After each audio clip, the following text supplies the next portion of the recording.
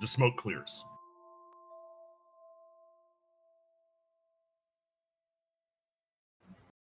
Describing this moment is difficult. Argos, your senses feel disconnected, scrambled. It feels like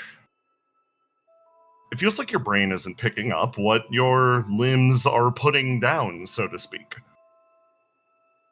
There's an acrid stench in your nose, and then it's quickly almost filtered out. Your body adjusts, and you yank yourself upwards, sagging backwards. You feel a shift and a clatter. Noises that you'd normally associate with a riddle making a mess in the kitchen rather than a human body. You look around at the area, and you see a city in ashes around you. And, in front of you, you see a form, a hologram, a manifestation of your reflection. She moves in and inspects you carefully, and almost seems to start as your eyes connect up with hers. I'm really sorry. Single-handed savior? She fidgets in place. She looks back and forth, and you see her look off into the distance, and that's when you see it. It's something that you conjured during your calculated plan to take out the meteor as it was streaking towards the city. It's a large weapon that rests on the ground, glitching in and out of existence. She fidgets in place again. I did my best to limit the damage, but there was only so much I could do. I'm really, really sorry. How much damage is there? You look down at yourself, and you properly take stock. Argos, your body, at least as it is, does not feel flesh anymore.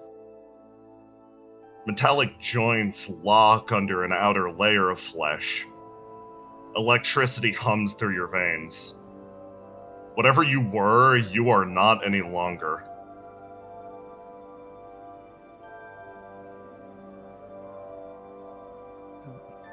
That kind of damage. You think back. For being metallic, this still kind of hurts. It does. Different sensations sparking against your brain. It's a question about how extensive the damage is and how much opiate can do for you. All that you think about is that moment.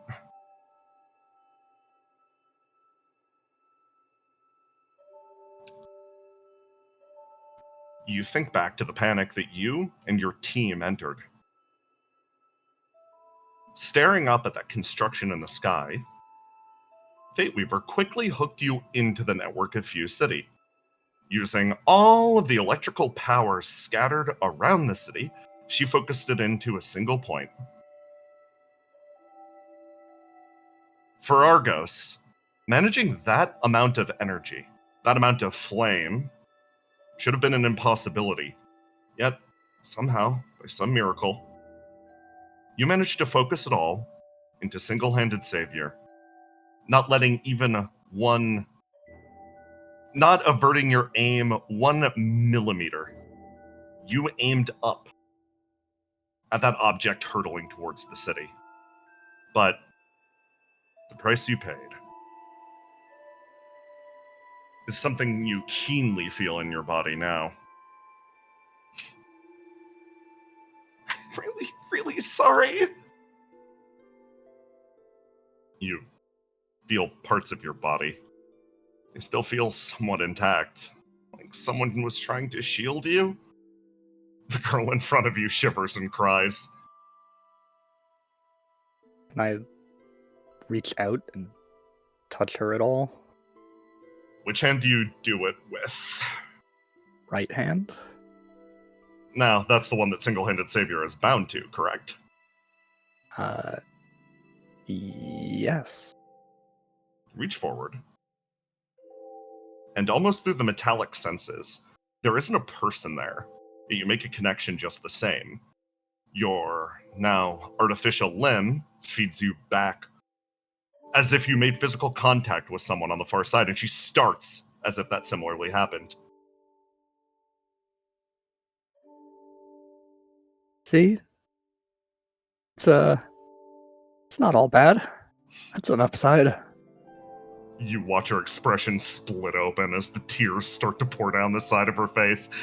She moves forward almost to awkwardly hug you, and then stops herself and actually pulls back and disappears into a puff of flame. A voice echoes through your ears. Seems she got embarrassed. So, you're still in one piece. That's good at the very least. I'm sorry for dragging that big guy. Fate Weaver's voice draws your attention to the large weapon in front of you. Sorry for dragging that big gun out. We were panicking, and it's the only thing I could find in my records that I thought would be adequate enough to take down something of that size. If you want a feeling for the scale of this thing, you know how so many reflections are based on swords or laser swords? Uh-huh. There's a cannon that's its equal. Very few things actually try to imitate it due to its, rather inhumane nature. I rather panicked and pulled it out. It's manifested now. The city paid the price for it. Oh, that sounds so much more grim than I mean it, actually. The electrical company paid the price for it primarily. So, use it while you have the chance. I think we're going to need it. How is the city? Buried under a thin layer of soot primarily right now. At the cost of your... She trails off. We did manage to save everyone.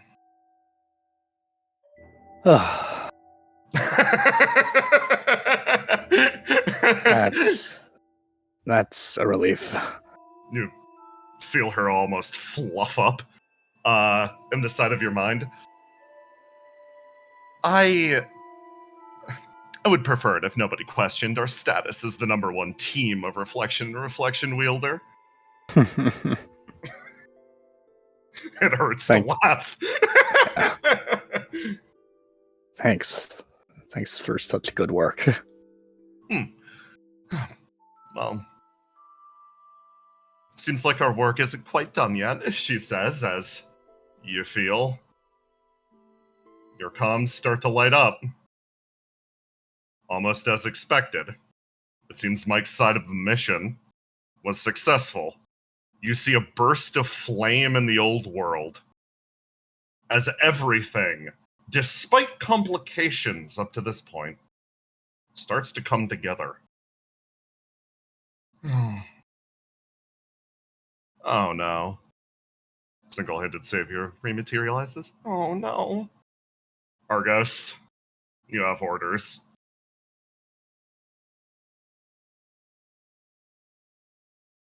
Right now, even with the state you're in, even with the state the city is in, you are the only agent on site in front of an eternity that is heading for the flame of creation. Your job is simple. Stop him.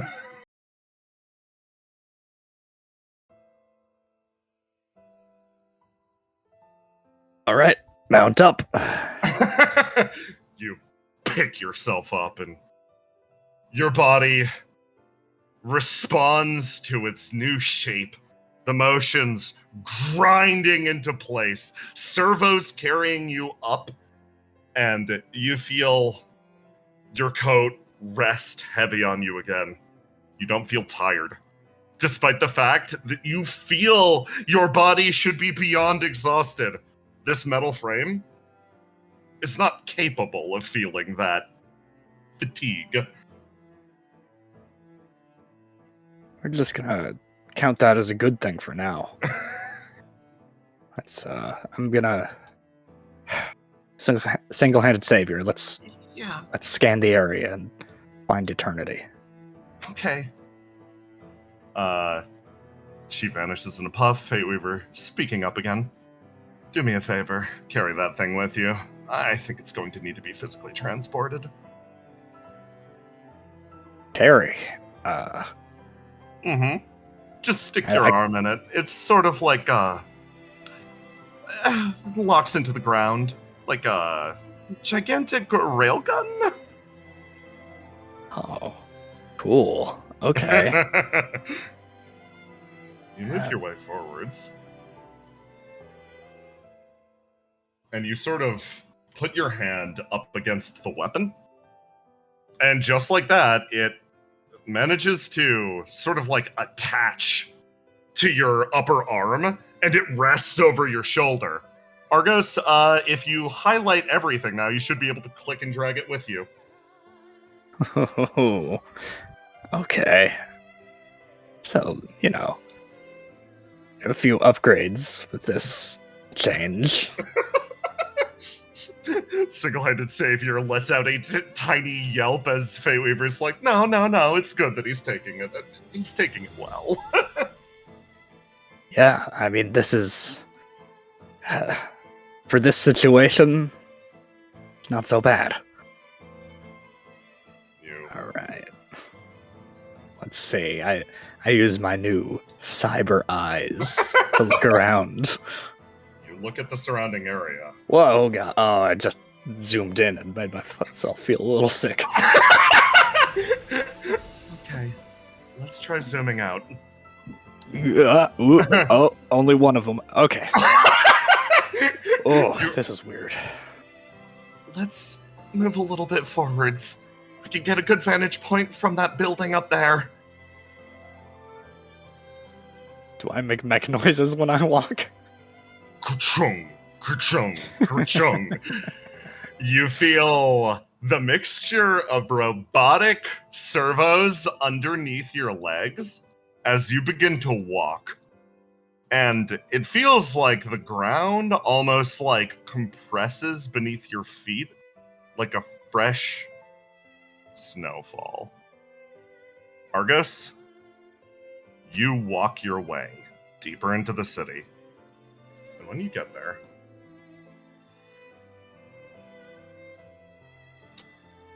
you perceive the situation.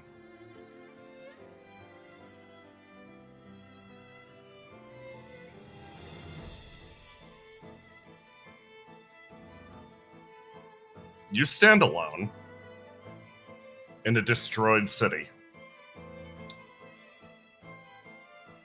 Scattered signals begin to flare up against your comms as they try to appraise you of the situation. The cage is completed. Something is coming to view. Something is coming. The phrase core is brought up a few times, but you don't need their rundown. You don't even need a brief right now. You don't need cast or riddle to tell you what's happening. You can see it plain as day. Something towers in the distance. Grotesque, it drags itself forwards into the body of the city. Just you and it. And then...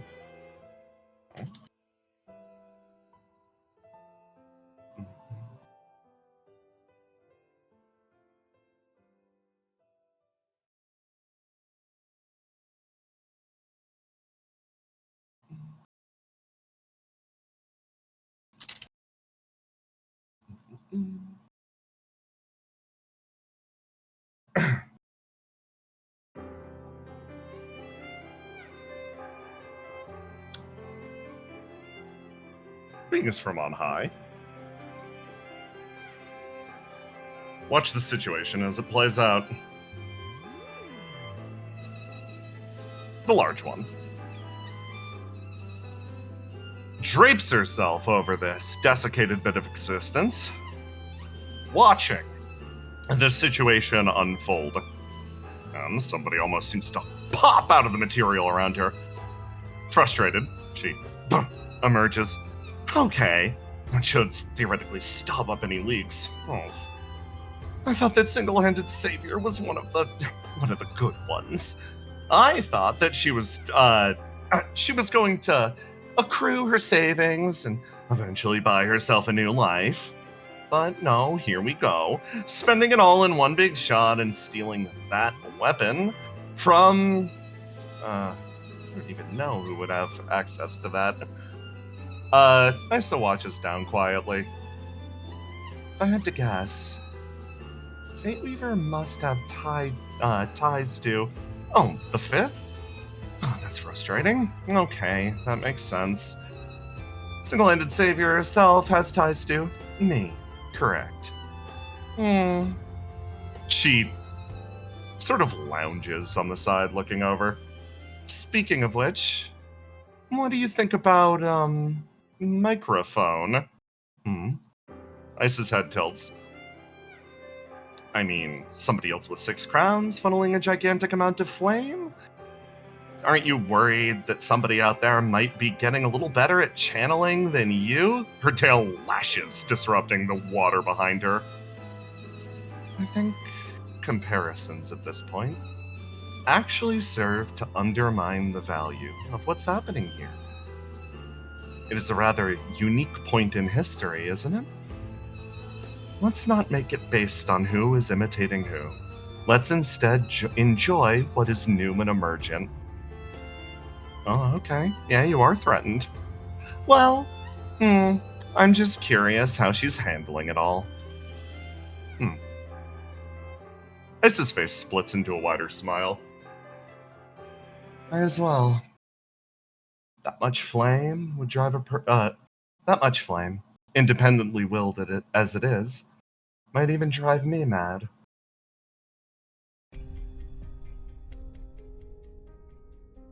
Mike meditates. She thinks on what Argos told her.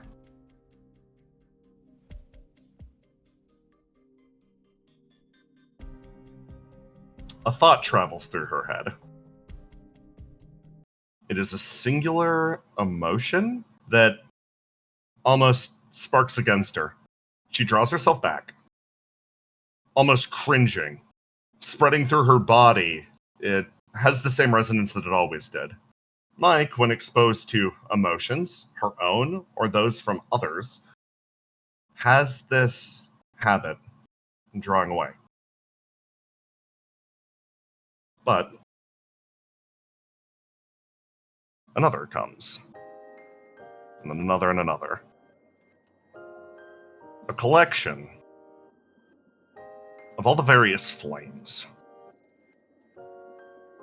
They start to flood into her mind.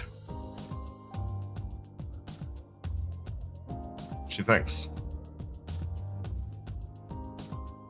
It's silly, but she's dragged beneath the surface. A wave of non-stop thought, emotion after emotion. Forced to interpret them, the flame writhes inside of her body, enough to drive a person to madness. But Argos taught her a very simple lesson. And it might be silly, but I learned it primarily from stream moderation. One thought, a singular thought as it is threatening. It can be scary, overwhelming. But when you look at it like this, an endless torrent of thoughts, she owes no singular thought her undivided attention. In that, she actually owes very few of these individual emotions their proper credence. She experiences them, lets them move through her body, and carries on.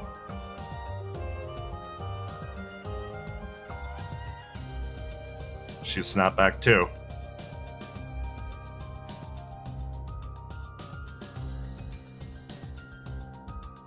Hey, Mike. Mike sort of turns around. Yeah? Focus up. I think we've got an update on the situation. Argus is up there, facing off with, core, right, where everything's being drawn back together. Yeah, and it's our responsibility to make sure that we, make sure he doesn't die a horrible death. I think he'll be fine on that front, Mike says quietly. She looks over and sees the queen in quiet contemplation. Seagazer looks over at the queen, then over at Mike. What's up? Nothing. Just feels like her attitude shifted a lot. Over here, the queen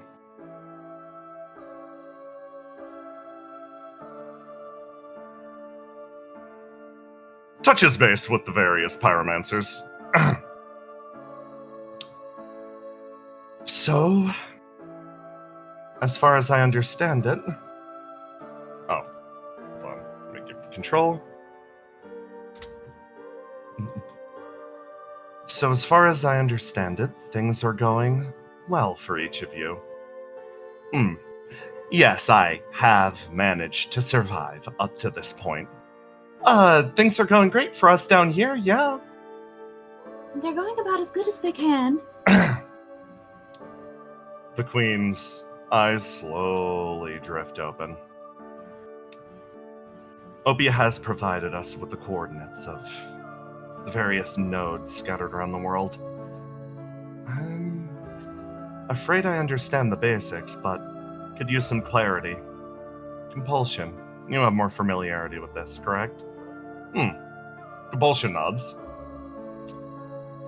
Well, the assembled cage exists to drag a phenomenally large creature into reality so that we might, I believe Opia has been using the term beat its ass. Now, this being has hold on. Would a visual demonstration assist? Yes. That's not too much of a problem. Yeah, please. No, demonstration would be nice. All right.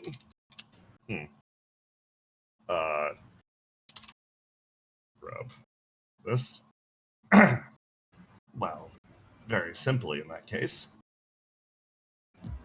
There is a squeaking noise as Compulsion quickly assembles something on a whiteboard.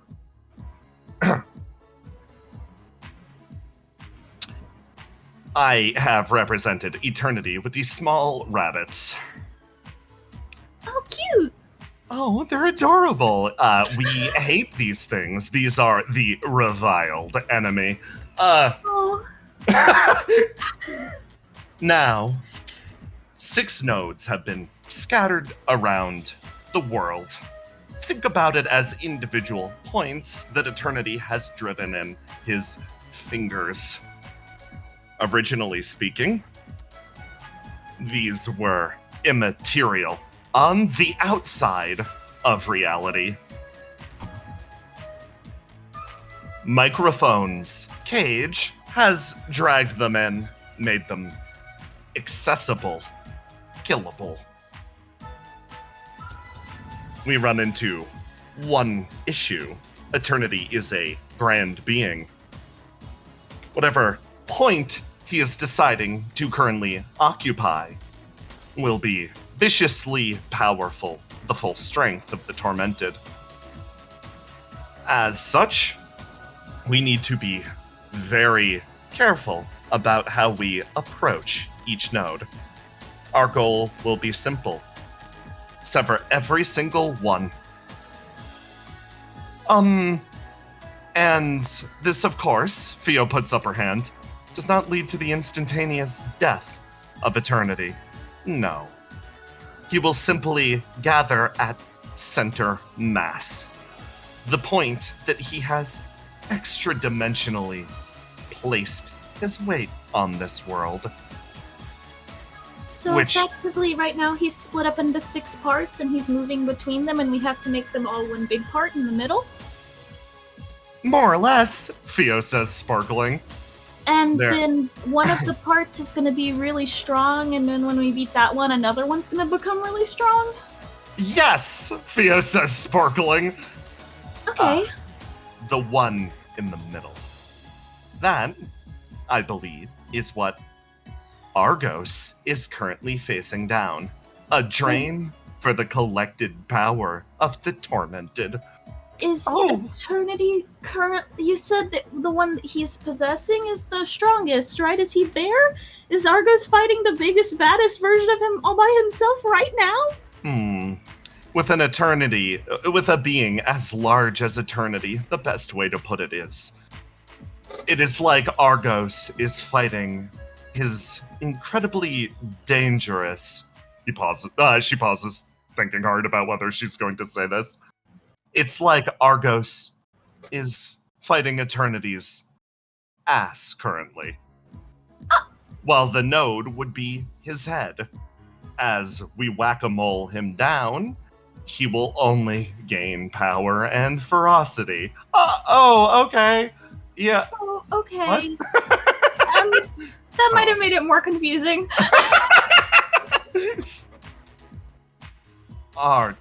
Your job will be to handle the nodes that you are assigned. Do you believe you are capable of this? Yeah? Probably, right? He looks over at the other two. Luke puts his hand up. He's like, yes, finding the one that escaped into the old world shouldn't be too difficult. Well then, I'll leave you all to it. Good luck. The Queen's expression lightens. And she cuts comms. Mike sort of shifts over. Segazer watches. Okay. So, I've got a note of my own to take care of, she says, looking over at Mike. Oh. Okay. You good? Segazer's like, what do you mean? I don't know, something just seems off? Nothing's... Listen, yeah, right. Mind reader, of course. Something's off. It's fine. It can wait until all this is over. Okay. Taking your word for it. Good luck, you guys. Segazer moves her way off. Leaps from the top of the tower and vanishes. Smike brings her way over. She looks over at the Queen, who, upon regaining her body, seems to have regained a massive amount of her composure. Her expression falls, and she sort of turns, looking over at Mike. So, Mike knows what she wants to say. She wants to say that she wants to rush to the surface to support Argos to the best of her ability. She opens her mouth to put out the request. The person in front of her might be able to make that possible. But the Queen opens her mouth first. Characteristics almost changing. Wow, all hail the new Queen. What? Mike's expression sort of falls for a moment. No, I'm just saying it's very nice. Honestly, monarchy's a good look for you. I think it's cool when you do it. All hail the new monarch. What? Mike sort of stops and stares straight ahead at her. Yeah. Sorry, guess you've reached this phase with her. Nectar, throws up one hand. She looks over at the Queen. Yeah, turns out she's really fucking annoying under the surface. Don't worry, you get used to it eventually. So, you're big now. The Queen says with a big smile on her face. Okay, can you help me get back to the surface? Oh, that's a massive risk. I mean, right after you were democratically elected, with promises you probably can't keep, getting everybody a body? That's crazy. Her expression lights up again. You're gonna leave the Queen of Flames title all the way back to me? Or return to the old times, the Dark Ages? Mike stares over at Nectar. Yeah. She's gonna help you. Okay. Okay. Thank you, I think. The Queen's expression sort of lightens. She's just like, of course. For now, I'm going to enjoy the company of the new monarch. The one that we love so much. And then the comms flare up again. Question, actually. The queen turns around rapidly. Yes, of course, go on. Compulsion sort of stops.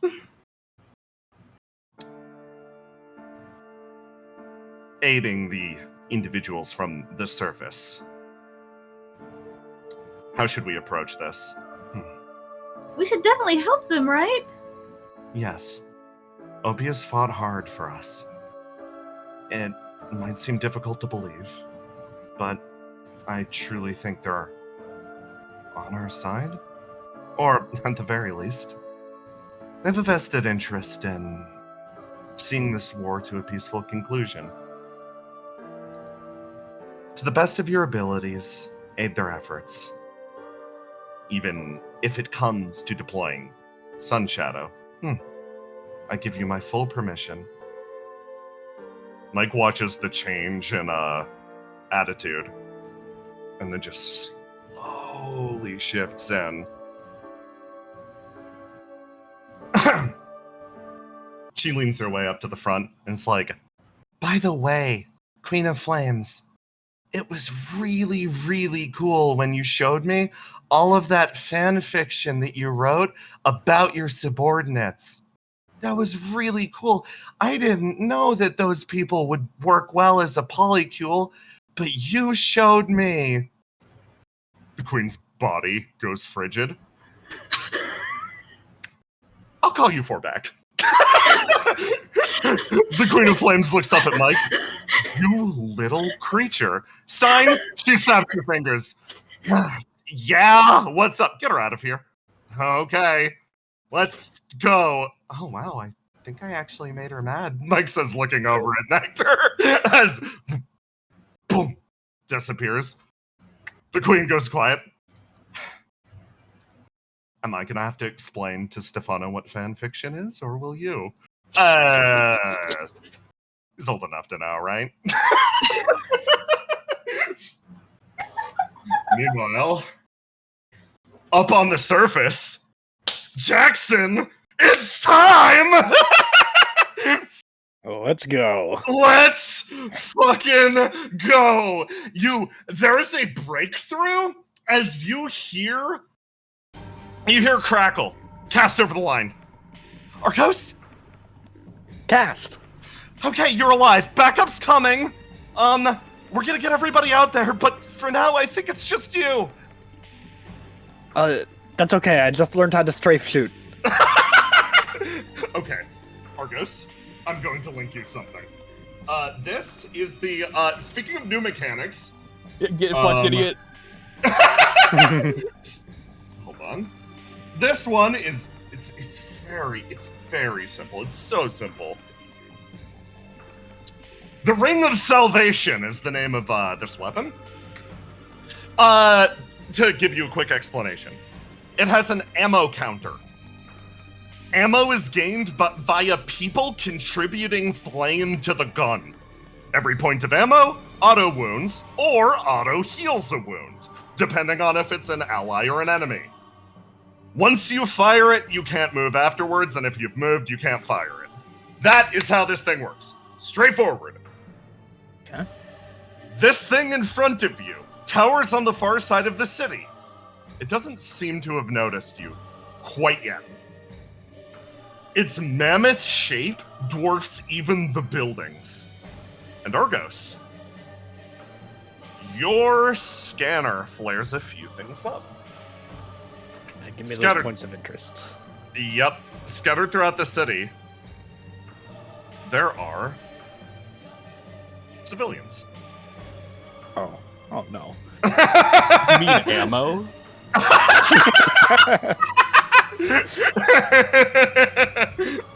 Comms cut out again. And this, you have one act to tell me what you're doing before he does anything. Well, I sure would love to get those civilians out of harm's way. Yeah. I'm gonna make your way over. Yeah, is there a some kind of evacuation point that I can get them to, or just So off the map? yeah, so basically, very straightforward. You don't need to worry about RTS mechanics too much right now. If you make it over to a civilian, you have made them safe, they will be fine. Okay. You get the feeling that these people haven't escaped because they're wounded. I see. And I'm a great doctor. You are the best doctor. By the way, let me update your ammo counter. Roll 1d4 plus 1. 3. Okay, you got 3 shots. If you shoot an area, range is map wide. If you shoot an area with the Ring of Salvation, it will heal everybody in that area. Oh, cool. Okay. Well, I'd say I'd like to move over towards this person first. Make your way over here. And check on them. roll me 1d10.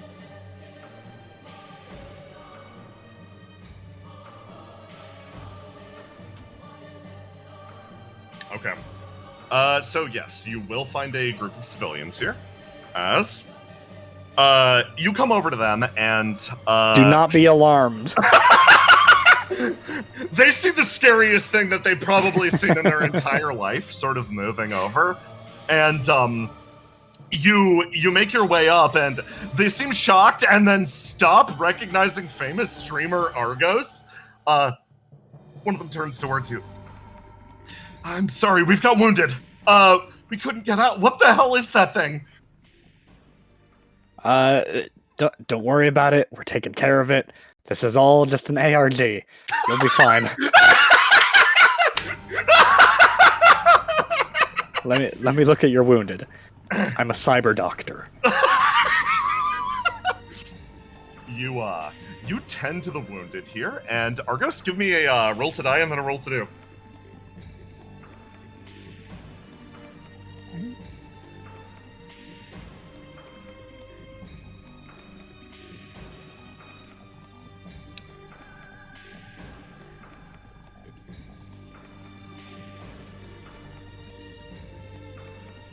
Right. Okay. Still, a little new to these healing hands. They freewheel 360 degrees for better healing access. And yeah, you managed to fix these people up, and I ping you for 1 more ammo. As you managed to fix them up, improving their flame flow, a horrifying sentence that Fate Weaver walks you through before they take off into the distance. And as they go, you boom, boom, boom, start to hear movements as this thing brings itself forwards. And Cass again gets in contact with you, Argos. Argos, I'm on my way. I'm sorry to ask this of you. You need to keep it there. Keep it exactly here, or just no, keep it busy? Let me put it like this. An objective marker appears on your screen. If You know exactly how to put things, guys. yes, if eternity reaches the bottom part of the screen, World 12 is finished. This is just Galaga. So you're saying I have the opportunity to do the funniest thing ever.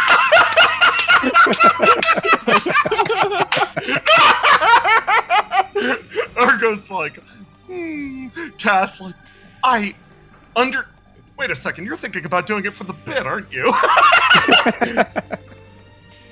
Like, no, I get it. I know that nobody's watching. Yeah. Don't worry. Yeah, no, yeah. Be kind of funny, though. Anyway, this is a private call. Don't tell Riddle or Verona.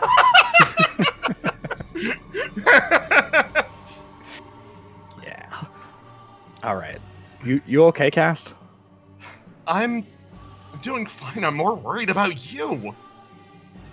I'm, Your life signs are wild right now. Yeah, I'm gonna look a little different, but just think of it as a new skin. Okay. The comms cut as Argos, give me another roll to do. Okay. A ping travels through the area, and you almost get yourself ready to confront this thing, and then you actually feel a response. You thought you were alone in this place, but somebody else is responding back. It's quiet, and you feel them holding position nearby the enemy. And it seems like you weren't the only one that managed to push through this. The signal travels back, and you've been talking kind of quietly up to this point. It's something about the silence of the Ashen City, but a voice loud punctures through your ear as you hear over here. Whoa, Argos! You're still up! I sure am. Hey, Thanks. Ruth. Yeah. Want to help me out with this? Yeah? I mean, please, give me any sort of an order. You look at Ruth. You look at her position. She was waiting for it to run by, and then she was planning on tripping it. Yeah, please, literally anything better than what I was thinking about. All right, I'm gonna use my cyber brain to beam some coordinates into your cyber brain. Okay. And then they're civilians. We need to get them helped and out of here, and then we're gonna pull off the best tag team attack in history. You beam from your cyber brain to her cyber brain. She almost speaks up for a second. She's like, Argos, what are you talking about? We're both normal human. And then she pauses. She's like, right. Neither of us is at this point, I guess. Okay, yeah, coordinates received. Yeah, I'm leaning into it now. Yeah, okay, you're honestly grappling with the horrors way better than I have. Okay, you want me to evacuate these guys? Yes, please. Okay. So, start of this act. Eternity is going to start playing this. Now that you got someone on your side. Do this. Okay. So.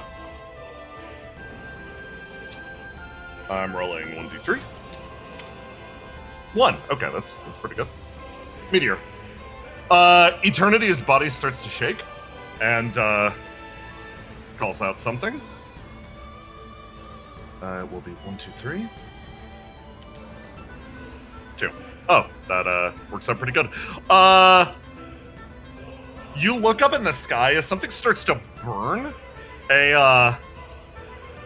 Something from well above the world pierces the atmosphere and begins to travel directly towards that group of civilians over there.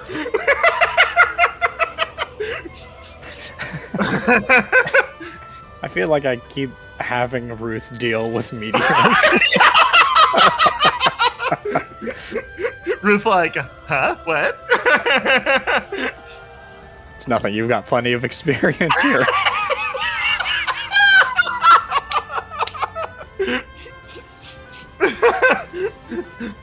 We throwing Ruth at the meteor today? I need her to. When's that gonna hit? That is going to hit at the end of the act. Oh, okay. She's got an action beforehand. And I don't, do I? Okay. I guess... Yeah. No, you all have a complete turn right now. Start of a new act, I should say. Oh, okay. In that case, You just worry about those civilians. I'll take care of the meteor. Take care of the what? Sorry, didn't mean to worry you, but Ruth is gonna make her way over, and she'll rush beneath the civilians, or rush beneath the meteor to get to these civilians. She makes it over here, and actually manages to reach this guy, as I've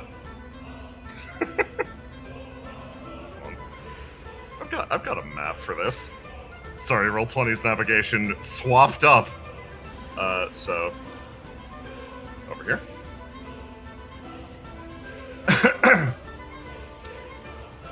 Ruth, no. This is not big civilian time. Ruth makes it over. And it's like, hey everyone, you got any wounded?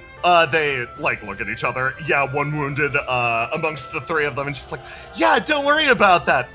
Hey, what's that? Point over Ruth's shoulder. Ruth slowly turns and sees it building up speed towards her. Oh, crap. Back over here. Argos. What's your plan? I'm going to use my cool new tracking software, HUD eyes, to intercept this meteor with a shot. You aim up. Give me a roll to do.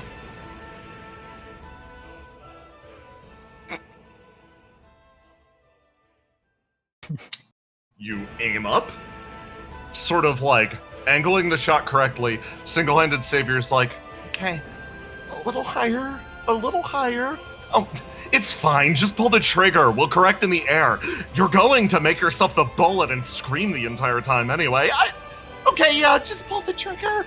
Well, I mean, I want to get the aim right to a bang. You pull it off as you watch the bullet travel straight up and over, and choom, a heavy shell streaks over the city, intercepts the satellite, and causes it to detonate violently up there. You hear Ruth screaming over the line. Oh, that felt really good. It releases all of the flame and locks in a new round. You're down to 3. These civilians have been cleared out. Start of the next act. Here we go. 1 meteor, okay.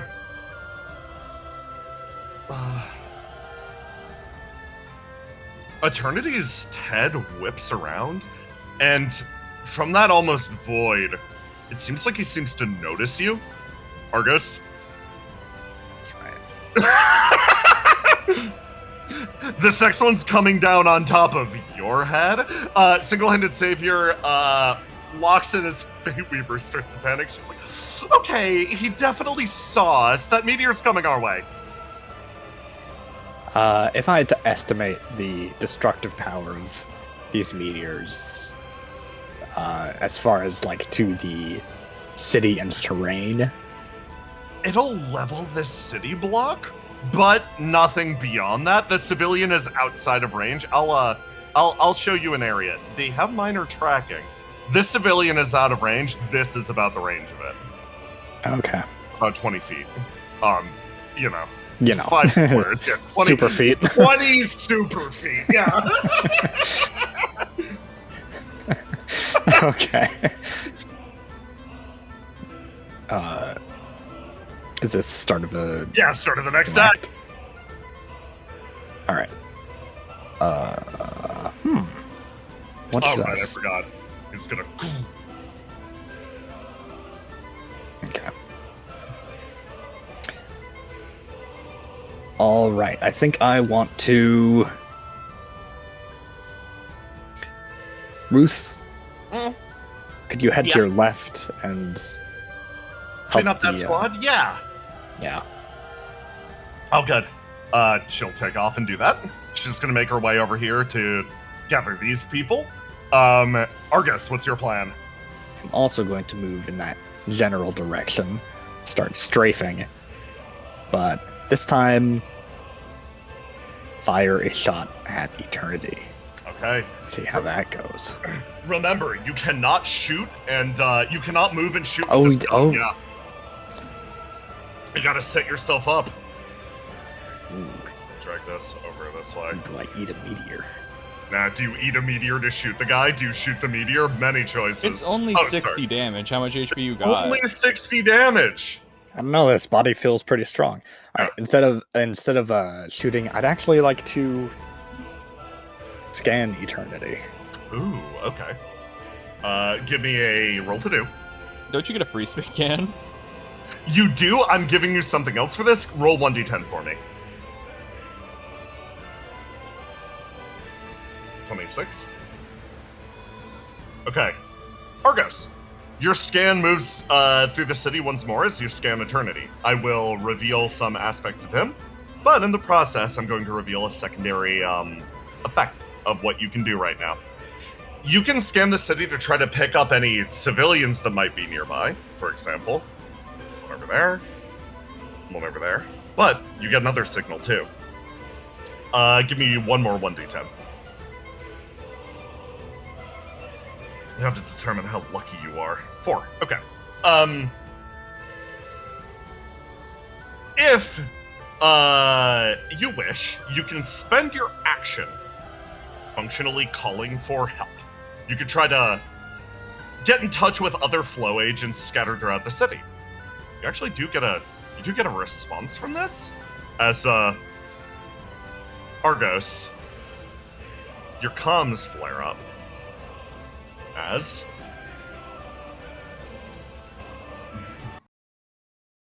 down here.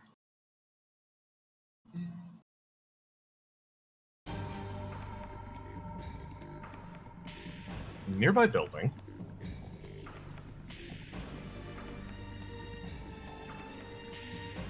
Somebody almost started moving on their own. They don't know how to describe why or how they even got here. A group of civilians is gathered up. They sort of look over. Oh, thank you, sir. They pull themselves backwards, moving away from him. Yeah, no problem, He looks down at himself. For the first time, it's like, it's like I'm hearing their voice. This is great. Hey everyone! They all recoil a little bit more. Right. Hey. Crap. I gotta find somebody who's like, gets along well with people, and has like a face people can trust. Oh crap, Argos is online. Hey Argos! Who's that? Sorry, I kind of panicked. Oh, I saved, I've got a group of civilians over here. You're good. Hold on, I'm turning the holo display around. Convince these people that I'm not a threat or dangerous to them and I'm not scary. He flips the holo display, turns around your ghastly robotic expression as they further recoil away. Okay, that was a bad idea. I'll be the first to say that was not my best. that doesn't feel good. Yeah, turn me away. Hey, listen to the sound of my voice. Any fans of the internet out there? Why, I'm an internet enthusiast. Do you ever watch streams of games? No popular streamer Argos? My daughter's all about games. All right, this is good enough. I'm gonna start backing off in case they see either of our ghoulish faces. Now that we've established a rapport,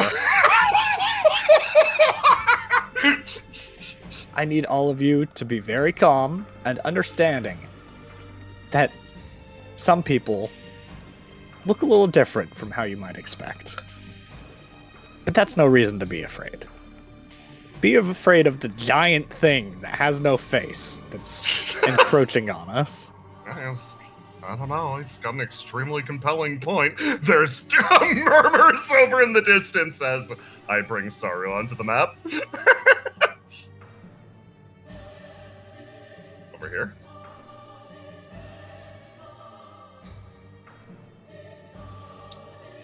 I reveal. Saru over here. As the civilians look outside and they're like, oh, yeah! Yeah. You're gonna be okay. Saru here is gonna get you to safety. Yeah, I'll get him out of here. Good luck, Argos. Yes. Saru will return shortly. I'm gonna reveal what Eternity's got. So, you get a basic scan of Eternity's body. It's, what you see in front of you. This large collection of nerves. Feels like it's sprawling out over the city, and it worms its way down through the earth. You feel like this gigantic body it's like staring at the very heart of the tormented. This thing in front of you needs to die. And I'm gonna reveal something that it can do.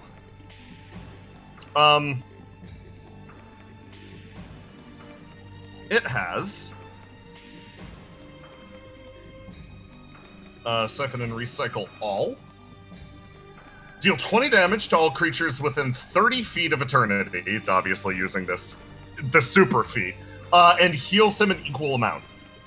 Civilians are in a massive amount of danger if they're anywhere close. He will simply move around in a 30-foot aura and fucking sop them up.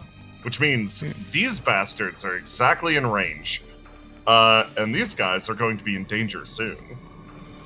Okay. Well, we really don't want that. Ruth manages to get this squad out of here. As she gets rid of them. Argos, your comms go off again. It's a whispered voice. Argos! You hear danger. Danger. How are you? Masker, you here? Yep. Here. A few minutes earlier.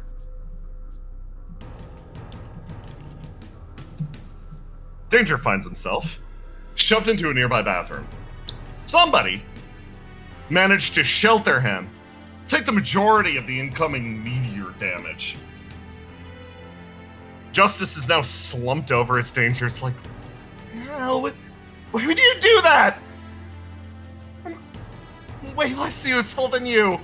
He scrunches his body down, throws an arm under Justice, and starts to sort of drag him forwards. This door is sealed. Constant, you are still on the line with your son. Oh boy. I'm just waiting for Roll20 to load. Oh, of course. The map.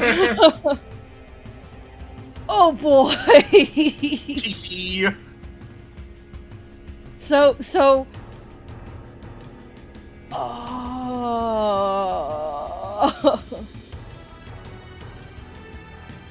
I can't find the fucking map. It's fine. I'm blind. It's called Danger Office Fun Times Blown the Fuck Up. Oh boy. Okay.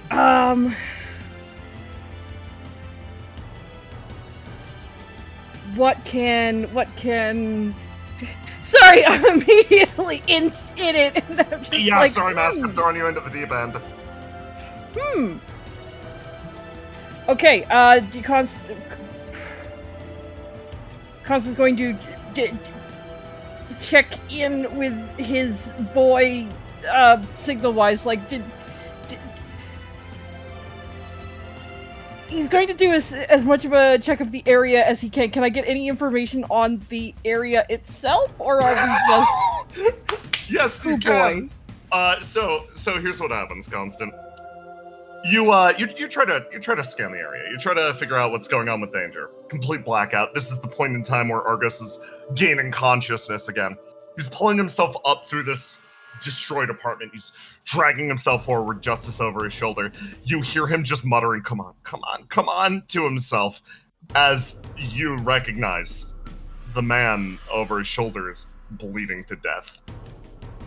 Danger continues to drive himself forwards, and you focus and scan the area. And as you do, you come to a realization. Danger isn't alone in this building. As he presses his way forwards, you get a temporary spike of anxiety as you assume maybe there could be some enemy force, like some assailant. It's been a long while since you've spent a long time as Excellence's guidance AI, and you were so used to them fighting literal armies, but all the life signs around are quiet, nearly still. And you can tell Danger is surrounded by civilians that are also similarly dying. There is an issue with the airflow in the building. Danger has not noticed this because he is in a mechanical body. Danger, I need you to listen to me. Yeah? Cal is going to ping the other civilians. Ping them as Danger realizes where he is, and he starts to shake. I don't know what to do. Cal is... So Danger's like my only connection to this place, right? Like how much... yeah, I'm basically going through him. I know everything he does. I'm basically piggybacking. Yep. Okay. Take a breath.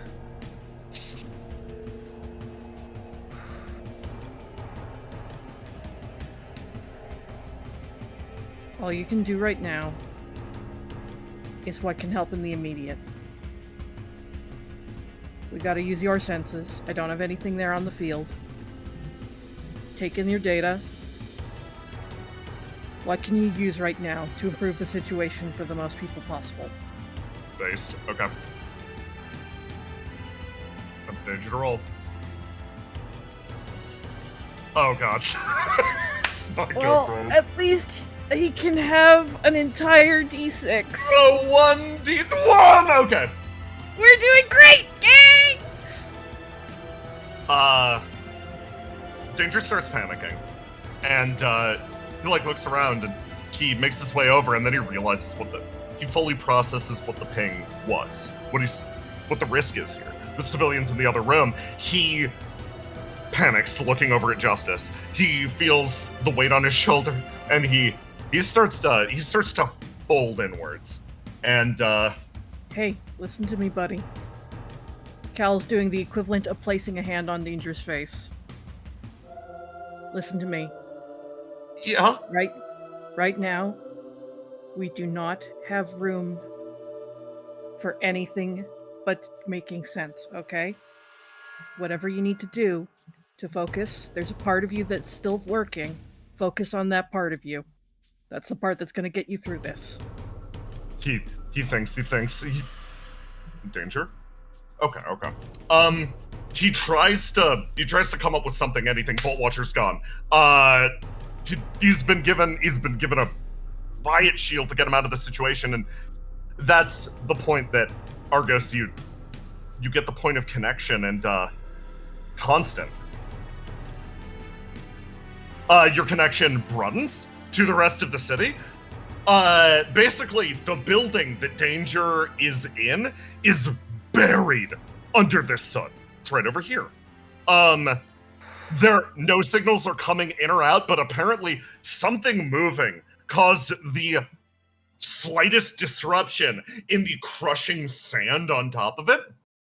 And you managed to get in touch with Argus, who is still online over there. Argos, immediate data pack. Downloading. You literally just get a snapshot of the situation. Meanwhile, back at Danger, Cal's like, I'm in contact with Argos. I'm updating him. Argos, you can act during this scene now. You know where they are. You know what they're doing. You are seeing this 1-to-1.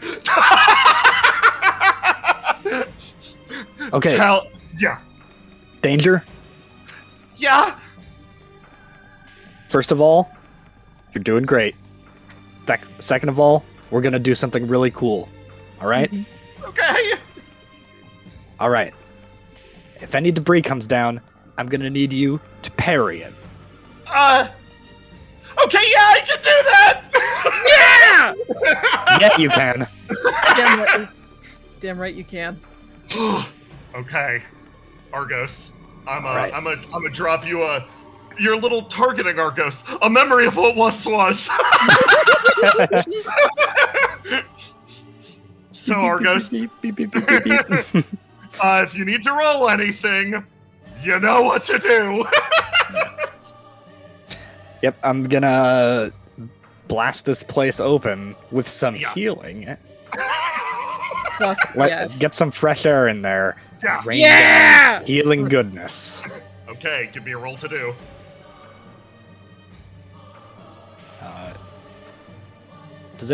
Will it matter if I'm like that? This Argos is not. It won't. No, it's linked to the same. I don't know how it works. Okay. No worries, no worries. Yeah, just hit the do button. Okay, so,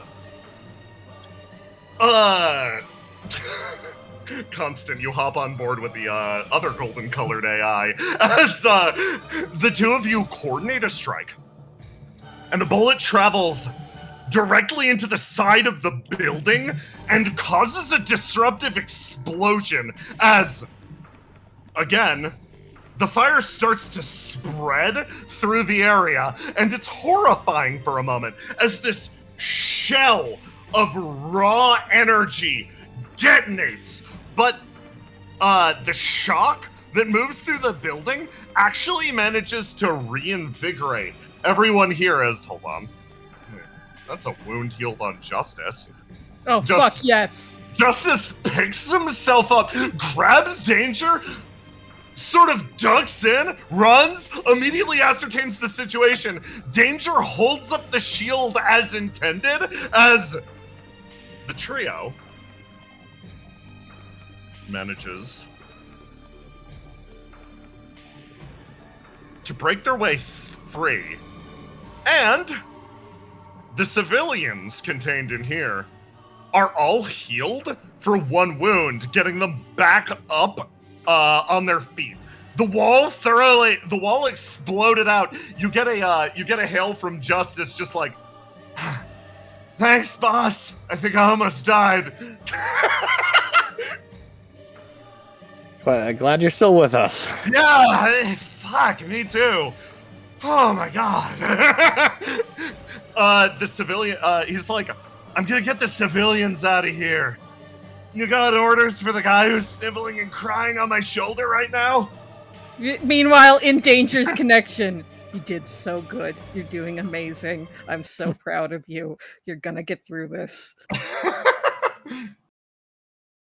We gotta keep protecting people, all right? Okay, I'll get him out of here and I'll get right back. Oh, fuck. Okay, I'm getting paid leave after this, right? That's not up to me.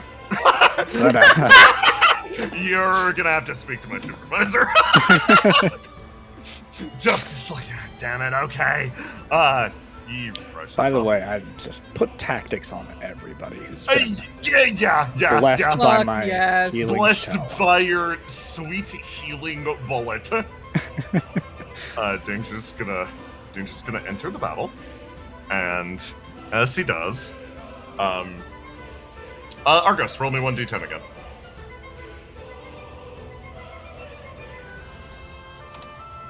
Three. Okay. Okay.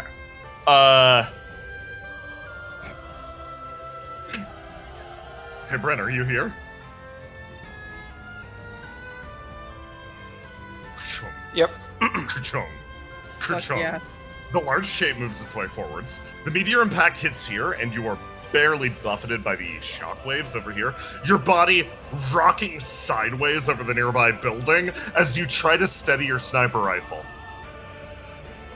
Eternity makes his way forwards as the being suddenly is surrounded in a pitch black dome. You look over and you see someone walking by, one tap of her cane after the other as she moves her way towards him. I can contain him temporarily, at the very least. And then a significantly larger form sprints up behind her. Sorry, boss. I didn't contain her, boss. Too fast, boss. No issues. Compulsion makes her way towards the large figure in the distance. You have one turn of Contained Eternity. Okay.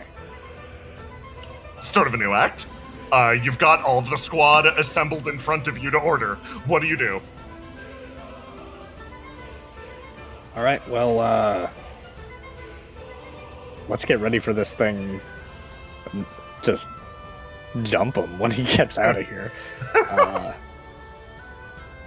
Can't really do anything to him while he's contained. But I can scan everyone here. Yeah. Toss some tactics on everybody. Yeah. Okay, you have scanned Eternity. How many can I get? Well, Eternity was already. Yeah. Already. Yeah. All good. You have tagged Ruth. You have scanned Saru, who has returned to the battlefield. These two are unscanned currently. Oh god, and he's just, yeah. I'm sorry, I just remember what the fuck Liam is on right now. Yeah!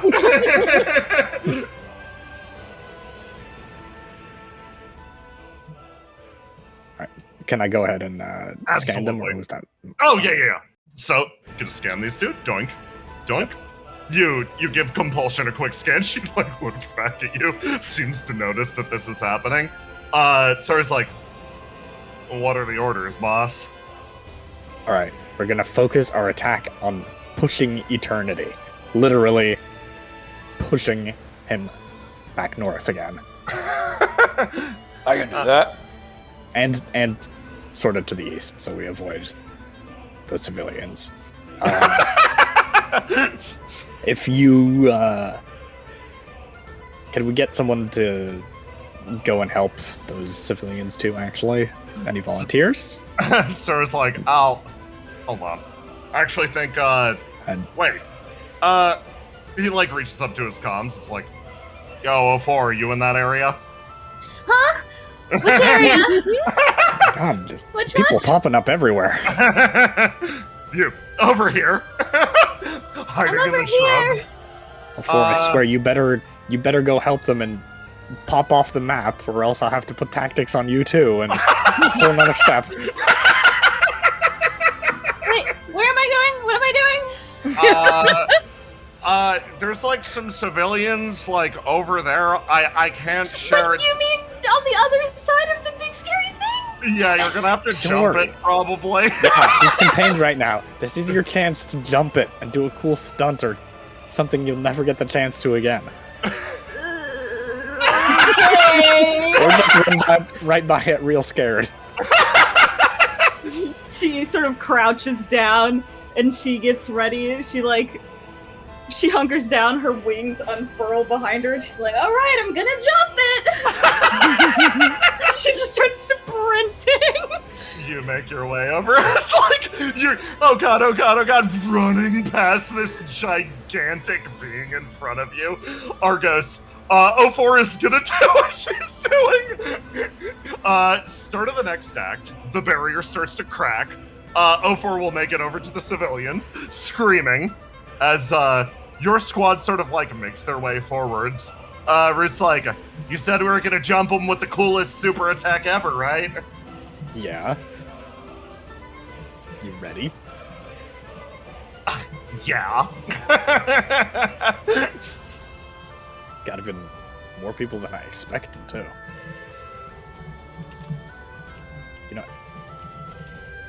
get up there too. Why not? You close the distance using Fate Weaver to like jump your way forwards. Closing in on this giant being seems to twist, whirling, appraising each of you. Signals one after the other, writhing around at its feet. It seems shocked that anything survived in this hellscape, that any remnant of World 12 even remains. Argos, what do you do? All right, everyone. Ready? Fire! You get ready as you get yourself ready to attack this thing. Give me a roll to do. I'll change the music when I know how well you roll. Oh shit! Hey, there we Okay. go. Okay. Then let's do it like this. Argos, you aim and fire. You put the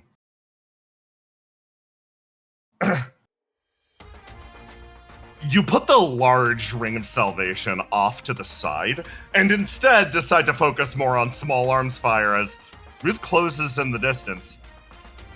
And you all attempt to shove this gigantic thing back. Compulsion, actually, yeah, she's gonna pull back a little bit, but she taps Liam and almost sends him in. His body warbling and mutating as you close the distance. And this eternity in front of you sort of appraises you properly for the first time. And as he does, you hear a crack in the air. Each of your supports not even taking their action yet. Something joins in, and it's funny. It almost feels like this presence feels so familiar yet deeply different. Almost to some extent, you get a sense of almost offense as a flame darts its way, a comet through the air, that she was left out until the last moment. A gigantic figure bears its way forwards and slams into eternity, driving him backwards before the everyone fire hits. She forces his body back as he slides into place. Ruth like, no fair! She sprints her way forwards as you feel Mike's presence suddenly on the battlefield once more. Eternity's body writhes and, oh yeah, no, compulsion at this point. No proper meat shields in the way. Rushes. You look at Mike in front of you. She's different. Eternity's body is almost We're both held different. in place. Okay, let me roll some dice. Things have happened. She's big now. Yeah. There it goes. You look at Mike immediately in front of you as she turns around, silhouetted to her back with this great creature, fire burning all around her. Hey, Argus! She waves and then turns and bears herself down once more. Screaming and crying, before reaches her destination, grabs the civilians and leaves. Okay, I'm taking them away. Good job. You look up at the sky as, opening up above,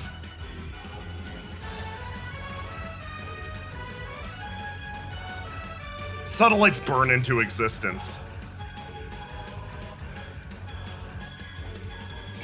You see Eternity is taking almost a carpet bomb approach. As you see, all around you, a massive risk of incredible injury. Your squad finds itself surrounded on all sides by meteors, and then Eternity almost exhales from his body. Creatures begin to sort of drop off. Oh. Heavy, weighted, they slop into the ground and begin to move. Argos, I am not giving everybody a turn on the turn order. They are acting at your instruction.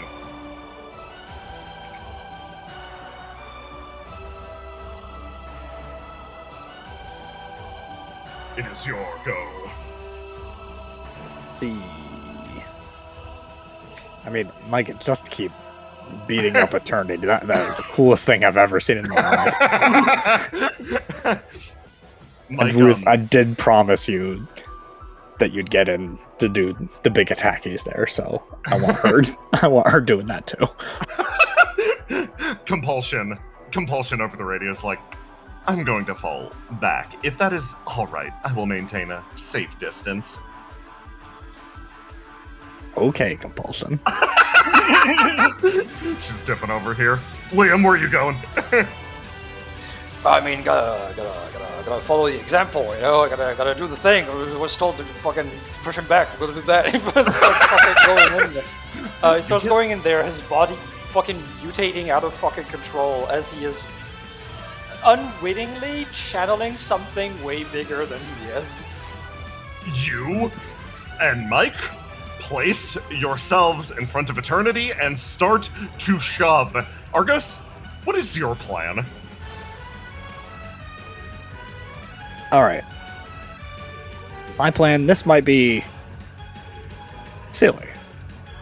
This might not work this way. But you know I've gotta try it. I'm gonna activate Multi-Handed Messiah. Oh, of course! And see how many of these meteors, these satellites coming down, I can shoot down and prevent from doing the big AoEs on everybody. 4d6, or 4 rolls to do. Let's go. You fire. So basically, what happens is you don't just get one ring of salvation. Fate Weaver actually registers this. It splits into multitudes rather easily. I suppose it's a segment of its original function. All right, aiming should be somewhat easy. You'll give them cover, tell them to close. All right, everybody, fire! Beams of light sort of fly through the sky as, in slow motion, Ruth sees an opportunity. She looks at this great being in front of her. As Mike, burning, closes, Liam at her side, she exhales and joins the trio as Saru makes it a quartet, and you all start to shove. Constant. Mask, your audio should theoretically be fixed, correct? I was muted. Sorry, what? You look at Danger as the meteors explode over his head. It's time for a very important decision. You see him hesitating. Does he go in, or does he stay? Make the choice you won't regret.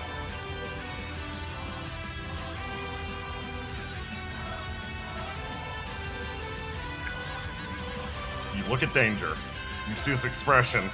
And then he looks over at the 4 of them. Eyes fixating on Mike specifically. A tremendous form overwhelming with power. The most timid of his siblings. His mouth hangs open for a second. He disengages, pulling himself back from the battlefield. Argos? Yeah. You feel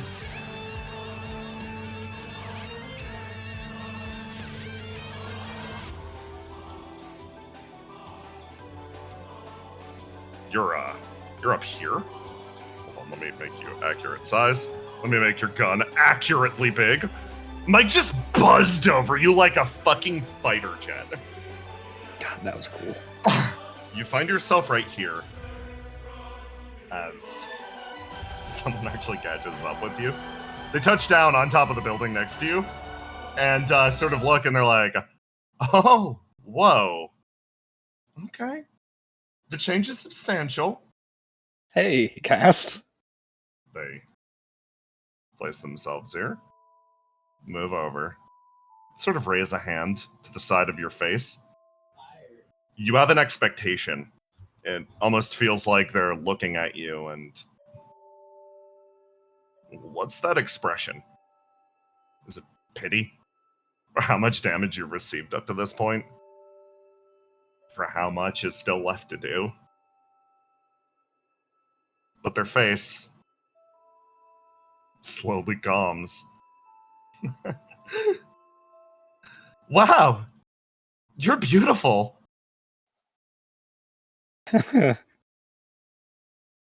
Oh. They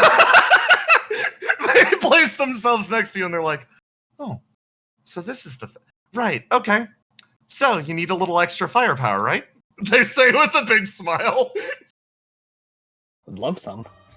They reel back their hand and they're like, I'm gonna be honest, I'm pretty dedicated to surviving today.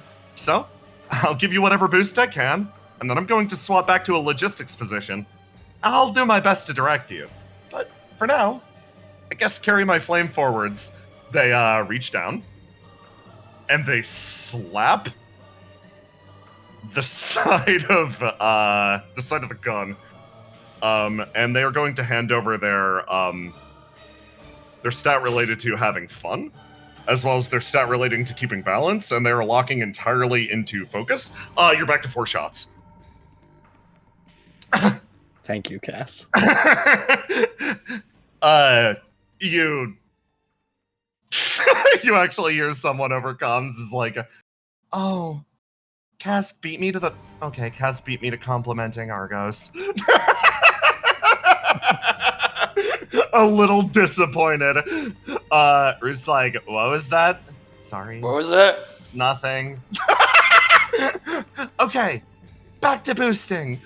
Mike is going to shove forwards as the simultaneous attack goes off. Every satellite pops in the sky. A firework as this being wrenches itself backwards. And the 4 of you actually manage to give it some real headway. Placing it there, these beings almost split themselves off the side and begin to move around. Argos, you find yourself set here as Eternity's body is reset back to more or less its starting position. Do you have any orders for who stays and who withdraws? I think if Mike could just keep that pressure on, it'd be excellent. Ruth and Saru splitting out to deal with those ads. And Liam, whatever you're feeling. How you doing, buddy? You're Liam's had a day, man. We're gonna like set us. I'm deep in it, boss. I'm fucking oh boy. like I don't know if you're like God, it's so weird because like it's flame connection, right? Like the weird cybernetic thing. So you actually get to see a little bit of what Liam sees, and you understand that this man, for his entire life, has been victim of very bad hallucinations. They are going out of fucking control right now. As far as he's concerned, the entire world is like a fucking like deep dream fucking Google fucking thing. oh boy. He doesn't know what anything looks like. He is just going off of vibes right now and trying to figure out what to do. Well, it looks pretty freaky for real too. So not that far off, but Glad I'm pushing the right thing then. yeah. You all bear down, and yeah, Argos, you have a quiet moment of recognizing what's happening as Compulsion walks up alongside you. She, maintaining her position on the overpass, her voice echoes across comms. World 12 is a rather interesting one. You have what I would consider to be one of the living dead, the current reigning queen of the underworld, a creature overtaken by the chitin of the 5th, and looks over at Saru. I don't know what's happening with him, but it's scary. She looks over at you. I suppose you are no exception to this either. I guess we've all kind of been through it now. Eternity.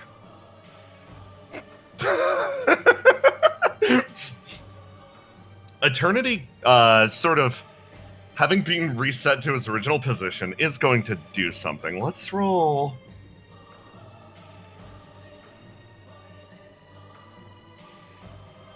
Let's do the beam?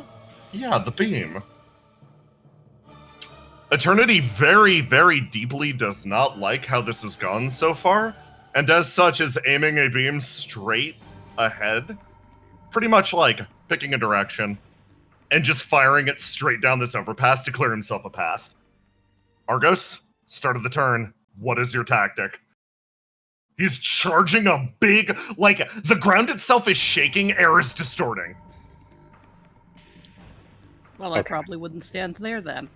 Yeah, that's yeah, it's spoken as like a person who's there. Let's avoid this. Better than avoid it.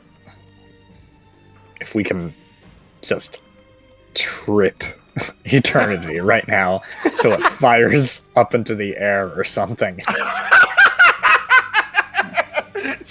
Focus on his feet. It's weird. God, what is even going on? Oh man. It's like exposed nerve endings have been thrown across the ground. Well, those probably can't feel good for you to like stamp on. So do that, everybody. Let's throw off this beam, Okay. Argos, but also get out of the way at the same time. give me a roll to do for the tactics here.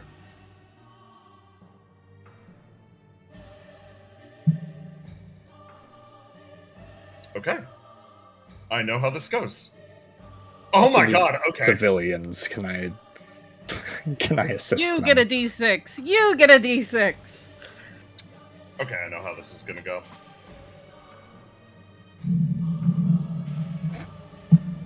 Okay. So Ruth as ordered does indeed break off. Let me change the music really fast.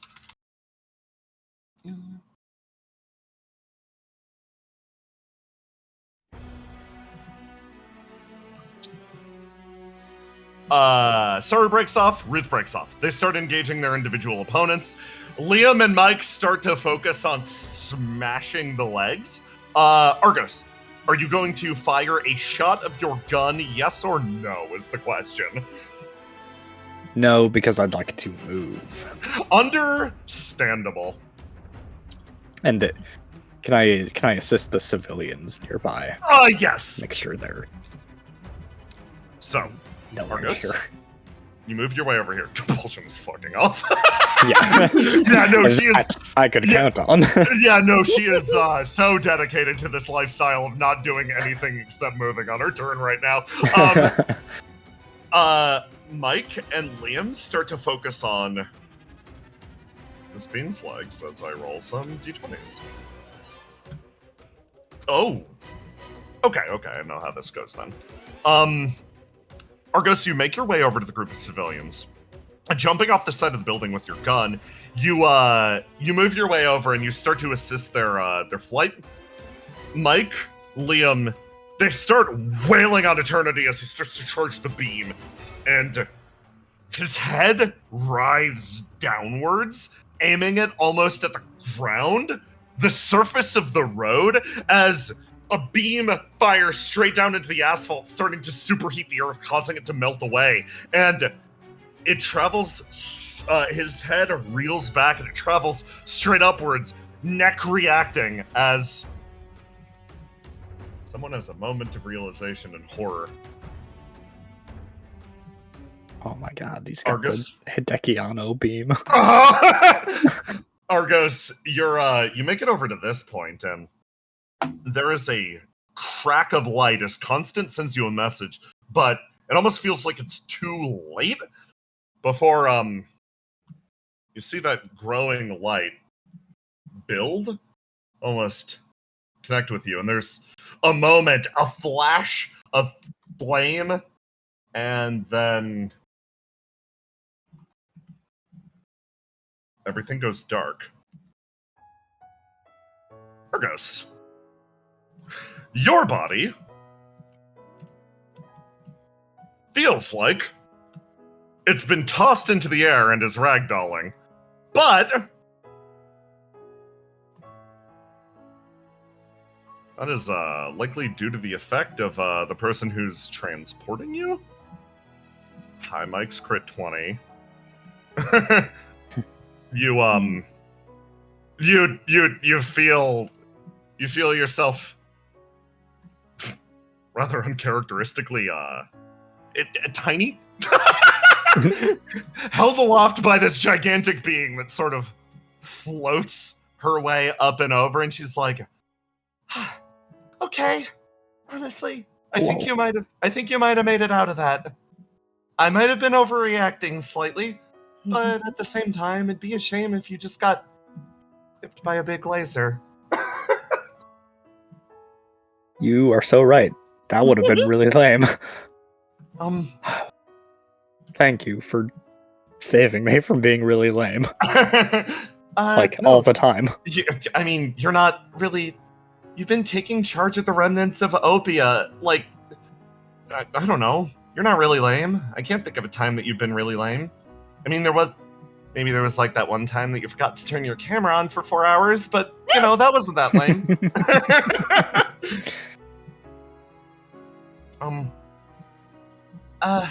She, like, sort of turns and she looks, she's just like, I want to keep applying pressure here to the best of my abilities, but I also got a kind of a warning. I can't waste all of this power that I've been given.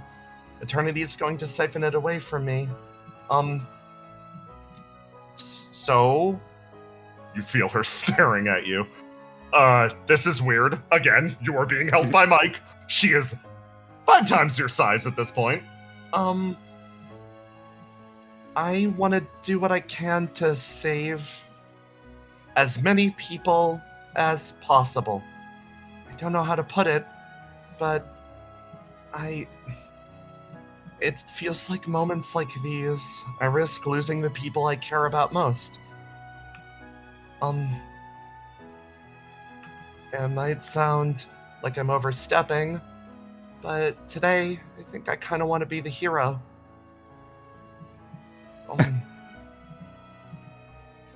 Mike, just today? You do that all the time. You're always a hero.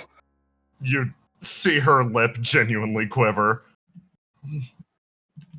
So, it might be asking for a little much, but can I count on your support?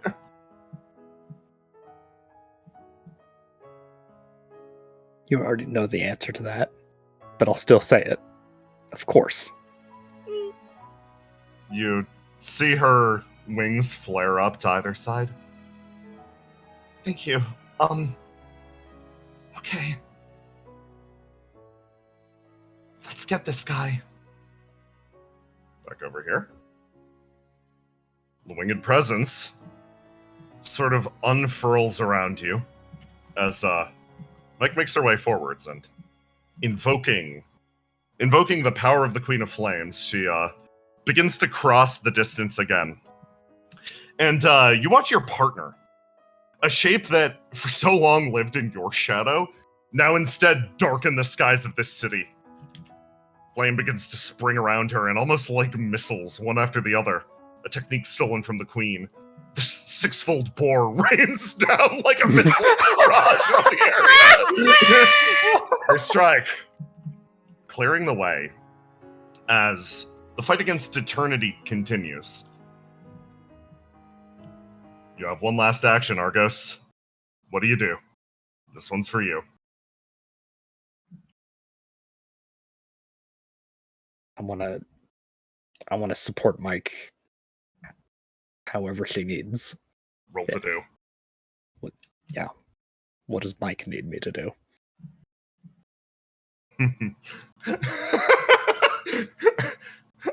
I think Mike needs the same boost that you gave her when you beat the Queen of Flames together. It's her favorite. Time for her Mike snacks. She really has grown. Recalculating trajectory. Are you sure? She'll be fine. Come on. She She's loves this. Argos. You take aim as Mike begins to pick up speed. The collected flames of the derelict burning through her body. What's a little bit more? The shot hits Mike as her body begins to accelerate, and she punches a hole clear through eternity. Single-handed savior screaming all the way. And we're gonna take a break. Yippee! Fucking jeez. Jackson, thank you so much. Holy shit. That was fucking cool. ruled. That was fucking awesome. That was what a fucking so character good. arc for Mike or the Boars. My god. She wields them now. There was absolutely no good timing for it, but I needed known that as soon as she showed up on the map, she got a call from Constant that was like, "Hi, sweetie." Wrong bird. So, you're So- big now. They grow up so fast. Oh, You're just big now. dude, good fucking work. Can't believe I'm Mech Argos now. Yeah, surprise! I'm yes. so sorry about what we did to your boy. This is the best possible thing that could ever happen. Did you see the ref I He's sent? so cool, man. What did you say, Roma? Did you see the ref I sent? Because I finally Yeah. drew his full body reference, And then fucked it up. and then I obliterated him. Yeah. It's cool. He's still got the skin on his face. That's what he uses to stream. It's That's the moneymaker. yeah. Look, we could just put flesh plating on him, like we do everyone else. God, we need a new name for that. Well, it's technically ceramics and plastics and stuff, so it's not like, anyway. Well, you're a bit. Verona and Treble just didn't like it when I called it member of this skin-like genre.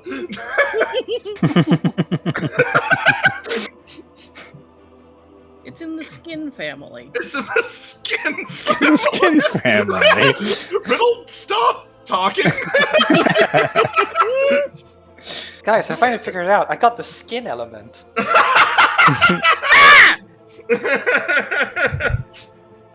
Riddle coming by with like a functional, like what looks like a label gun. Look, it's so goopy.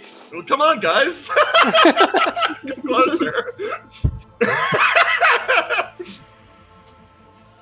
Okay. Technically, we can't call it skin, but we can call it skin product. Guys, there's a copyright on that. Product because it is for sale. It's like it's also just not just skin. There's like layers of tissue that we put on top of the exoskeleton. The so squishy that stuff. Yeah, the squishy stuff, so that it's like not like unpleasant.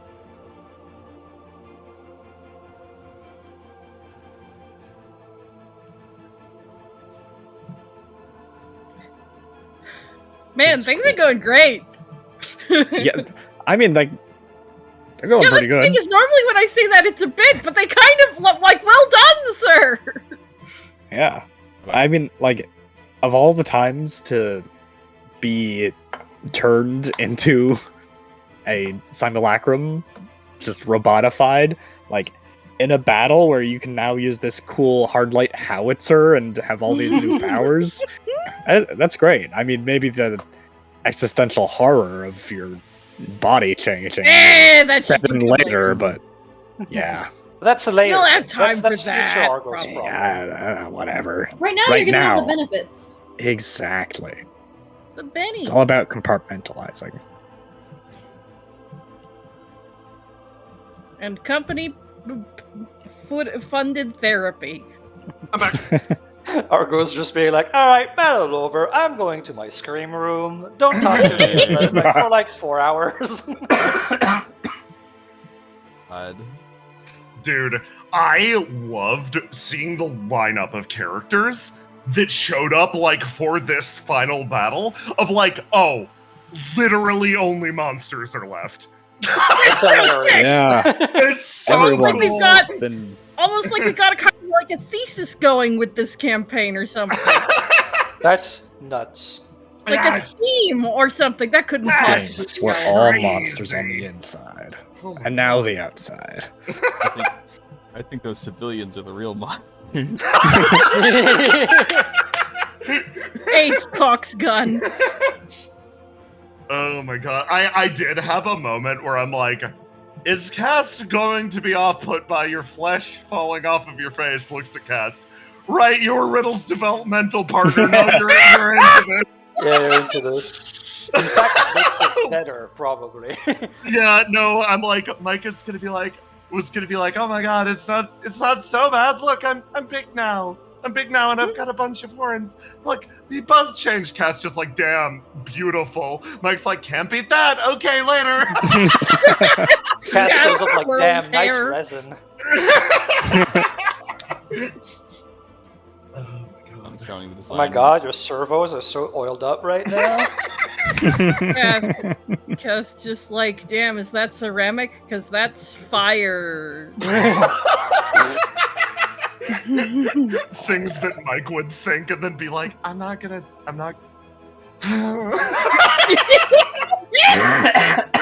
Oh. God, check out all these cool new non-human points of articulation. I love Cast the just color made- of your microfibers. That's my name.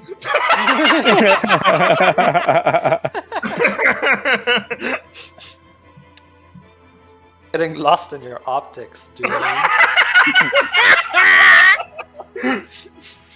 Okay, so next up is going to be Brennan. We've got some small scenes, and then the basal block of this Sonic 06 boss battle. Okay. When do we get to kiss the human? There are no Yay! humans Yeah, we're running out of remaining. Yeah, we're fresh fucking out. Okay. Yeah, kissing a human in this game, please. So Mask. There aren't any left. Mask, you're Find here. one. Make Bryn. one. Wait, no. I need Mask, and I need Roma, and then I need Brennan. Me? That's me. Oh, jeez. Okay. Carrying on.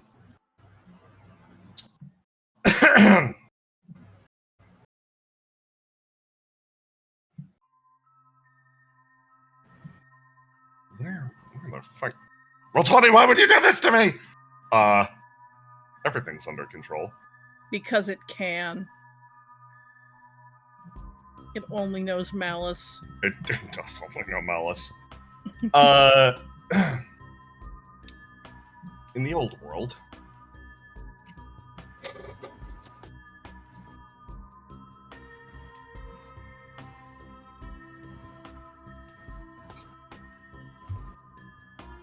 Colt and Cal, you managed to put some distance between yourself and the derelict. Red fire seemed to drip out of it, and navigating that writhing mass of torment was extremely difficult, but you proved to be an adept enough motorcyclist to make it over here at the very least. You look over at Colt, the one who insists you shouldn't leave yet. Thanks, for not bailing.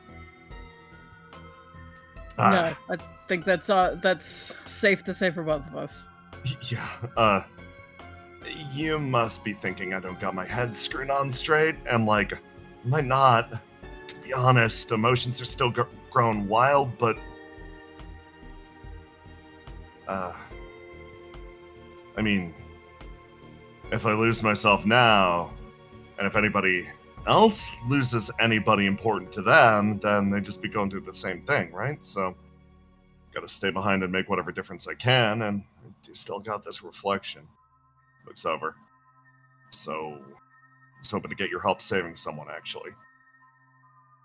Always. Cool. Let's hope things are still going pretty good for him.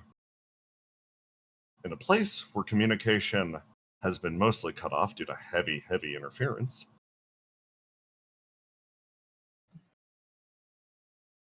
One man makes his way deep into the Ilmarian tree. Damn. I hope nobody out there is doing anything as crazy as what I'm doing, because let me tell you, he crosses the distance, feeling his flesh boil from his body. This ain't great.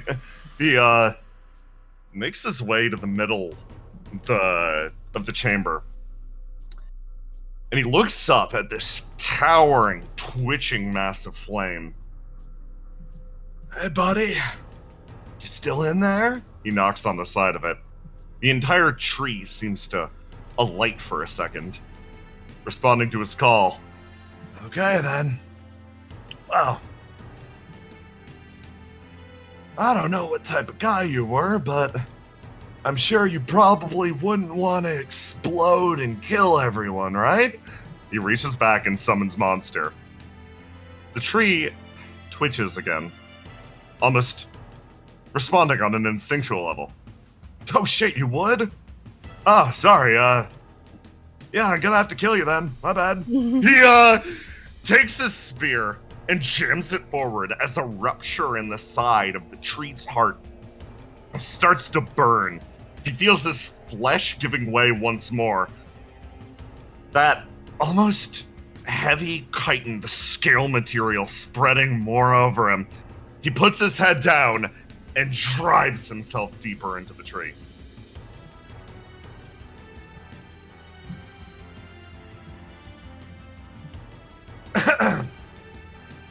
One man fights to the last, swinging his spear around. He tries to buy the forward base as much time as physically possible. A defensive line is difficult, but can be maintained by someone with a reflection. Someone with shotgun flares. A disruption from the muzzle, and smoke slowly pitching up into the sky, intermingling with the red. Someone like him. If only wasn't so damn wounded.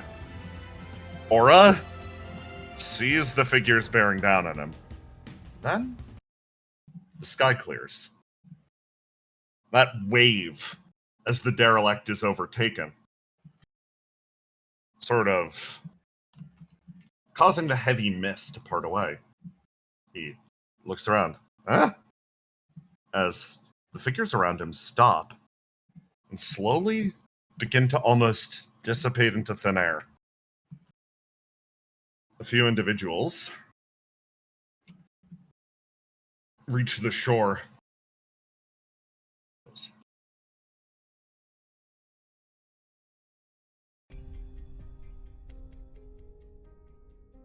These three officially escaped the derelict.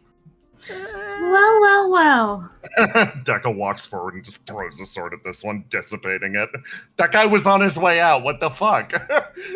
9 doesn't even, time himself to look cool alongside them. He just, wings of light open, already over to Aura. Oh, Yeah. whoa. Travel is walking up, she's businesswoman walking up to Aura. She gets over here, she sees 9 fly past, and she's like, what's somebody so injured out here on the front?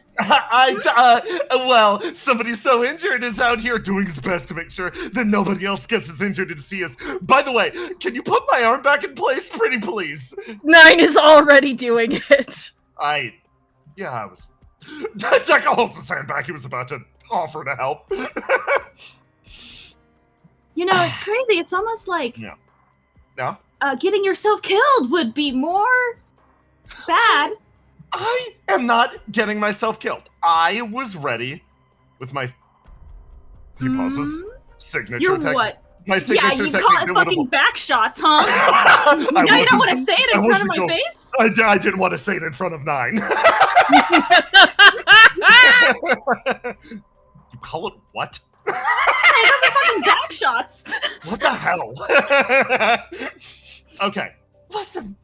I had it handled, mostly, clearly. I was just holding out until the dear microplastics took effect. And look at that! Microplastics are spreading throughout the environment. He gestures around at the aura. Inhales like... At least next time, tell somebody where you're going. He's so much more immature than the aura I knew, I swear. Don't... She puts a hand on Decca's shoulder. Not with the comparisons right now. Yeah, fine. Or, looks around and it's like, so, where are you guys headed? Why are you running from isn't the big boss in there? No, the big boss isn't in there. Not anymore. The plan's been updated. There's a couple of them around now. And we're trying to beat all of the little tiny ones so that the big one that's currently demolishing Fuse City can be killed. Oh, okay. He, sort of tilts his head. You know, you would check. You would know if you had I was not fighting turned your comms off. I was fighting for my fucking life! And, speaking of which, Trouble, your comms go off. Somebody cheerily joins in. By the way, I've been working to isolate where all the nodes are. All of that big listen actually is working great on helping me triangulate them. They're beaming. They're glowing. I'm glad it was helpful. I don't know what I would have done if I hadn't figured out where he was. They seem more chipper than usual. Well, I've got some wonderful news. We managed to pinpoint one that's perfect for you guys. Okay. A few of them are spread out around the world, and I've already gone through the trouble of contacting our business associates over in Gradnir and Belith. There is one currently MIA, one in the old world, and, there's one on the Lunar Gate. What? Head snaps up. How? That makes sense. So, if you guys could just go over there and take care of that one, that'd be really great. Alright, we're on it. 9 looks at Treble and Decca. I think more people need me here. You think so? He pauses for a second. I guess there are a lot of injured civilians. Alright, you two are with me. 9, you can go to the forward base. Decca Nods. actually moves over and actually sort of throws an arm around you and gives you an awkward side hug. Don't get yourself killed. 9 has a strange reaction to that. He doesn't really... He looks up at Decca, and Decca... You get shy glances from 9 sometimes when he's, when you're talking to him, he's letting you know that he's paying attention, but, normally keeps his eye... His eyes look right at Decca, and they aren't soft. Decca's body goes rigid, and he disengages the fuck out of that. And Aura is over to Trouble. Yo, what the fuck was that? Oh, I'll have to tell you later. Just know that he's a massive coward. She says, gesturing over at Becca. Let's go. We're going to the Lunar Gate. Aura stops and turns to Nine. Is like, "Yo, give it a few minutes. I think Willow's headed to the surface. Have a good day." Nine just like listens to that, nods, and then immediately takes off to look for more people. Disappears as your squad similarly vanishes.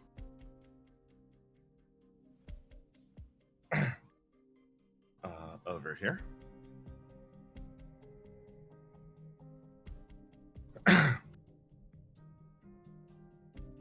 Demon squad is in position. Okay. Okay. Our node located, so we're supposed to sit here and wait for the opportune moment to jump him? Yeah, wait till he turns into the super-powered version of the node? Yep, and we're supposed to be the ones that occupy that one. Okay. Because we've got you, and we've got me, and we've got our wonderful support. Back over here.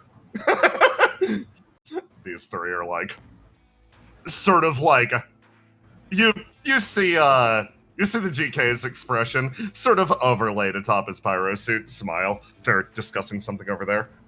Theo's like, by the way. What's up?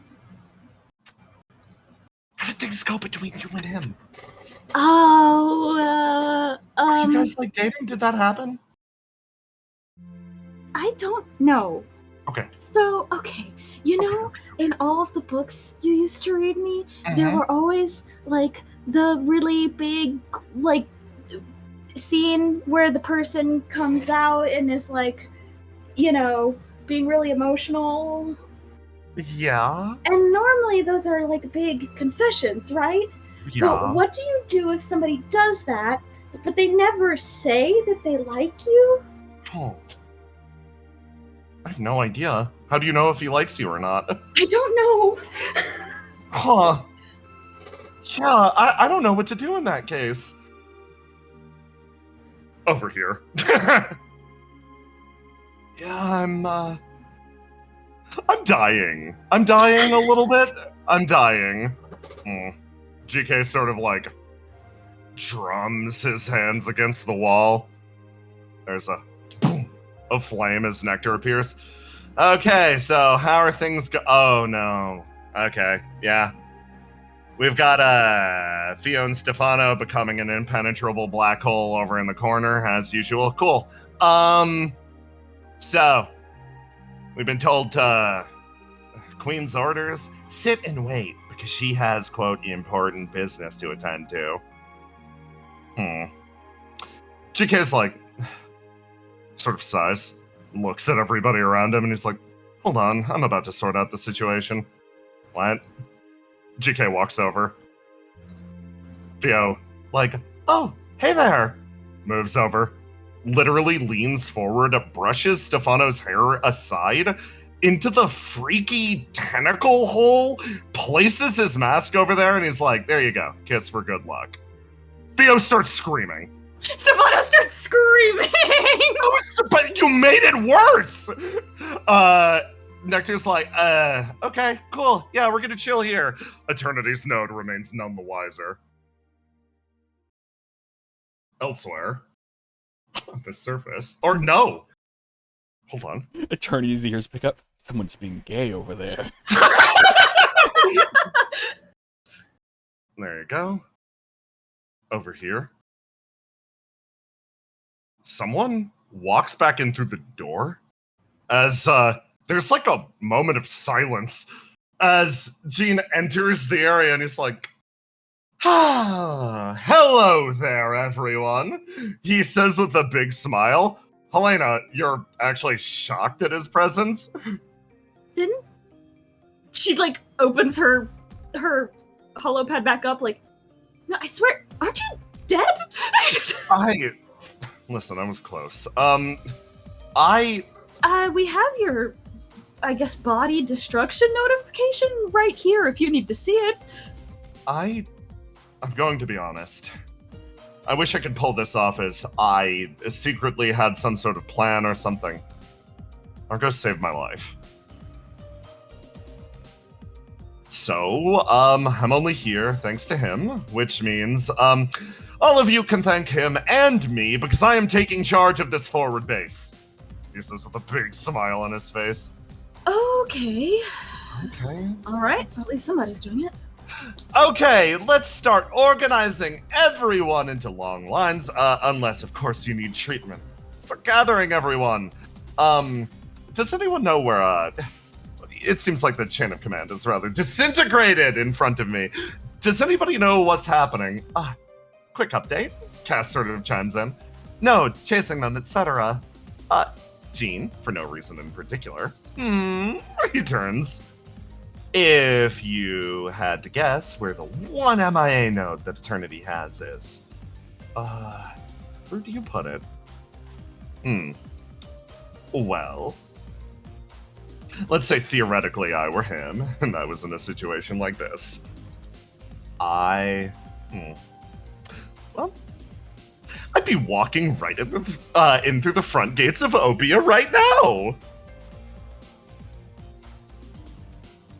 On the surface.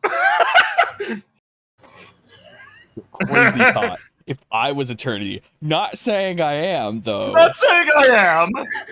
Do not question! Why are you saying this to me, Cast? You freak. Down here. Door opens.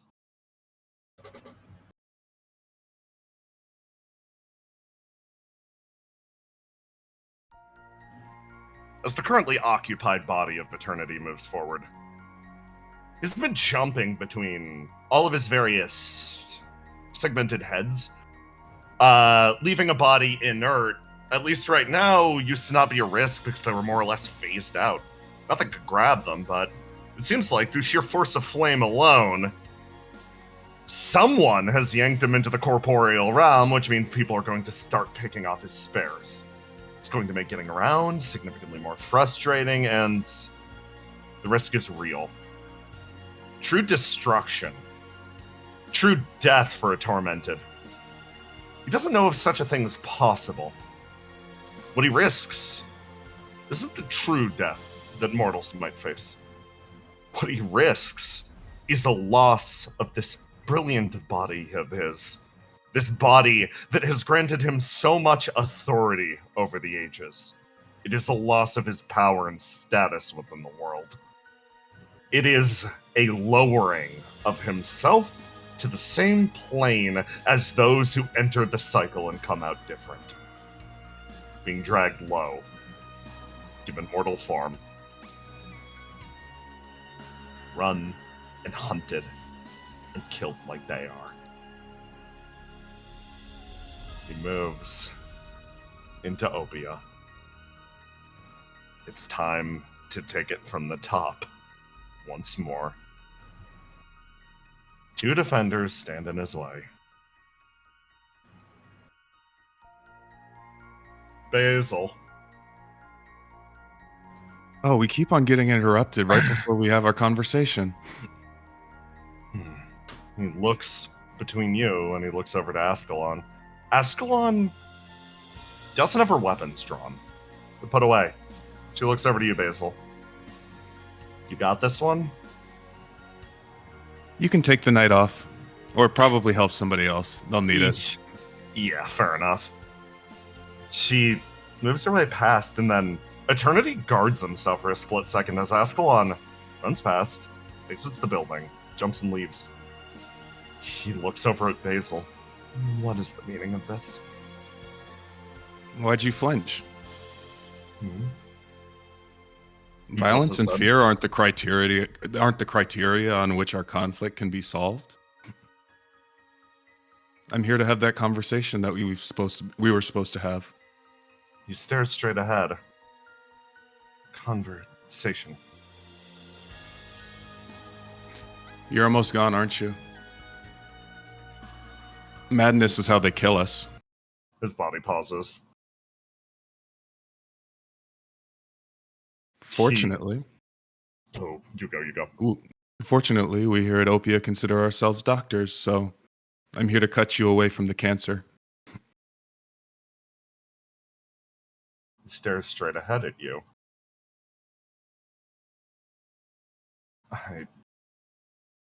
You don't recognize me, do you? I guess not part of the point.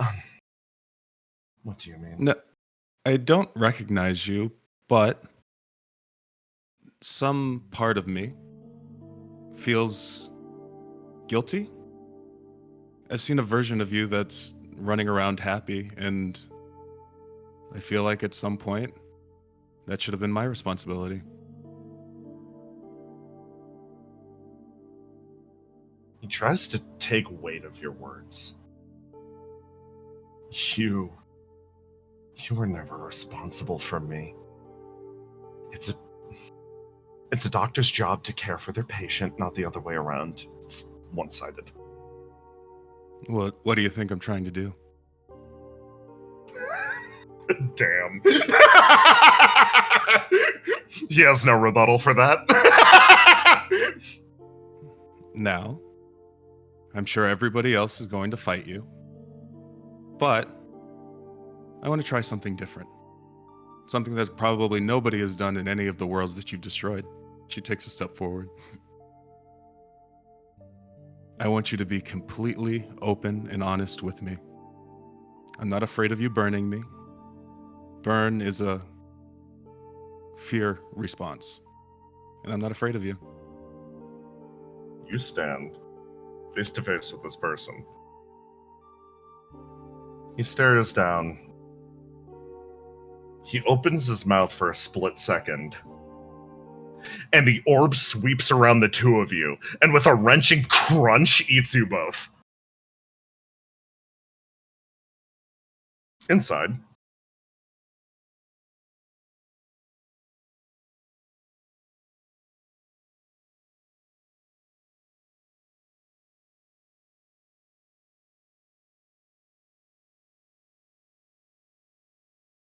let me delete you.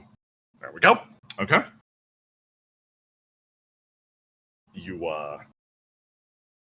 You find yourself in a familiar place, but a different segment of it. He looks around. You get the feeling, how do I put this? This one in front of you, he's not fighting back as much as you'd expect. He seems to be going along with what you're saying. Almost like he is reluctant to push back against you, or unwilling entirely. He looks down.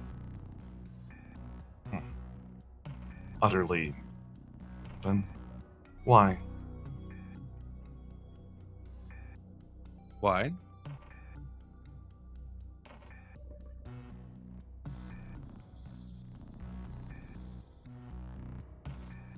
Why? What? His expression falls.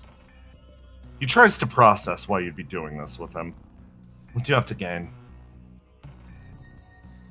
What do I have to gain? Maybe to be relieved of this guilt that I feel somewhere? I feel guilty for who I am. Or how I am. Maybe I feel guilty for what you've become.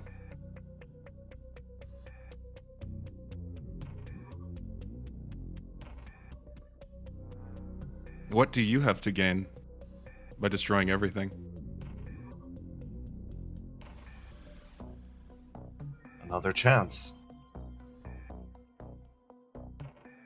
If I accept the world as it is right now, I accept everything I hate about it. And what is it that you hate about this world?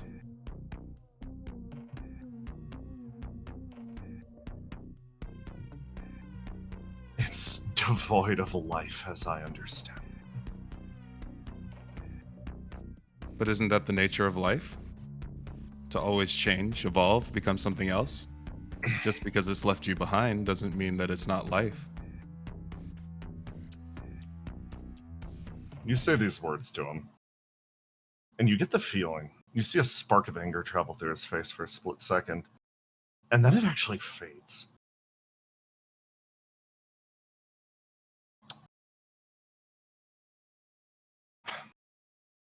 today has two outcomes. I will change or the world will. There is nothing else.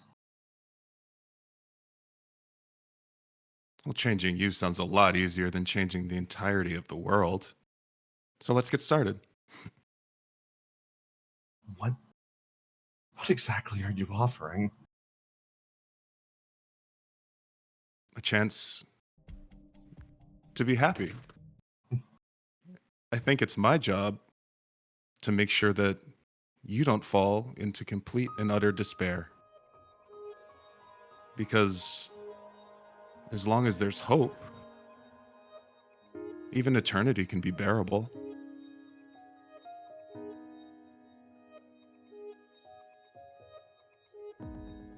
He moves his way over here. Actually sits. He's like, entertaining this wild train of thought? Where would I begin? What do you have to lose?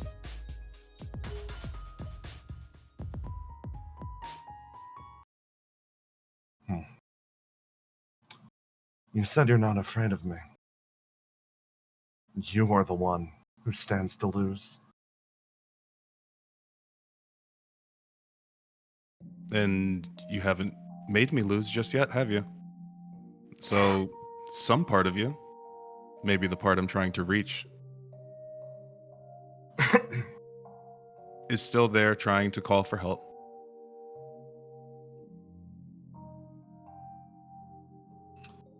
You've been carrying that weight for so long, it's made you rigid, stiff, prickly, but maybe if I can help you carry that weight a little bit,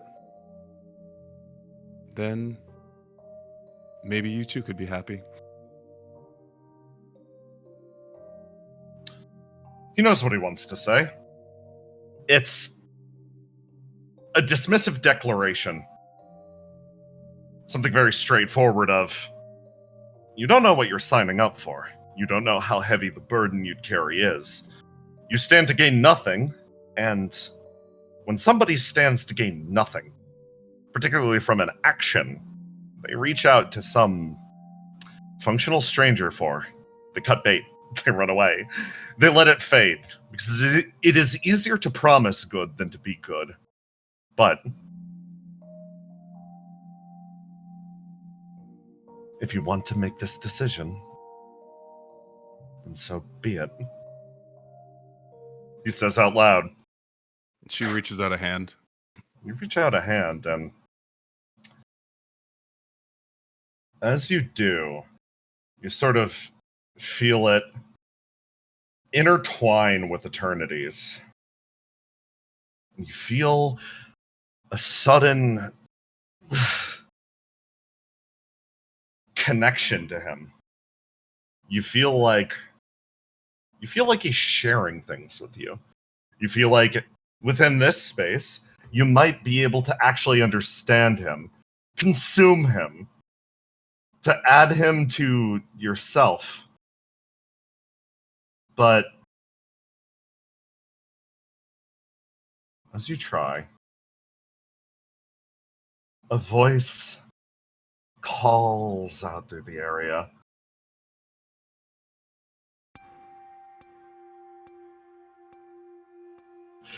Well, well.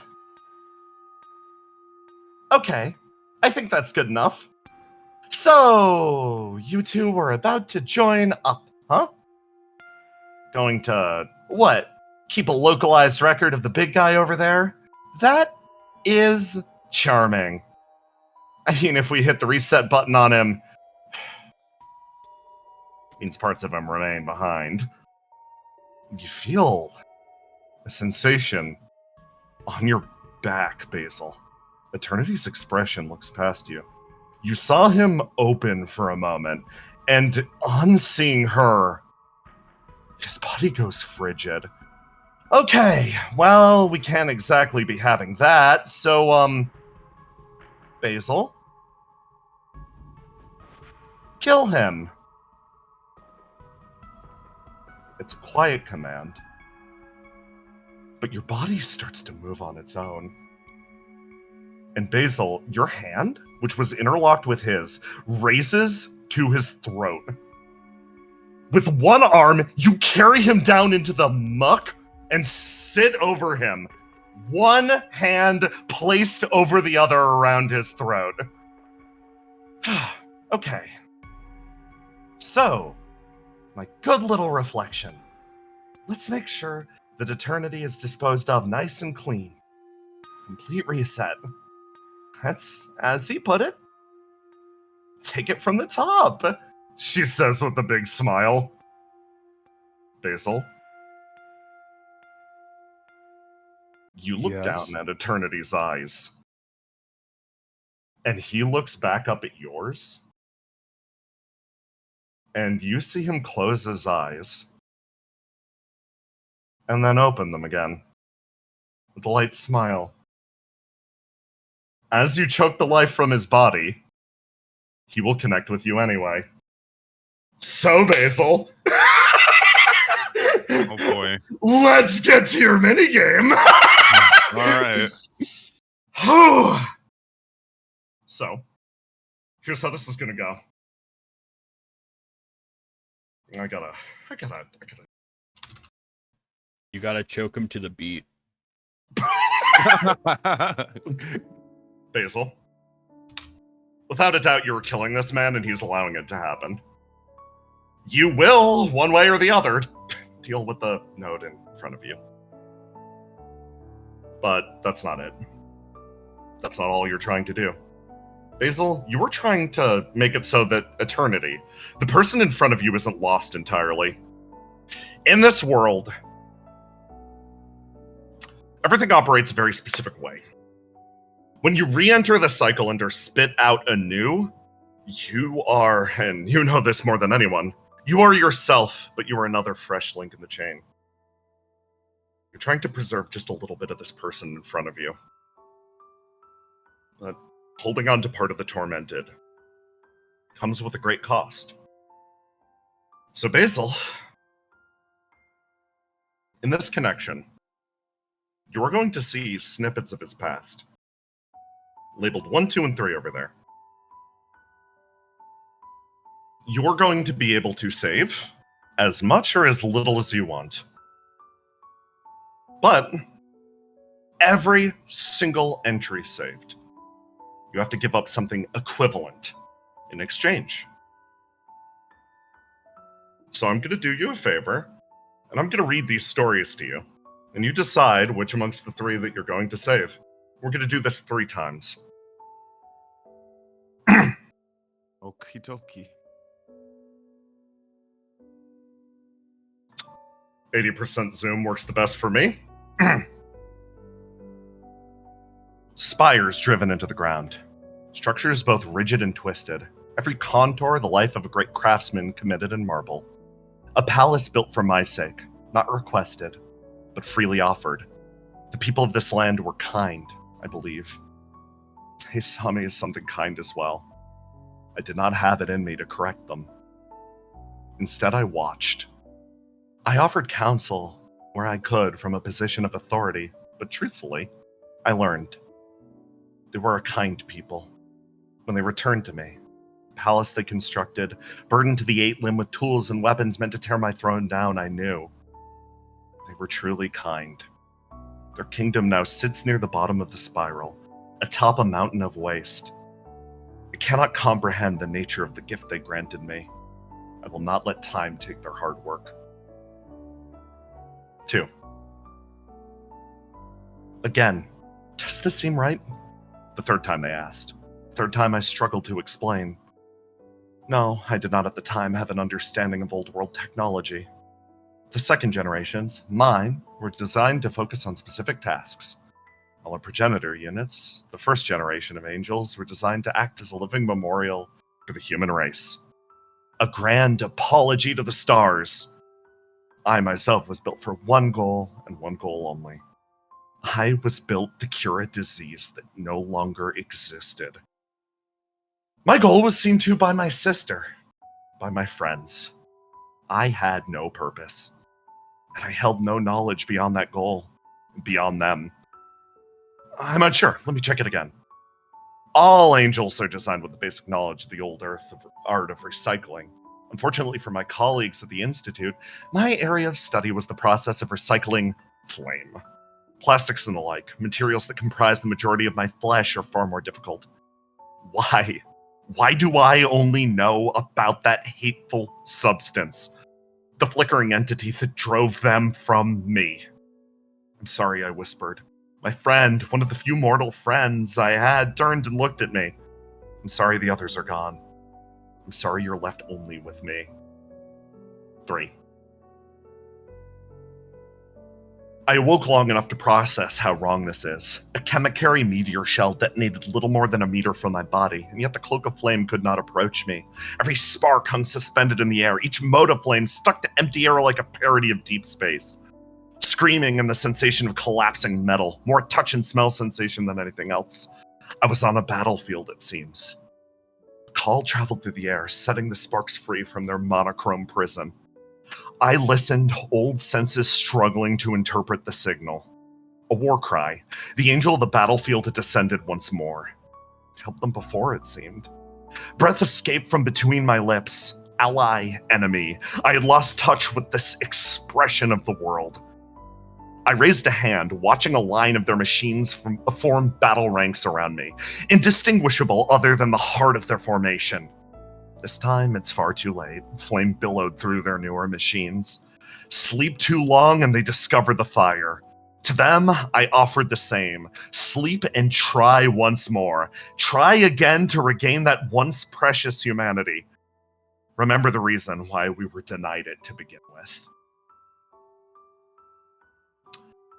These are his segments from the first set. Your segments will be read next. Yours are significantly shorter and gathered all on the same page because, as we all know, Eternity is the main character of life. So, here are yours. Memory of an ancient world. Typo up there. Smoke and steel, a world once metal, reduced to sand and cinders. I survived until humanity itself entered its long sleep. One of the last living humans, I held hope that even should we all die here, we would someday see our way of life embodied once more. But for what reason did we live? Just to continue a long chain? To see ourselves off to that long sleep? Why, oh me, do we bear this name? Memory of a world of burning foliage. We turned the sky to ash. I watched as we willingly let our world burn to harm them, to give them a less of us, even as their armies invaded. If we should die on these lands, let our blood and bones fall and become a grudge. Let my bile become the salt that causes this world to wither. I do not know why they regard me fondly. It disgusts me. What familiarity could I have with these demons? Memory of a world of decay. I ran with her. I ran so that she wouldn't be sacrificed for my sake. I ran because her smile was worth more than the world. When they caught us, she showed me that same smile. She showed me that smile and decided that my life was worth more than the world's. No demon was worse than what mankind did to us that day. I devoured her. I devoured her, and I devoured all that remained of this awful, wretched world. To recontextualize one more time, you have been given 3 prompts from Eternity and 3 prompts from yourself. These are basils that you know and do not yet know. Decay is your memory of the priestess. She is a link in your chain. What you are guaranteeing right now is you are going to take a section of Eternity into yourself. For every choice you make 1, 2, and 3, you are going to make that Eternity part of you so that you can pass it on back to him when you see him next. Because if you win today, Eternity dies. He's gone. You are the one arc for saving parts of him that you believe are worth saving. You are now aware of the cost it takes. Place your basils next to the ones you wish to save and the ones you wish to sacrifice.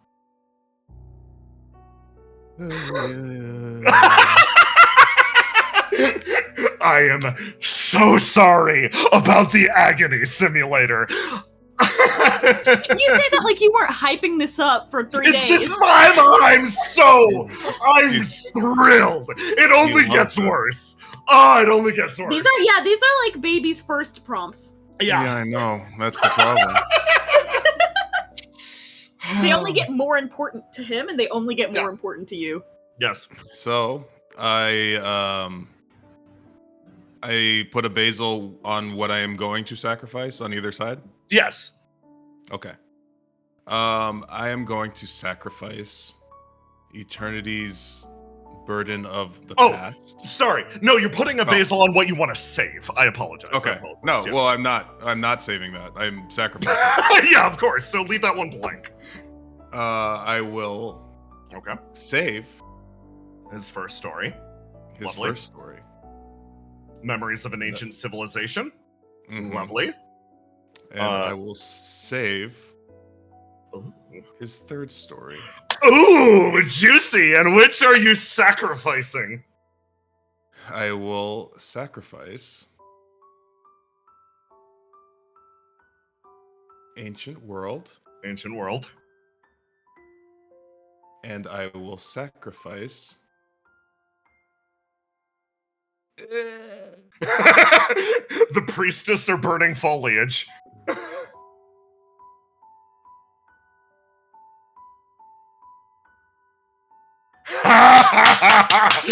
I respect you so much. Okay. When this process completes, you'll have a little time. It doesn't occur instantly. There will be a moment, you'll know. But you make these decisions as you feel your body in the real world collapse bone. Onwards.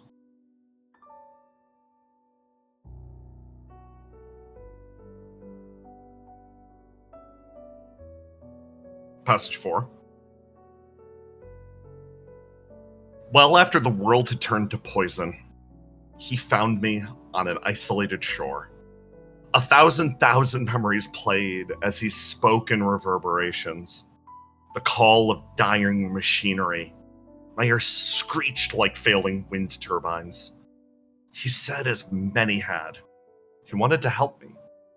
How many times did I hear those words? The stellar sea drifted around us. I choked down my true feelings.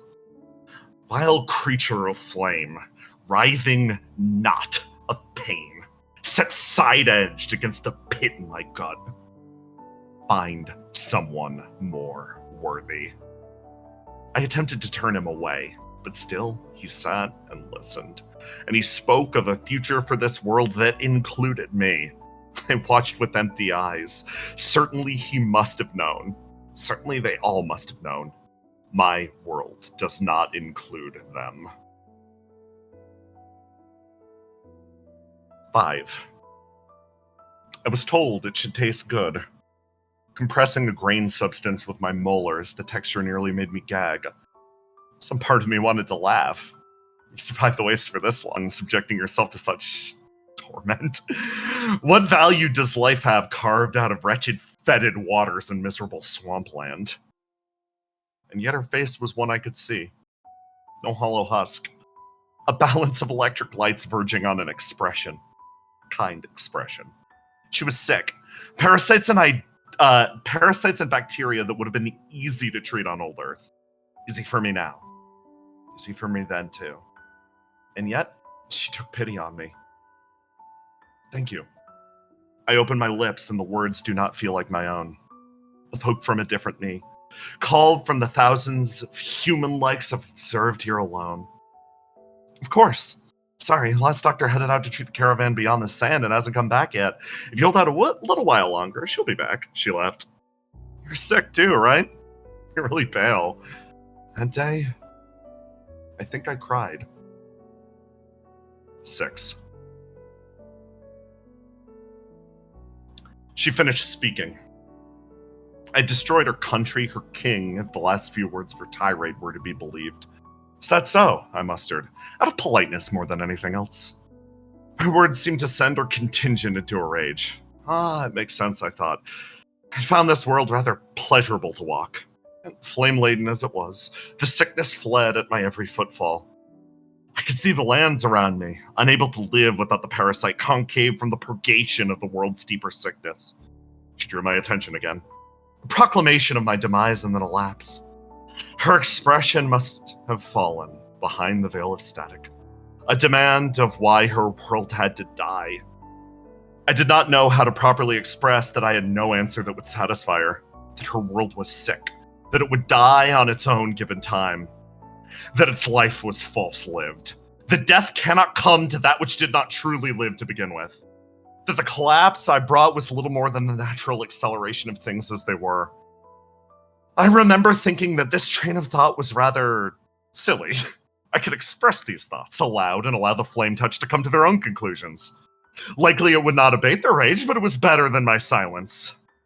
I opened my mouth, but as the fog parted, revealing my environment, the army surrounding me was scattered to dust, bleached sand intermixed with blood and flame.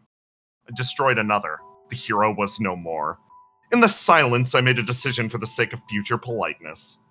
Perhaps next time. You have heard his 3 passages. What do you risk losing, Basil? Memory of a world of shadows. Spotlights flared overhead. I ducked low, laughing with them. Arms interlocked as we slipped away into the warm water. Their airships wouldn't find us in the depths. I swam through the remains of what we know as Old World 4. According to the Lady in Green, this was World 5, but for some reason the shattered remains of that old place still hung around. Built the world too strong, she said. Well, at the very least, it would work as a perfect place to hide the loot. Memory of a world of demons. At first, I was promised a congregation. I gathered those from war-torn areas and created a community. A large church. My people considered me a traitor, but what I found here was more than those who lived below the surface could provide. Love, adoration, a family. And when my world could no longer provide these, my benefactors told me the contract remained. If I stepped over the threshold, I could find them once more. The woman in green tried to stop me, but what she promised was something different. She promised the wastes, the flame. She could not promise me love. To the real shit. Memory of a woman who was like the lake's surface. Love. There was no doubt about what I felt. Love, pure and unclouded. This strange creature seemed opaque frequently, but when those tides broke, I saw something in her. Neon sparks flare. I saw a wish for me that few others shared. The love she had for me was pure.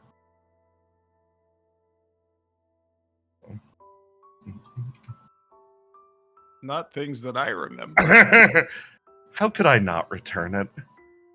Calm, still, and kind, individual contortions upon the lake's surface meant little to the warmth beneath.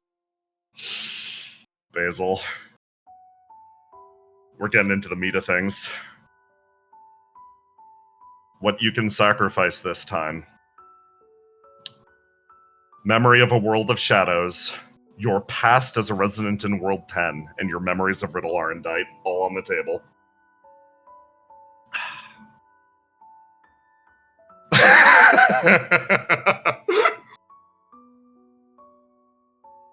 And can you just give me a quick rundown of his 4, 5, and 6? Oh, yes, of course.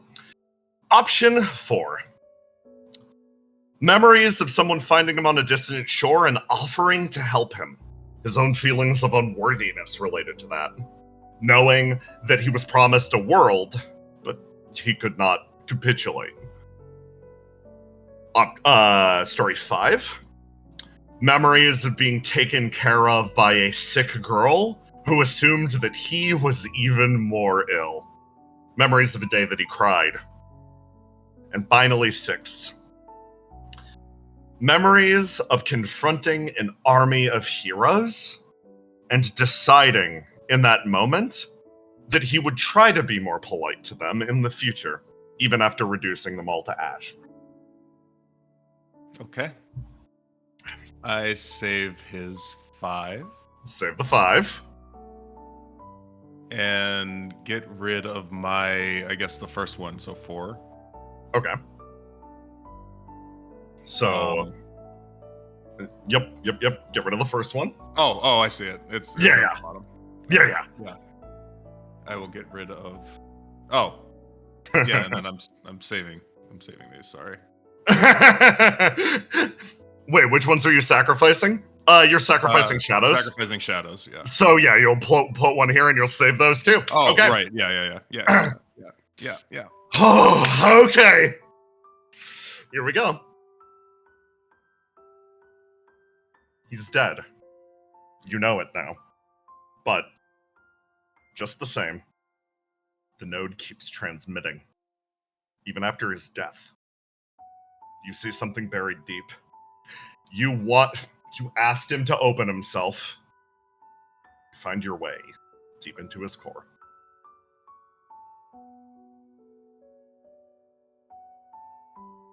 Seven, 8, and 9.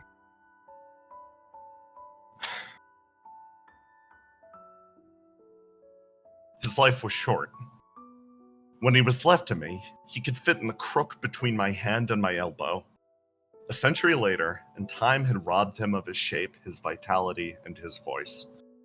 I watched as his body morphed, contorted into ropey spools by the passage of years, before collapsing into the massive limbs and sagging flesh I saw before me. I felt contempt. I feel it now, not for this man whom I had raised.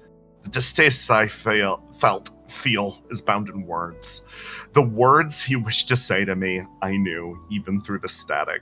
What he wished to call me, what I would never call him. My. Story 8. Panic, burning, agonizing pain. Move. One step after the other. One step. Just move. The body's heavy, but the others are bound. Just move them. Your legs move to a place where they can't see. She had her face. That thing had her face. It spoke with her voice, and she said she wanted to help. How many times? Why her? Why now? It was too late. Why did she need to speak to me? Why did she need to speak to me about love? Why in her innocence did she... She is not innocent. No, she is not innocent. These beings, which have stolen and rebuilt the cosmic grand parasite, the gift of the burning vault, they cannot understand. Why does she speak to me of love? She, of all people, should know. Love is all I have left. I retracted my arm, the world snapping into sudden clarity. The static descended, my muscles relaxed, visuals of a decrepit oil ring known as the derelict spinning back into focus. There was something here once. A person? No, another flame, another nothing. A moment passes in silence. Whatever noise-making thing was here, is here no longer. I cherished the quiet and regained myself once more. 9. Drop, drop, drop. Free of the static. A noise I could hear, still somehow pure. The most gentle substance the world has ever known. So delicate even the faintest hint can taint the brew. A tea unlike any other. This okay? Yes. I took it in my hands, letting the warmth spread through my limbs. In the silence that followed Old Earth, we set about entertaining ourselves in the yawning void. I thought I might be a botanist. I thought it delightful. A plant containing a hint of power granted to me, an ability to use to check the status of ailing patients. One that was no longer necessary. The slightest shift in emotional state would be reflected in the flower. It would change in hue and taste and in texture based on close empathetic contact with its caregiver. I would never say it aloud, but in those buds growing there, I saw myself. The plant that created this tea did not subsist on flame. It could not live in a world overtaken by disease. As such, the facsimile that he brewed for me was just that, a hollow imitation. Is it good? Who can say?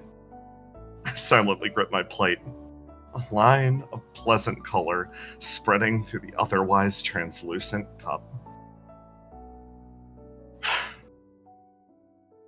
And what can be lost? It pooled around me and popped like fireworks. Lights in this world of brilliant pinks and deep purples. So many quiet moments of seeing that towering city built on the corpse of a god. Bleary visions of trips to a late-night diner with friends. Cars streaking by on the street, my face up in lights. Memory of a woman who was as quiet as the burning moon. What I felt from her at first was distrust, bordering on hatred. Eventually it gave way.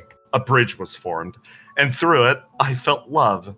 An uneasy path, as uneasy as she is, yet more reliable than any other. One who would certainly love me until the end of time. Finally, memory of a man who was like the sun setting in the water. Warmth. There is no other description. A man who looked at me, heard my voice, and called me out of myself, called me to my truest self. A quiet presence, reassuring and powerful behind a gentle demeanor. The world's one kindness. My Cam. Basil, it's time to make a really, really hard decision. To describe what losing Mike and Cam will do. All of it gone. What losing World 12 will do. You will remember the people, but not the quiet moments. You will probably not remember your sheep or your dog. You will not remember your connections to this place. That's what it means to bear one of the Tormented's greatest memories. I need to save 2.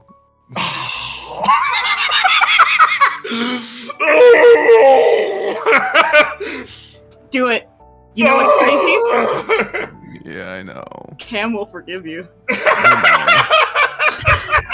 I know. I need to save. It's not like you can be that hurt about it. And 8.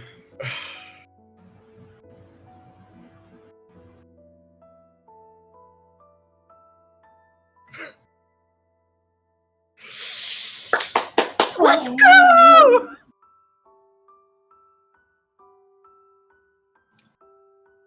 Okay.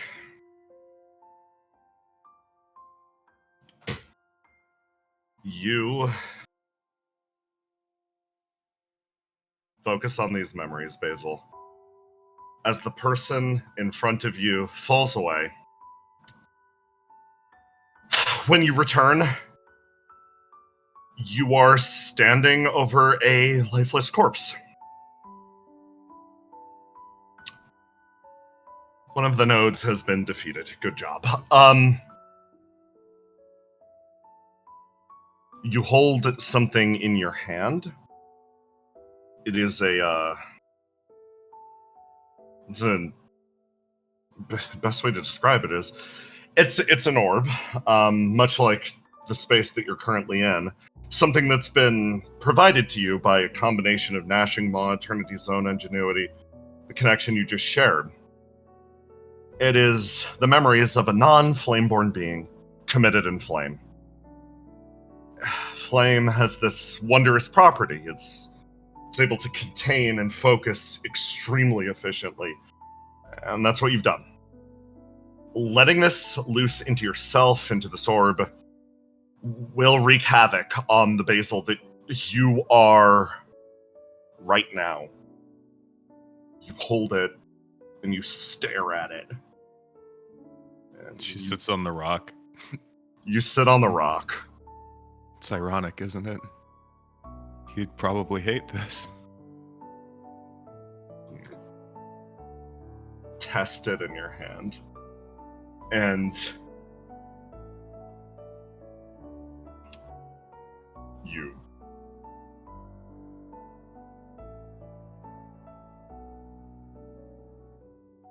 Basil, you feel an immense pressure against the side of the orb as there's a crack for a second.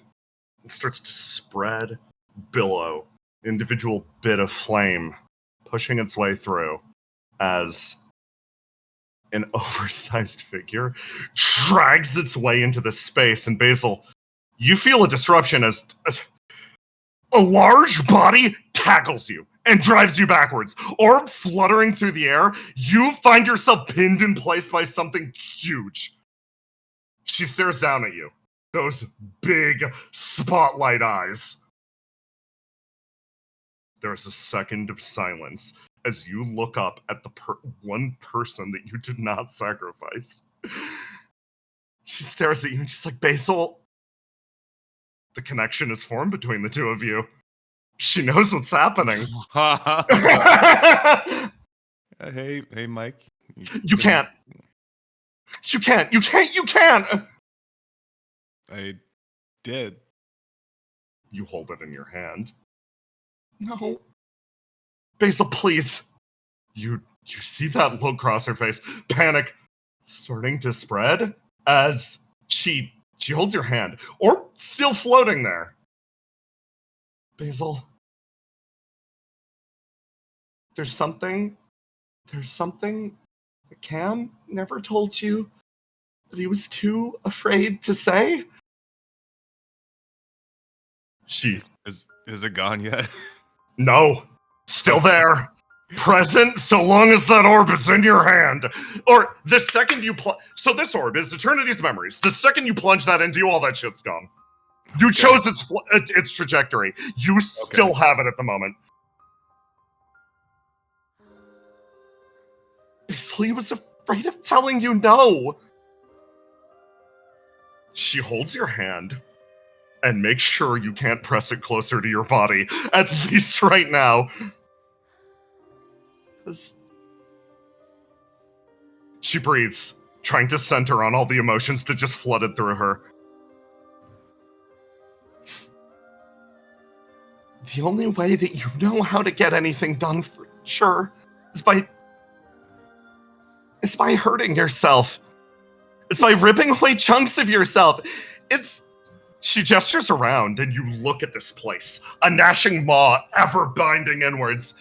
Basil, you don't have to do this. Not for his sake. Please. But Mike, if somebody would have done it for him before me, then I wouldn't have to be the one to do it. She shakes her head. She's like, it's not about that. It's not a role that anyone just needs to fill. Basil, who saves you? The only way that we can escape an endless cycle of torment and sadness is if somebody takes a leap of faith. And if that has to be me, then I'll do it. Basil? You feel her grip loosen for a second.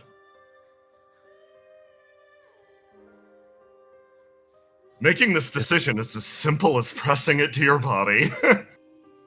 You feel Mike, like, sort of lean forward. She's like, please, why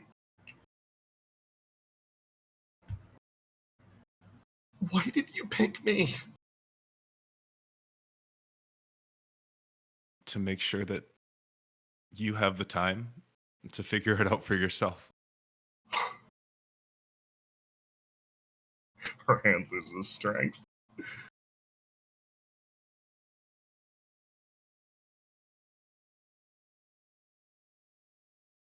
She sort of takes a step backwards. And if it's not me this time, then regrettably, knowing the type of person you are, it'll be you next time. And then she drives it into herself. Basil.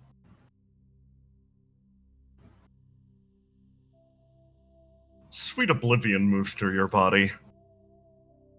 You gain a deep understanding of the person beyond you.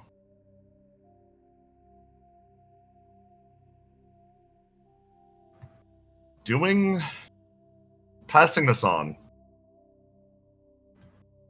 Passing the torch from one eternity to the next. It's as simple as moving to a location that he knows very well, that you know now very well, and leaving a record for him. He'll understand, he'll learn from it, and he'll grow in a better way than he likely has before. You feel confident in this as sensations spread through your body. Clarifying detail. Best part of this is you don't even know what you're missing.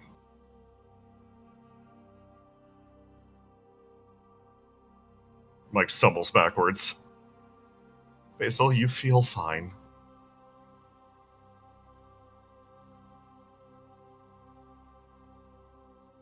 Oh, hey, Mike. You been working out? Mike, without a word, takes a jet of flame and disappears into the distance. And we are calling a break. Brennan, let's go! I'm losing my mind battling, dude. Yes! Yes! Cam's endless suffering arc. Let's go!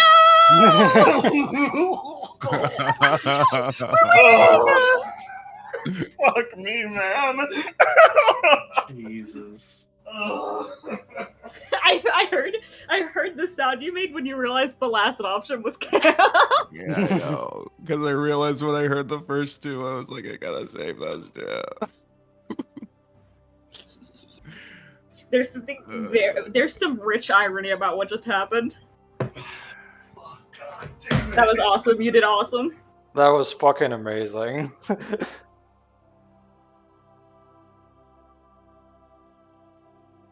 I'm sad. Yeah. I love it because you know it's not gonna. He will forgive you, and you know he's just going to keep doing what he was doing already.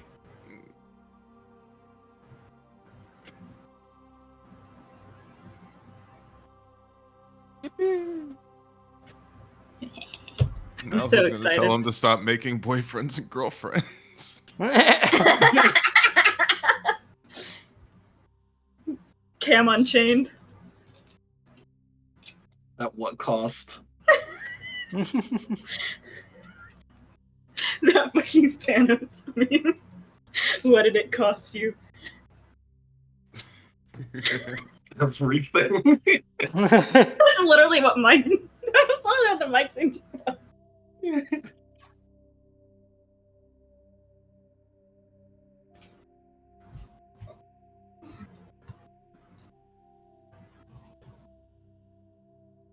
The pain is immeasurable.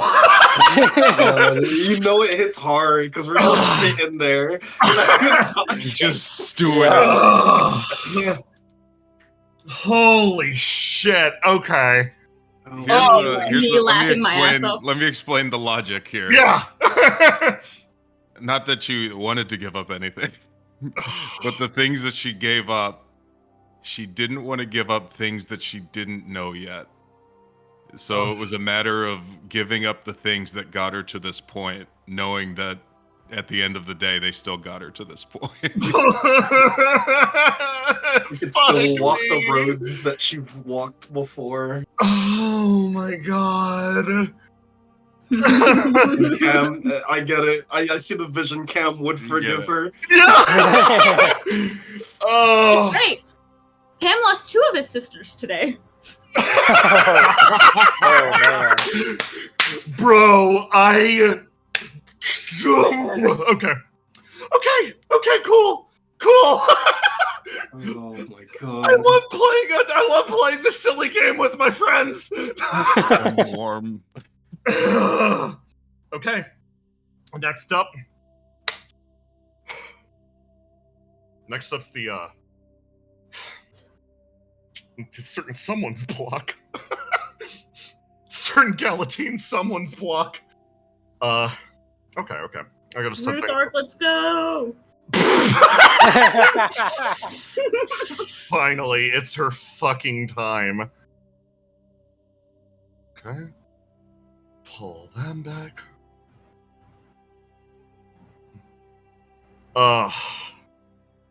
Bro. That last exchange between Mike and Basil sucks. Brennan, I shake your hand. Somebody has to be Jesus so that Mike doesn't have to. You're so right, though. I will You're no longer so let you be fucking Mike's right. price. Basil's gotta take a little bit of the pain for everybody. Okay. Oh my god, okay. Bryn, you're next. Yeah, somebody pointed out, it's fine, she has all those pictures with Cam from Act 1. She pre-prepped for this. God, that hurts so bad. That's fucking awful. Basil watching a movie with herself in it. Did I have that? Did this happen too?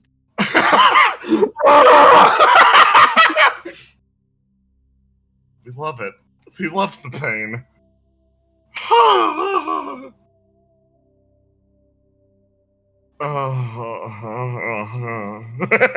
Do you want a moment? Before No, I wanna revel in the pain considering what's coming up next. I don't know what you're talking about. It doesn't get better.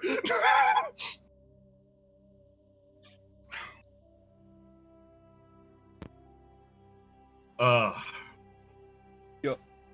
You back, Aloha? Mhm. Okay. We're gonna carry on then. So. Deep within the derelict.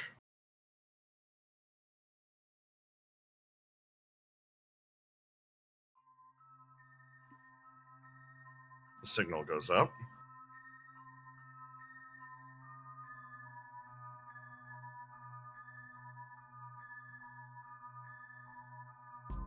A disruption that one of the fangs, which had long run uninterrupted, is being tampered with.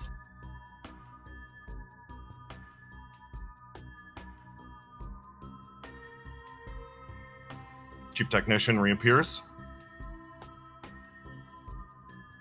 moving her way over. She looks over at the machine and hears the loud tap typing on it. Ah! Hey, shoo! Get off that thing! She reaches down and almost like picks up a broom. She makes some noise, picks up the broom, and the tail just lashes out and plants into the ground, racking the metal, cutting it in half in front of her. I'm sorry, Mother. Not this time. She freezes. How long has it been since the pristine one talked properly to her? She feels the weight of years move through her body as a sensation starts to build in her gut. Oh, okay. Nectar pauses. I guess. Carry on. We might have had the same idea. She moves her way forwards and looks over at the pristine one.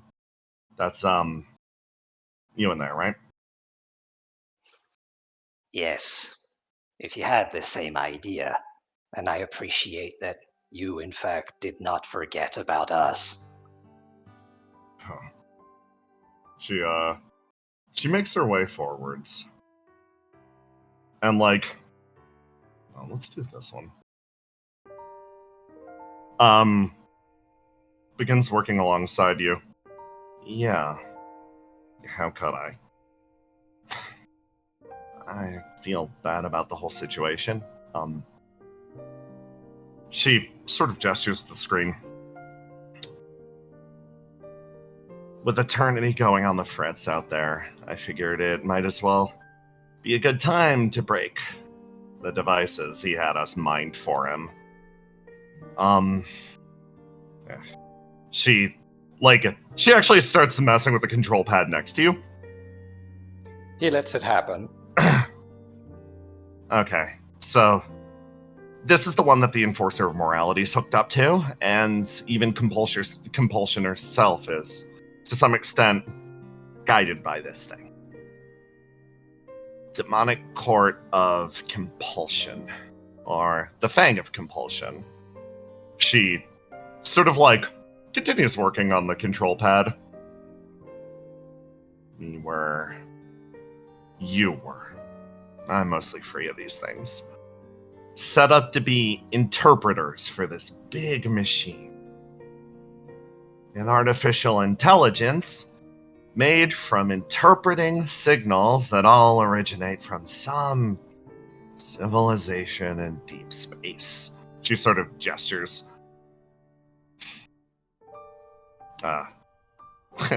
Sort of laughs.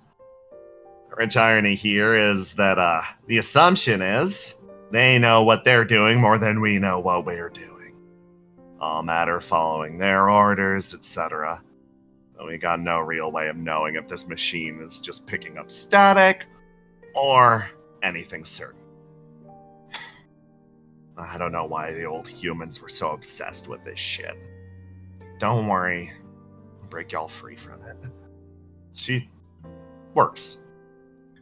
And as she does, she looks over at the pristine one.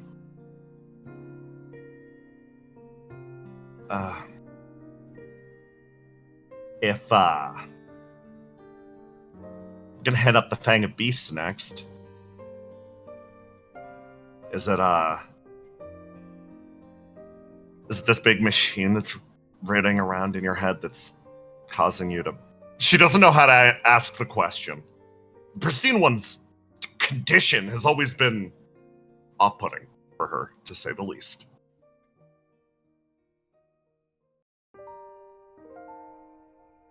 No. It was born out of the situation, not the Fang.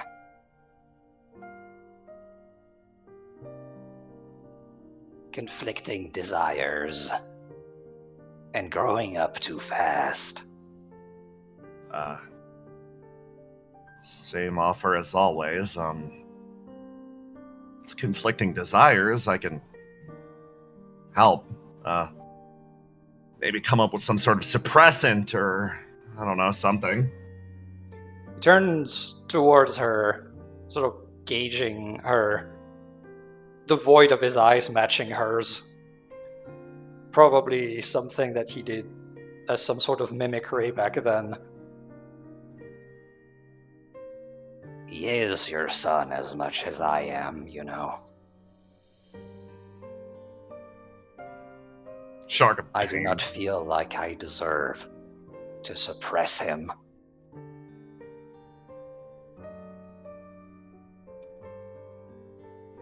Her expression sort of falls. I don't know how to respond to that. I want to go on with the usual, that none of the strangers are my kids, but... She bites down hard on her lip. More a promise of never again.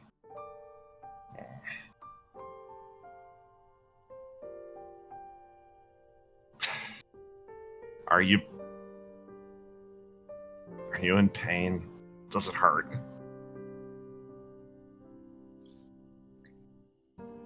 He seems to pause for a moment and think about this. It's a difficult question to answer, because once again he is faced with conflicting emotions. On one side, he wants to be truthful. On the other, he doesn't want to hurt her as well. No, it does not hurt. That's good, at least. It's Good to see you again. It's good to see you. And Stein isn't mistreating you or anything, right? He actually has a moment of like almost like a chuckle. Stein will do what Stein does. It is acceptable. Clack. A signal through the fang. Disconnection for both compulsion and for the enforcer of morality. And a metallic shift. Dunk, dunk, dunk, dunk, dunk. Somebody coming into the room, one-armed, bleeding heavily still, but still functioning as, currently, this force's grand teleporter. Makes his way in. That's where you got off to. Bloodlust, delirious. He reaches into his pack. No, it's fine, it's fine. He's back. It's not. And he pulls something out. It's a bag. Okay. Just gotta get one last guy up to the surface. Then it'll be all. You're my responsibility, so get in the bag. The pristine one turns around, satisfied with what happened just there, knows that there is one last one to go. He turns to Nectar. I put my trust in you. Then he turns around, goes to Stein, places a hand on the one hand that's left, holding the bag, and the other on his shoulder. It's okay, old friend. You can rest. For once, I'll be the one to save you. He thumps. And you sort of lift the man's body. Jump. Leap out of the area. As Nectar sort of quietly watches you go. She inhales heavily. Runs one hand along the fang. And shuts that accursed machine down. On the surface, Eternity feels the disruption. As calls over communication, one after the other, move. Everyone was told to pull back from the area. Something big was coming. But one person finds herself standing quietly, face to face with the behemoth in the distance.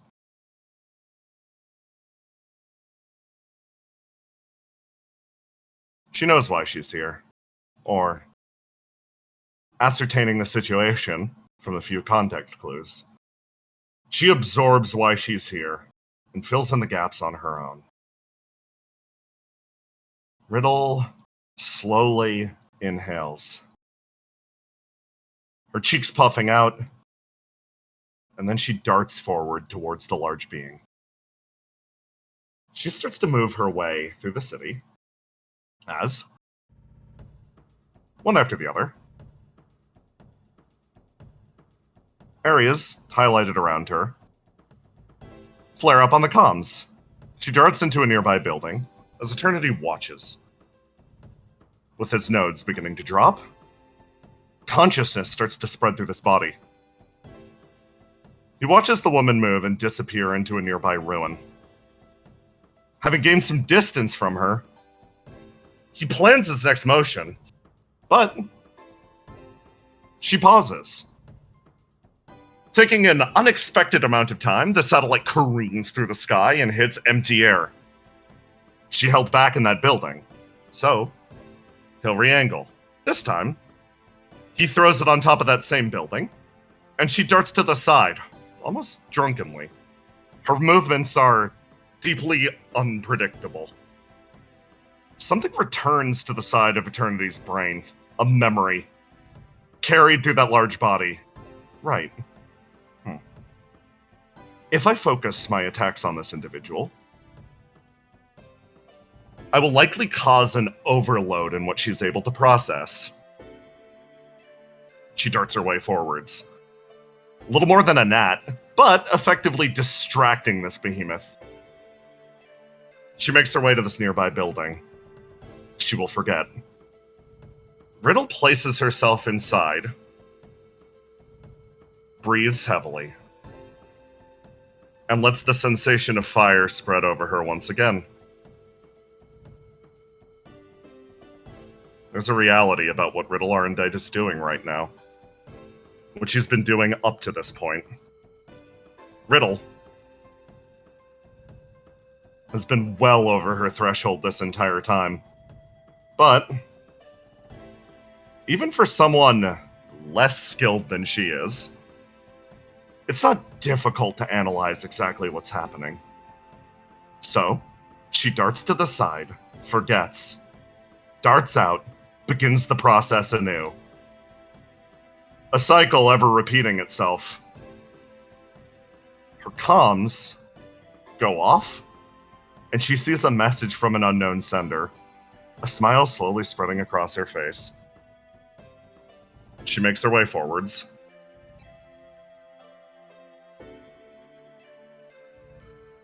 As her determination begins to grow, she's moving with purpose now. Eternity is aware of this fact, having just lost a section of himself. He knows what this means. He knows she has a plan. The great void at the top of his neck focuses downwards, and through a great amount of strain, he attempts to read this strange being's emotions. He tries to get a read, even through the agonies, of what exactly is giving her this much confidence. And all that roots down is a location and a time. He pushes past. He searches for the reason why. Why her faith is so adamant in this time and this place. The being moves forwards, long tendrils almost assembling themselves around her. Before he realizes, there is no reason. She stands there now, a defiant figure against the sky, on blind faith alone. A message and a promise that he would come. And for this reason, a palm is raised up. One of those great destructive arms reaches down towards her, sweeping through the side of the building. She would not move an inch. Something divides the sky in two. An impact point that drives eternity backwards and away from the heart of the city. Something gigantic enters the city. A second shape that dwarfs the first. Eternity picks himself up, towering above it as a being of flame and dream places itself next to Riddle. She looks over. The god of dreams, fully functional, enters the battlefield. All comms flare up with a strange signal, an unknown AI. Judgment Unit 2 has joined the fray. Hey Ace. You know, It's been a long journey here. if you were gonna pull a stupid stunt like that, I should have just let him hit you. You give me a time and place, I'm going to be there. Come on, I'm nothing if not punctual. You expect me to be? She's like, good to see you again. Yeah, I put on a few pounds though. I think it's a good look, honestly. Okay, so I've got instructions from the director. We just need to buy time with him, shove him into the right location, and let him and Willow do the rest, I guess. I mean, yeah, that's always the plan, right? Yeah. She smiles and looks over at the best friend that she never knew. Okay, I'm leaving the rest to you then. I've got other friends I need to back up. Oh, wow. Yeah. You show up, you do a little thing, you do Listen, kind of nothing, and then you just leave. you can handle it yourself. I mean, that's what you've been doing up to this point, right? I'm sorry, the other you is a little more needy. Yeah. Go, like, play with people or something. She runs off and makes her way in this direction as this towering shape looks over at you and seems deeply confused about why one of the gods is standing before him right now. So, aloha. Yeah. Mech combat. Wow. Let's talk about how this works. So, a lot of mechanics are about to get thrown at your head. Okay. Don't worry too much about them. Right now. Yeah. This is Judgment Unit 2 online. Attributes are locked in as normal. Anything labeled action is performed as normal. Anything labeled fleeting consumes 1 attribute die. Basically, it's like, you know how you sprint and you lock out shit that ain't locked in? Yeah. It's like that. You got a bunch of other actions. I'm adding you the God of Dreams character sheet. If you want, one by one, I can run through the various systems. You get a... God. Okay. I gotta share some of this shit. Your gigantic body can take, basic actions to attack with, martial arts. I post godless martial arts. Okay. Godless style. Bleeding read Yeah. damage. Okay. Yeah. So, you now have a... so when an enemy attacks you, I'm gonna do you a favor and let Eternity, deliver that swing that was heading towards Riddle's face to just act as a little bit of a tutorial. Yeah. You have 3 attributes. Hold on, let me link up the God of Dreams. Yeah. There you go. Cool. You should be able to roll to die, etc. With this now, you can lock in whatever the fuck you want. So, Eternity is going to swing an attack at your head.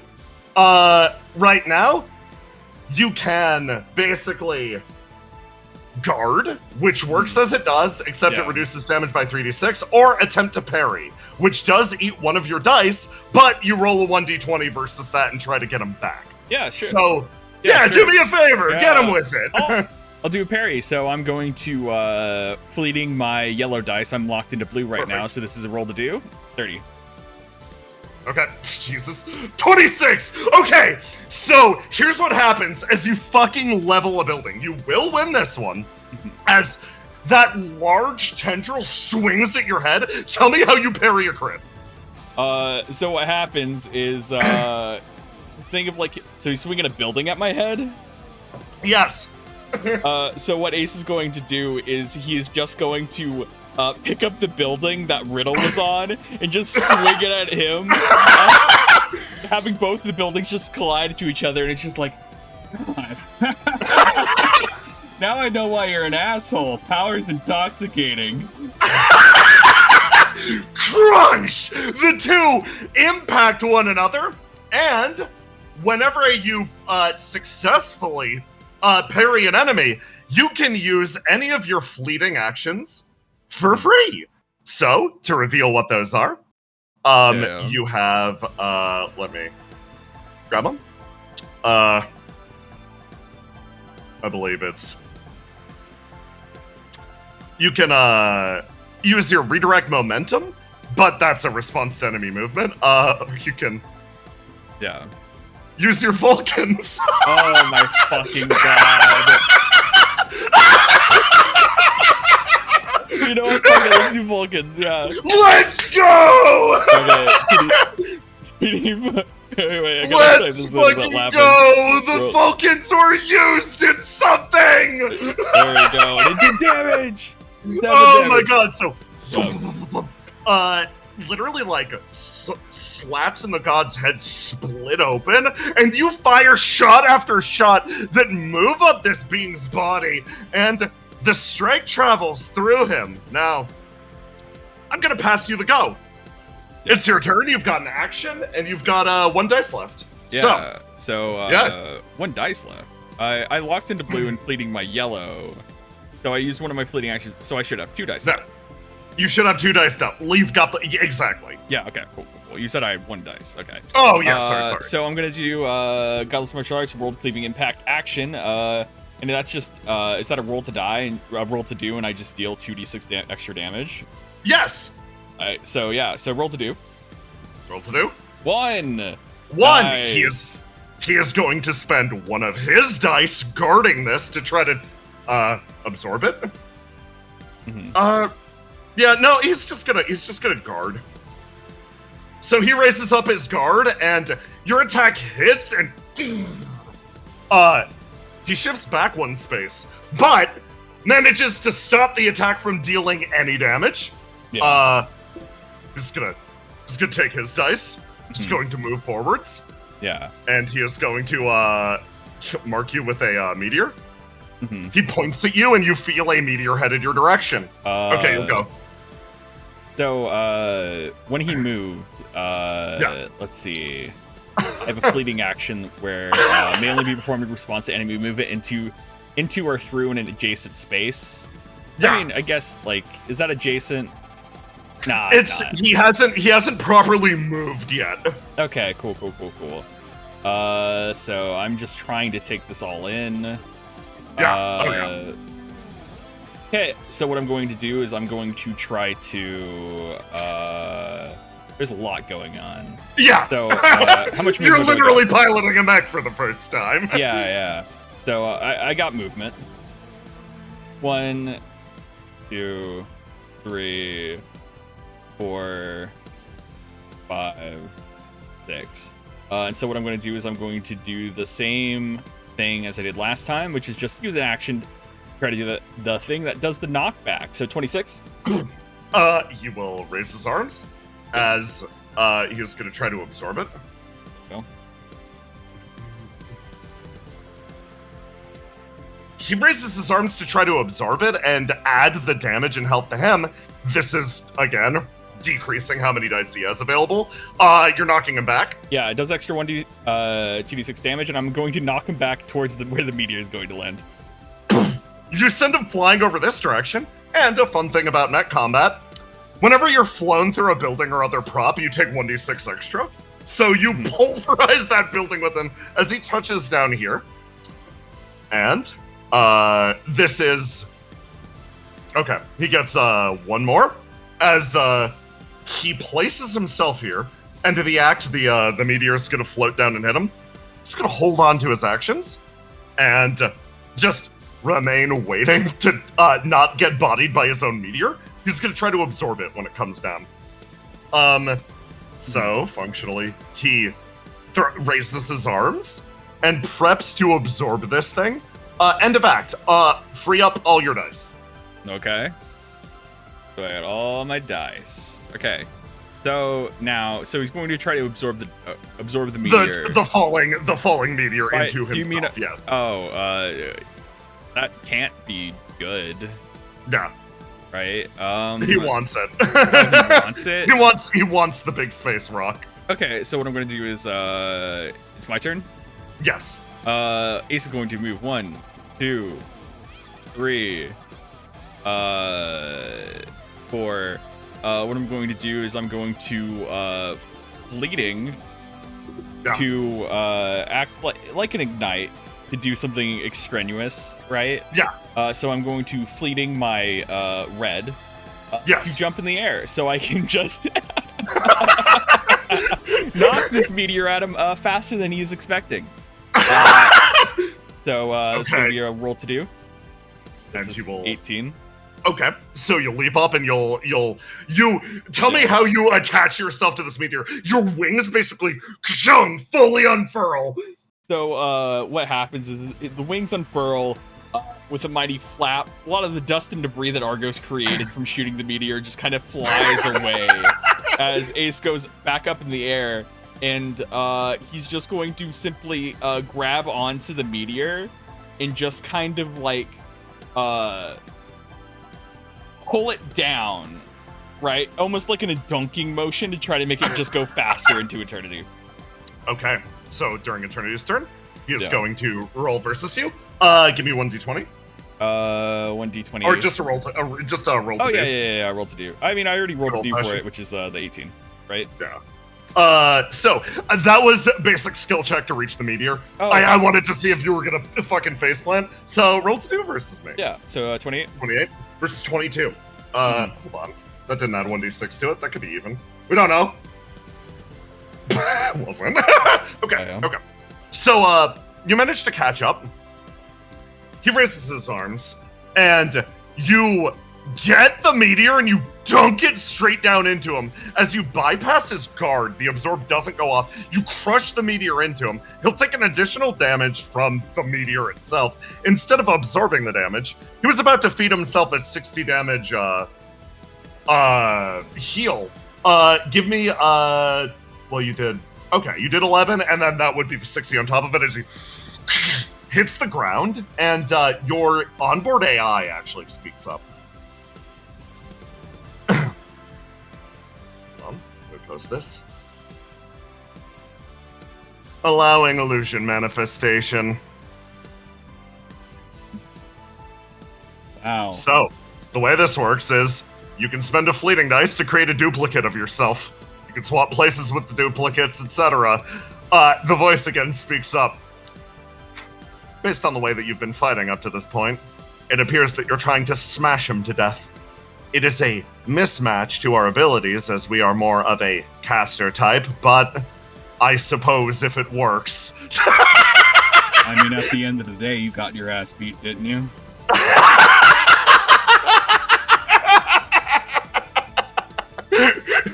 The voice goes quiet.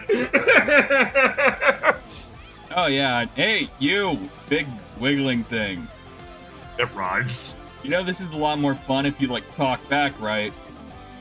It wrenches down into itself as you feel its presence shift slightly, and it digs those long tendrils into its chest and actually rips open a lot of the flesh and creates a grotesque mouth.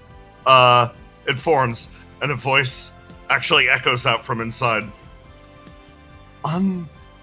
Unbelievable that you are using one of those lesser machines to challenge me. I mean, you haven't even scratched the paint job yet, brother. So what I'm going to do is I used my red to leap up, so I have 2 dice left. So I'm going to fleeting dice, an illusion, just because why not? Do I get to choose? Do I get to choose where I put it? Yes. I'm going to put it on the other end of the map. Other end of the map? So down there. Okay. Yeah, just way far away. You summon it down there. There's your little illusion. Yeah. Okay. Over here. Yeah. And so, is it my turn or is it his turn? Actually, there's an interruption. Yeah. As, your comms, Riddle sends you a message. Same as before. Hi, sorry about the delay. I was too busy flirting with people or whatever. Anyway, here's your objective. Lots of heart emojis. You can't tell if she's mad or not. She, sends you a display. Get him more or less right there, and then shove him back to where he... Make sure he doesn't get all the way down, you know, handle it. Wow, thanks. You're welcome. I'm glad I have 2 useless assistants.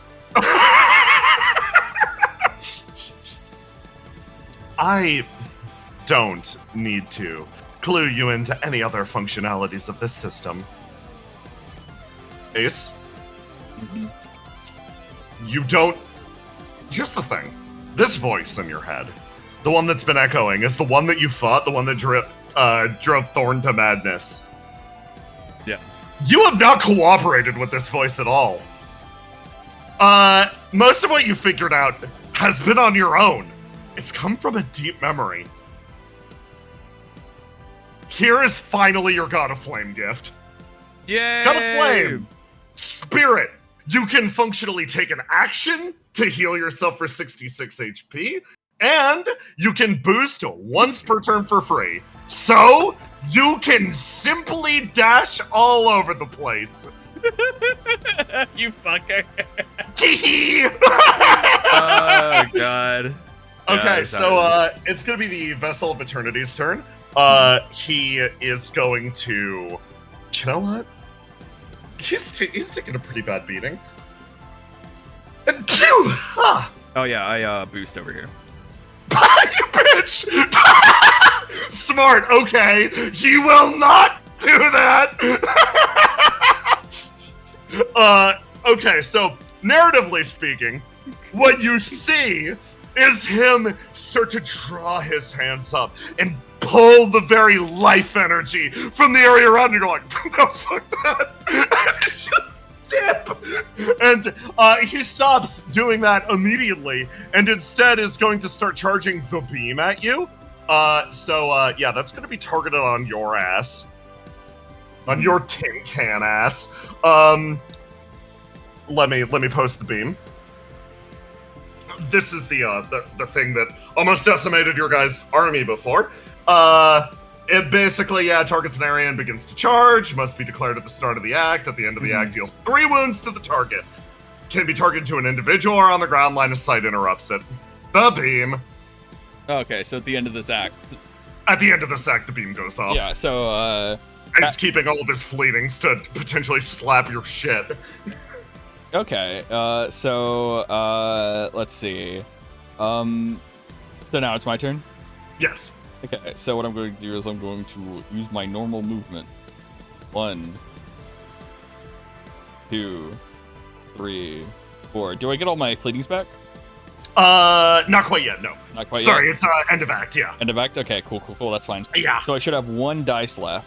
So, Yes. What I'm going to do is I'm just going to... use my... Yeah, after this turn, it's the end of the act, right? Yes. Okay, so what I'm going to do is I'm going to fleeting, and summon a duplicate right over here. Okay. Yeah. You throw one over there. And? His turn, end of act, he's gonna spend his last action to throw out, let's say 2 of these guys, actually, yeah. Or, no, I gotta roll for it.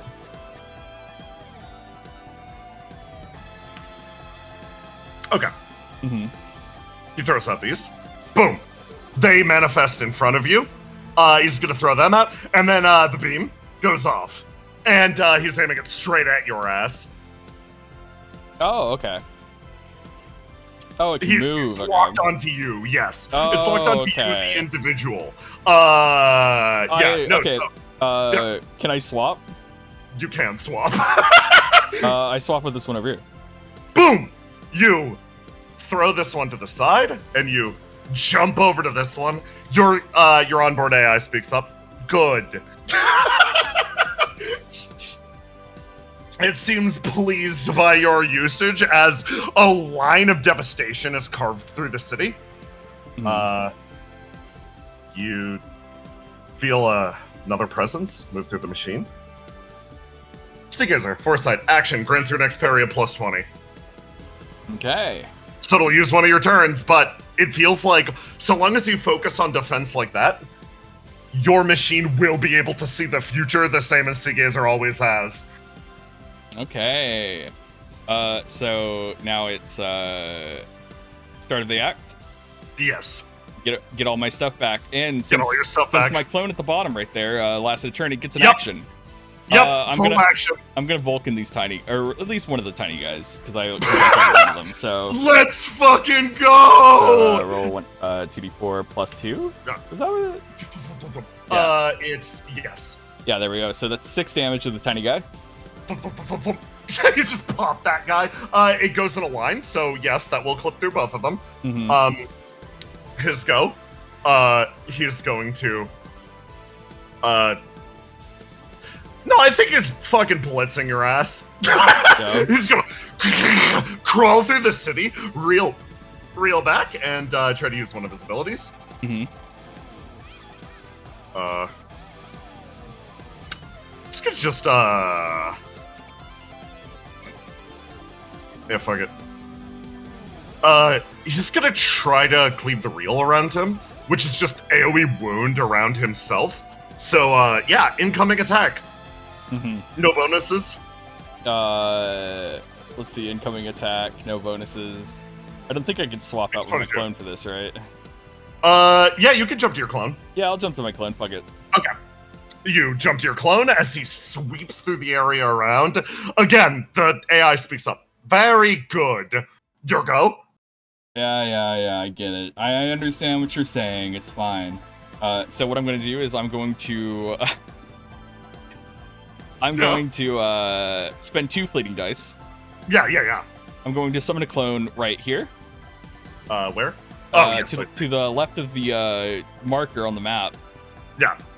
And then I'm going to summon a clone above it with my other fleeting dice. Oh, okay. So I only have 1 dice left. Yeah, over I'm there. going to switch with the one that's left of the marker. Okay. And I'm going to use my action to activate the foresight.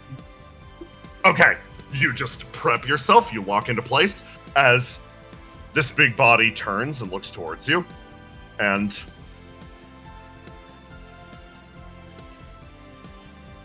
Ace, you Mhm. it's funny, you as you get yourself ready, you set yourself into position, and you feel the air, a shift in the air. It's funny, your senses they touch the mechanical surface and you're like, huh, something's different. You look around and nope, no time for that. You focus all of your energies on predicting the future, predicting how this thing's going to move. So you double down on that, and he's going to move his way up, around, and over here. And in this position, he will again try to cleave the reel. Incoming 1d20. Yeah. But I have my parry up. You're gonna parry him, okay? Yeah. So you raise your guard. And I have a plus 20 to this. Yes. So yes, you get your guaranteed I parry. Don't even need it. I don't even need it. Yeah, you raise your arms and predicting exactly how he's gonna move. You guide the attack away. You get one of your fleetings. Yeah, I get a free fleeting. So what I'm going to do is free boost. Yeah. Right here. Free Ooh, fleeting. Which is wait, sorry, I'm not Ace. Oh no, so- you're good. No, it's this thing of like I'm not Ace, so I can't do Your big bang. I can't do fucking world cleaving impact as a fleeting. Wait, do I get a free action or fleeting? Yeah, fleeting. Free fleeting. You That's fine. as you rush into position, you almost like as an impulse make a motion for something that should be there but isn't. It's like you're drawing from another self, another time. You feel your absence and you feel the area you're lacking, and you realize in this moment he would be able to deliver on this attack, but something's thrown to you. It cleaves through the sky and you hear a tong as something connects up with your arm, and you see someone standing. The change in the air that you felt before. She's standing on top of the building, and right now, held in your arm, properly sized, of course, is the Sword of Authority! Read Regal Fallen God. Okay, let's see. Fucking charts the future and attacks, dashes up to 6 squares and draws a blade that deals 3d6 damage. It cannot be reduced in any way. It may be used as fleeting action in response to a parry. Okay, yeah, okay. Thank you, tutorial frog.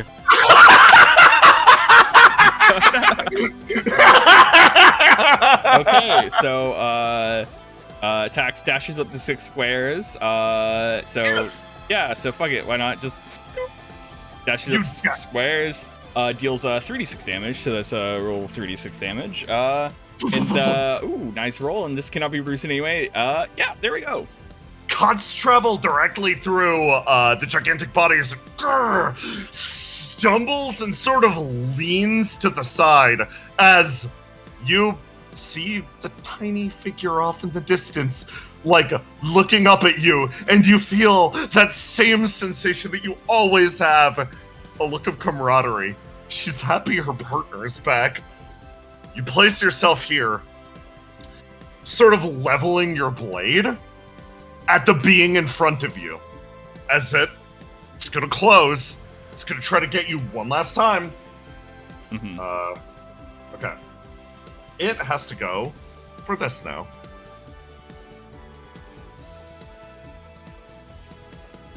Clobber. Clobbering ya. Okay. Mm-hmm. And I believe you are out of dice, so this is just gonna crunch you. No, I have 1 dice. Oh, okay. Yeah, I used the 2 fleeting for the clones, and then I used an action for parrying. Oh, okay. Yeah, so I still have 1 dice. Oh god, that's a hit. That's a pretty big hit, yeah. Oh no, my perfect! You're fucking perfect! I mean, I could switch with the clone. I guess I'll switch with this clone over here. Right, yeah! You feel the God of Dreams in your ears, like, do it. And you're like, yeah, I ain't letting him scratch the pain, and you're like, damn, as your body fades into nothingness and darts away, swapping into the clone that is obliterated, smashed to bits. You feel say scream in the distance. You make your way over here as you open and close your hand, and you realize your ancestors had to fight this thing on foot. Man, you are an asshole. What? I mean, it is about demonstrating superiority. I mean, is it superior to run away like that? Yes. Everything that our plan has come fully to fruition. An excellent job. Pauses. What do I call you? It's a funny thing. The voice calls you something you haven't heard in a while. It resounds through the cockpit. Calls you the name that you chose before you were Ace Galatine. I refuse to call you Ace Galatine. You are not a fictitious spaceman. Oh, God. It's called me Laughter. That's what this guy knows me by anyways. Fine. Well, in that case, let's keep this thing locked. And something angles from deep, deep within the earth. From the rim of the coda, a sparkling shot travels burning across the city.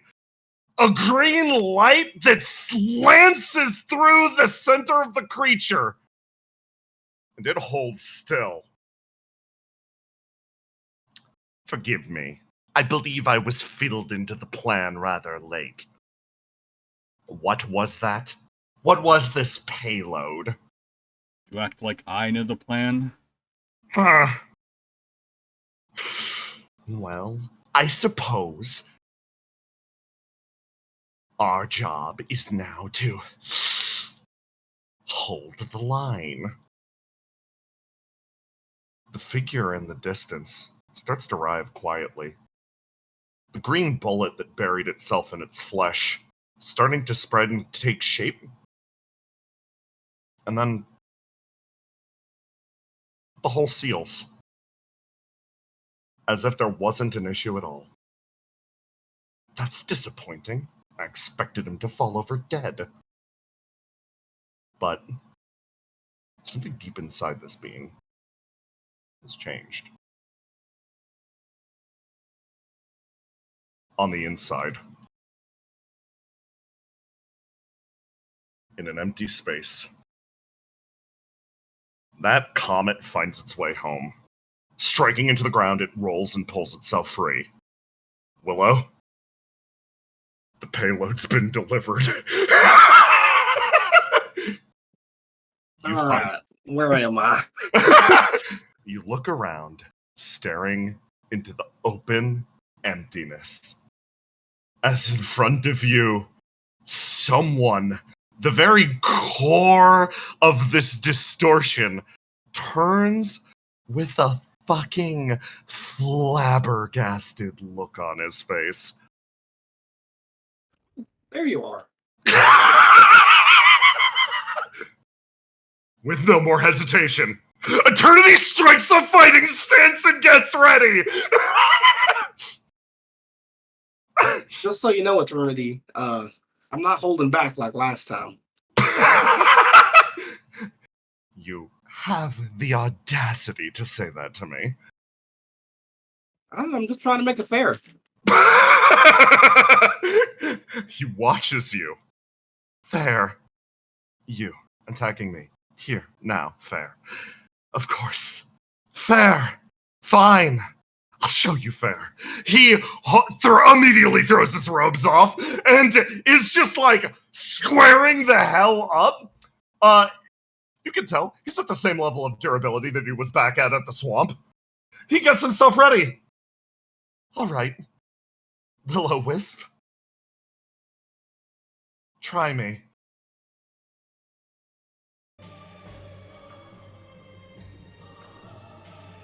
I'm immediately going to activate Seize the Future. And upon taking that wound, I'm going to have 9 heal it.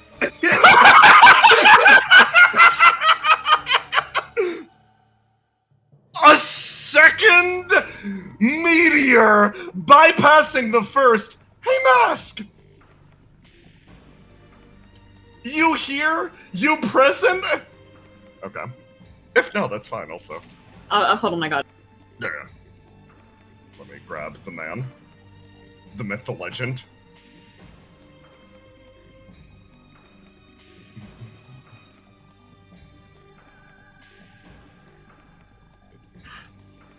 So functional. Hello. Mask! Hi. Hey! 9? Hi. You are just as shocked as you are, OOC Mask. You've been Oh, told- good! Oh, good! So we both don't know why. Okay, awesome! Willow takes a wound using Seize the Future and immediately has you heal it. Holy! Okay, yeah, okay, I'm glad to know that in character I don't know. Oh, yeah. Okay, cool. So I'm just here. Okay! 9 here now from wherever the fuck he was. Looks at Eternity, looks at Willow. His eyes lock with Eternity as he stands with one hand on Willow's back, patching her up. Eternity watches you. Seeing the glow around your eyes, he squints at that. You're calling a power older than the burning world. Call it cheating? No. I'm interested. Maybe it'll leave a dent. Do you, 9, as he's putting you back together, is staring at Eternity, who is apparently, like, not really busy looking at whatever Will's doing. Hey, this is a really strange thing I'm about to do, but I kind of owe it to everyone to do it, so, I just want you to know I'm taking this seriously. Now, Jay, a while back, there was an alternative POG for 9 that... Oh my god, can you send it to me? Yeah, it's, I'm trying to see if I've uploaded it. Yeah. Yes, Oh I my God, have. please. Okay, hang on. Oh God, yes. Okay. Nice. Who's that mysterious man? He's the mysterious. Legendary 9 mask. It's just we're going. Excellences can't go against this boss, and well, there's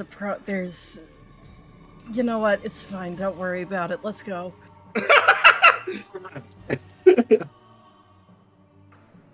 Eternity gets himself ready, and he looks over at 9, and he sort of squares up with Willow, and he starts to make his way around in this direction. How are you going to use Seize the Future? So, I don't know how surprising this is going to sound. Yeah. Willow is going to take a possible future that could have happened.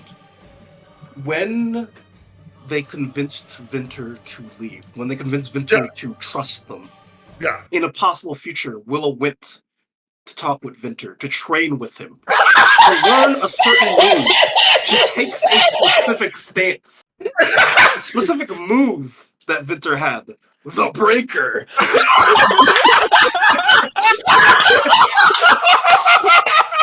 It's me.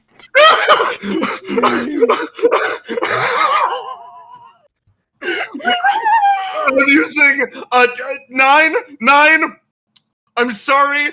I am sopping up your wound healing capacity for a little bit, making this happen. But yes, okay, show me the Breaker. Listen.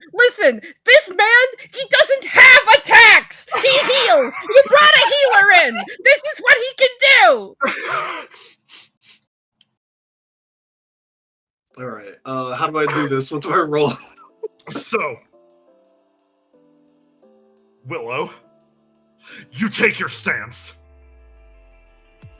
and you start to gather power in your body. Eternity watches you. What is that? What are you doing? It's an attack from one of the strongest men I know. He watches you as you continue to gather power. It takes 3 turns to pull off.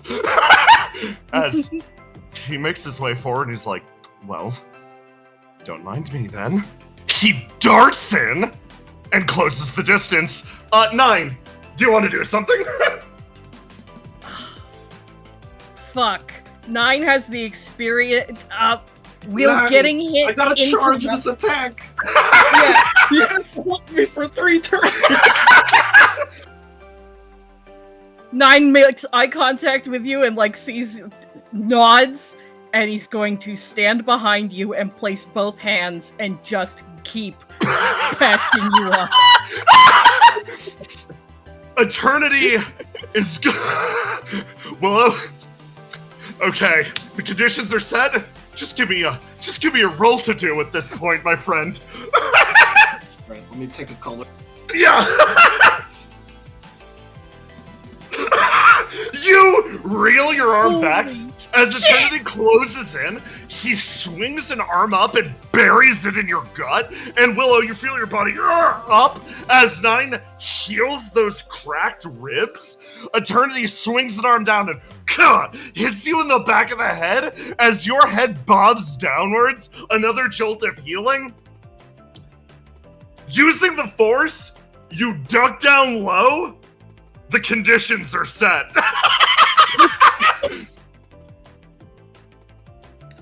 All right, Eternity. I hope you're ready for what's about to happen.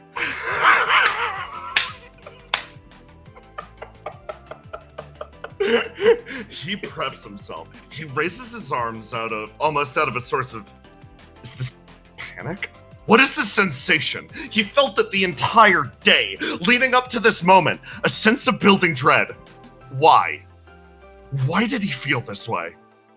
And then he realizes it in that moment.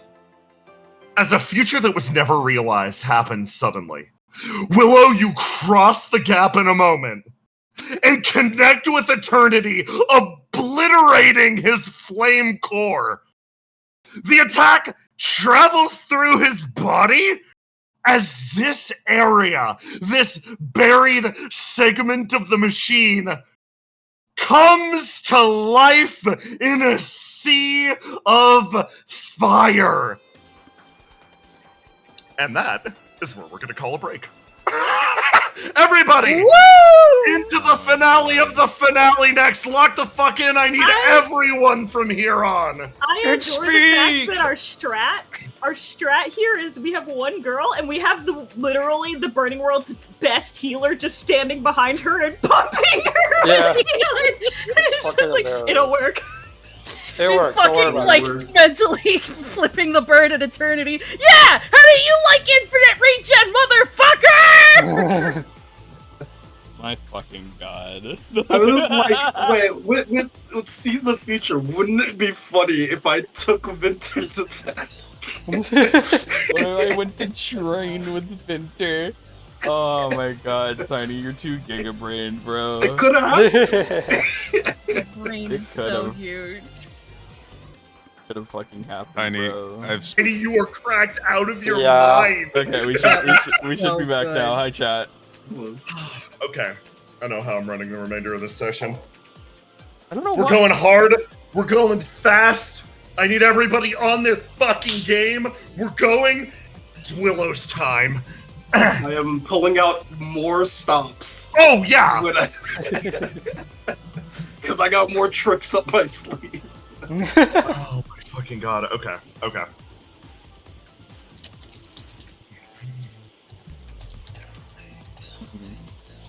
Love to see it.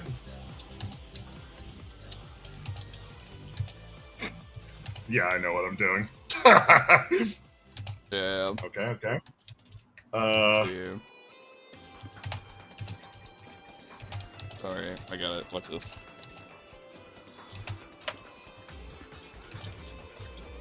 What do you got? Oh, I'm just gonna. Thank you. Refresh. Me.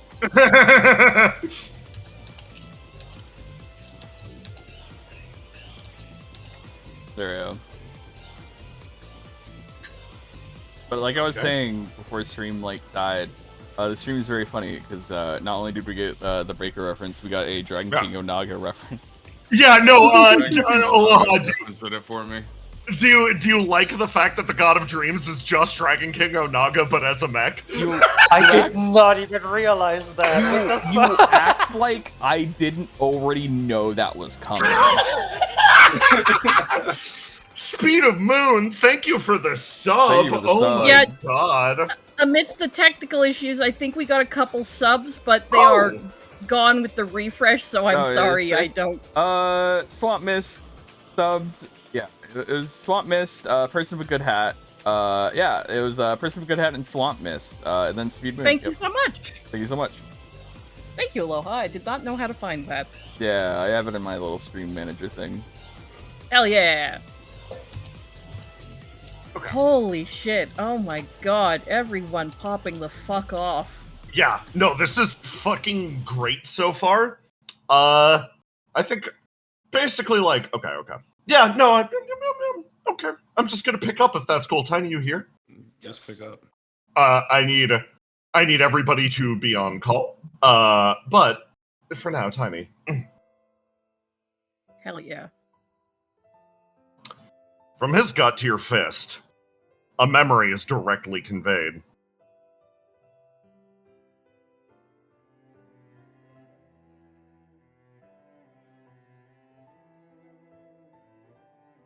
An old radio comes to life. Across the sound waves, an announcer's voice can be heard. The insidious alien invaders plague our planet no longer. I believe by the end of the day, our wondrous judgment units should have cleaned up those creatures from the moon, those cretins from beyond the void. That's right. Those beings that speak to those devils in deep space should be cleaned up by the participation of the judgment units that have been tested in our very own coda. The stars that moved towards the Earth that day disagreed with that sentence. Almost igniting in the atmosphere, closing in. Lines of lightning connect those streaks to the world below. The day the stars fell, the judgment units could only stand for so long. The fury that the tormented would become, the fury that they'd embody, was not something that the various governments of Earth could stand up to. Coda or no. It burnt away eventually, leaving behind only that great gaping maw. Willow, you see it. A gathering of 6 individuals, standing at the edge of the coda. Eternity looks down, seeing that expanse in front of him. Smiles over to his friends. Says, "How bad could it be?" And they laugh and travel downwards into that abyss, a ruined world behind them. This thought connects to you as your fist connects to him.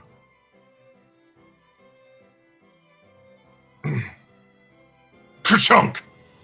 The attack travels through as he reels backwards, steadying himself. He shakes his head once and resets his guard. Venter's attack. Interesting. He gets himself ready again.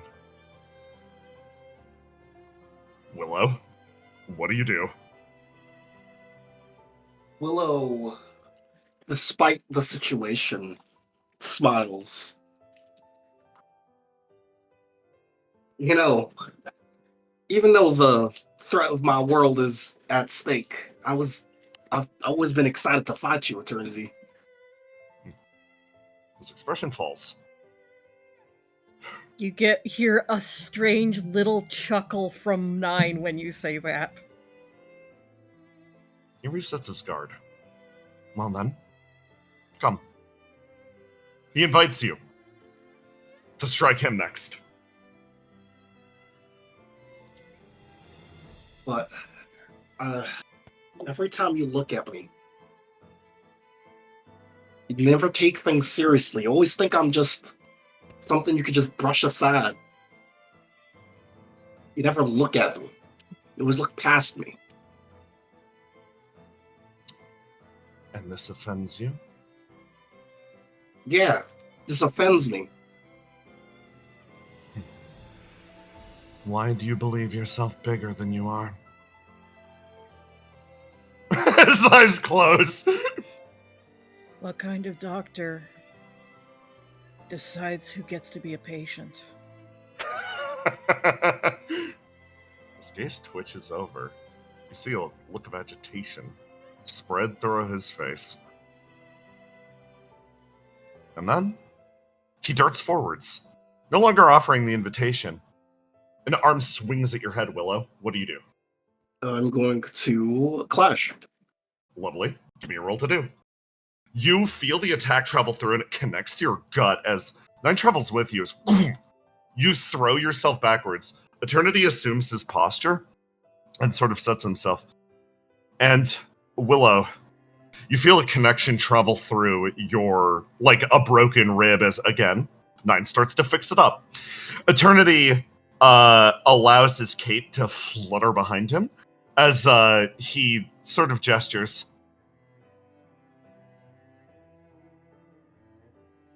He motions his hand up and taps the crystal on his neck. Using this thing is agony, but I'm starting to see it.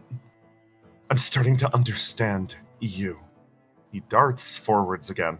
Clash with me again. Boom! Another attack as Willow, you're hit into the air. Eternity assumes his posture on the ground. Resetting his stance, he locks into place and almost aims himself upwards. I look past you because you cannot see yourself. You do not have an understanding of your place in the world. If my lack of acknowledgement activates your own insecurities, that is your burden to bear, not mine. He darts forwards again. Willow, your go. Wrong. Willow picks herself off the ground. 9 lends you an arm every time. I'm gonna show you why you're wrong. And I'm gonna reveal my last element. Oh my god! Hey, yo, let's fucking go. Willow looks at Eternity as he charges up his next fist. Each element I chose is what makes me who I am. She braces herself. My first element, hunting, is what I love to do. But to balance that, I chose loss as my second element, which is what happens when you fail to achieve something. My third element, heroism, is what my third element is heroism, because I beat bad guys up like you, but that isn't what I always do. She looks Eternity up and down. Sometimes I make people good, which is why I chose my fourth element, absolution. My fifth element is future. It's because it's what I believe in. And my last element is something I chose to balance out the future. And it's something that's been with me the whole time as her body begins to glow. My last element is reflection. Yes, let's fucking go! You feel that sensation spread through your body as your fire, your inner fire, works its way to the surface. And you feel the area around you start to burn. Willow? It's funny. You feel lighter than you ever have. And you feel a presence on your shoulder. Almost a connection from afar. Somebody who's lending you a strength, but the character of it's changed. You see a deep sadness in his eyes that, well, let's be honest. While it was always there, the nature of it seems to have shifted. In the world below, the director, having fired his devastating payload into the heart of the beast, moves outside, gets himself ready, and looks at the false sky of the old world. A specter of death almost sweeps around him.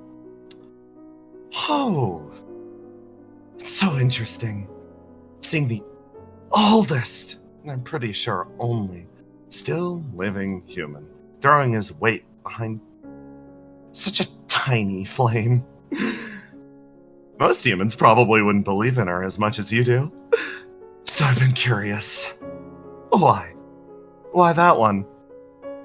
The director walks his way forwards. I'm not human, not anymore. Sort of gestures to his back. Suit breached while I was carrying her out of the coda. I'm flame touched just like the rest of you guys now. A look of agitation spreading through Septi's face. Really? Become muddied like the rest of us? Ah.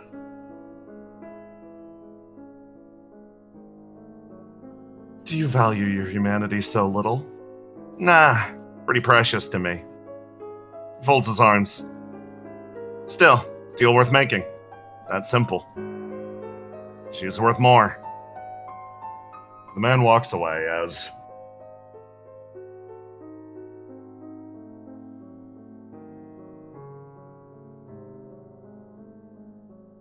you feel that presence on your arm.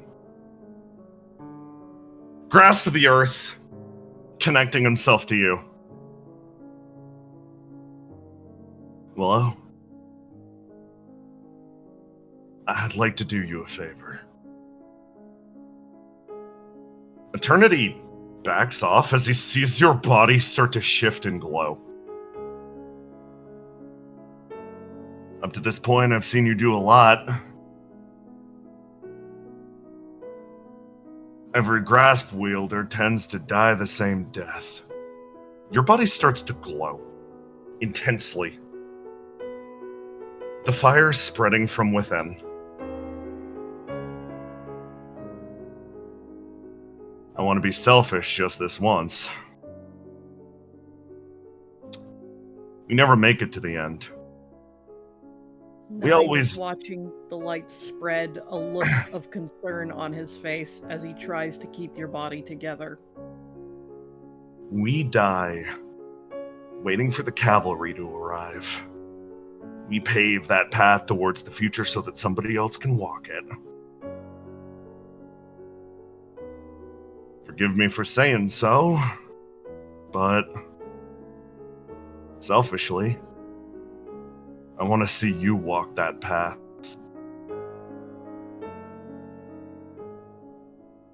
You said your last element was reflection, huh? Yeah. You see those eyes fixate on you again. Carry me with you then, huh? He looks over. He looks over to eternity. This is a guy who doesn't deserve to be beaten down by another one of Destruction's creations. You beat his ass fair and square, okay? He places a hand on your shoulder, and you feel something start to actually crack. Willow? At some point, you dreamed about being the best, right? Another crack. What's going on with your body? You dreamed about being the best, then you lost everyone. Another crack. Those two got all twisted together. So, I want you to do me a favor. Stop holding yourself back, okay? Another crack. If you're gonna rise to the top, if you're gonna be a shining star that really and genuinely inspires others, don't do it out of a sense of pity for the people you failed. You dream for your own sake, okay? Another crack travels through the man in front of you. From here on, this is Will-O-Wisp's rising star. You feel the connection between yourself and him sever. The reflection cracking as you feel a gout of flame injected, pulled from the other side, and fired into you. Your body incandescently ignites as Grasp severs his end of the connection on the outside.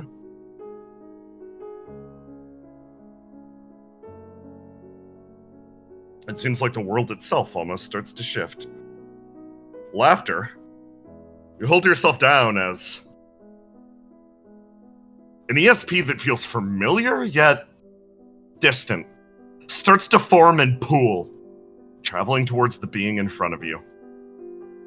It starts to intermix and intermingle, burying itself within the behemoth in front of you. And you watch as those lights ignite. Willow?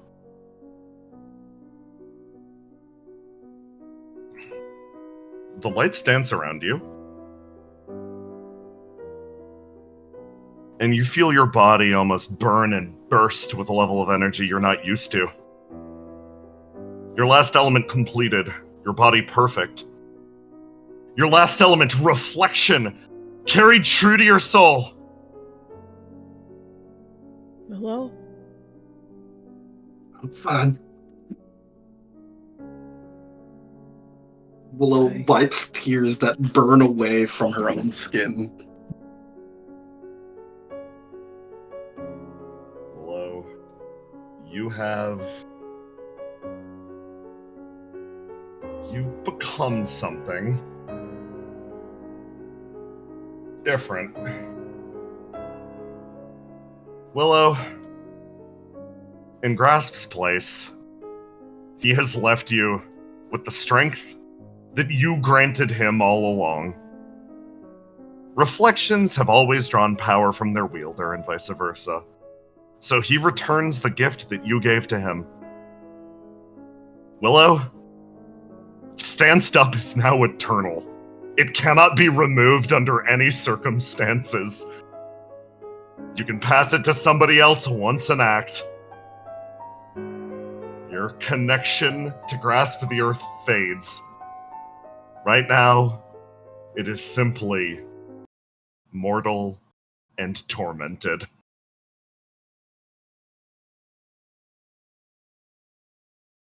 What do you do?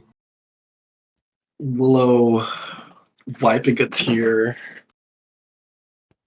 forms a pained smile. I could still feel every step I take on this ground. I could still feel the earth. And he walks forward. I'm part of this earth, and you will look at me. And Willow punches. You close the distance! The fist darting inwards at Eternity's head. Shockingly, the amount of distance that it crosses is slower than usual. The attack does not travel the same path that it used to. You're used to Grasp, causing your attacks to accelerate out of control. The force and weight behind them, causing them to strike like typhoons. In this case, the strike hits significantly slower and significantly softer. He raises his arms, almost shocked. And then the aftershock hits as a detonation of flame drives one of his palms away. He preps himself again, sweeps an arm around, and slams the ground, attempting to freeze time in the localized area. Willow, what do you do? You think you can freeze time around me? I remember what happened last time, Eternity. Willow walks through it. And you start to cross your way through, and you can tell what's happening. This time, stop. It's like driving flame from the body of a person, causing them to be stuck in space. But this flow of energy from the world itself.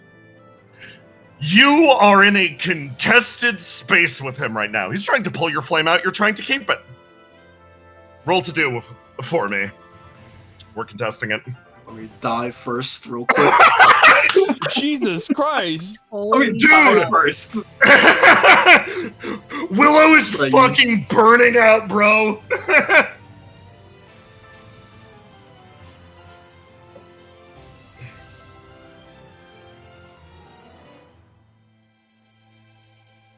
Willow, you close the distance. Win that dice. Alright. You close the distance, managing to move inwards on Eternity. The time stop ignored. What do you do? Willow smiles. You know, I think we're kind of the opposites, Eternity. You like to push everything and everyone away, while I bring people together. You walk up! Willow grabs Eternity.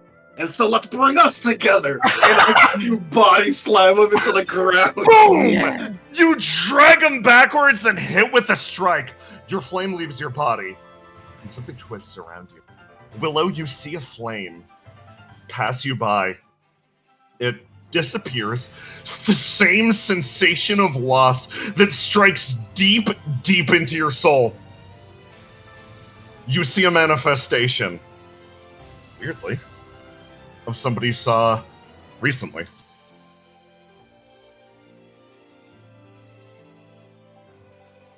Yeah!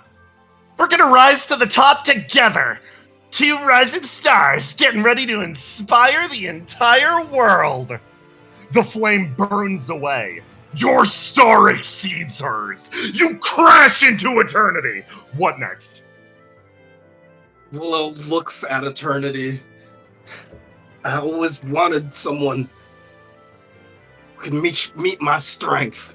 And she reels her hand back and punches Eternity in the chest. You send the attack in as he tries to raise his Oblivion stance. Give me a roll to do. Let me die real quick. Orange is course. wounded. Yep.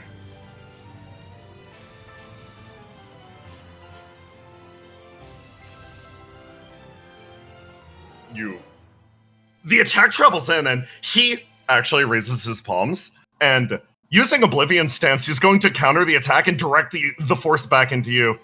You 9 strike will with- ignite to lend a dice. You strike with the Fuck force yes. of a firework, yet still. And then another flare, you move your way around as he still more or less parries your attack, but he looks back over to 9, a little agitated. The full Yeah, 9 reflection actually- stopping, yeah. 9's wings spread and he flashes past Eternity, one wing just flashing him in the eyes right as he's about to chunk the Willow. Willow, wound that dice, and then give me Right. another roll. Like we should. Oh, Yeah, we love yeah. 9 lot. 9, show locking the fuck out. up. We are locking out his gray. Let's go. And you know the worst part is, Eternity. Willow goes for a sweeping kick. Still haven't given up on you. Holy He's fuck. gonna try to clash with that. He tries to catch the attack, and barely the attack slides by, hitting him in the leg. You pitch him up into the air, wound that dice. Alright.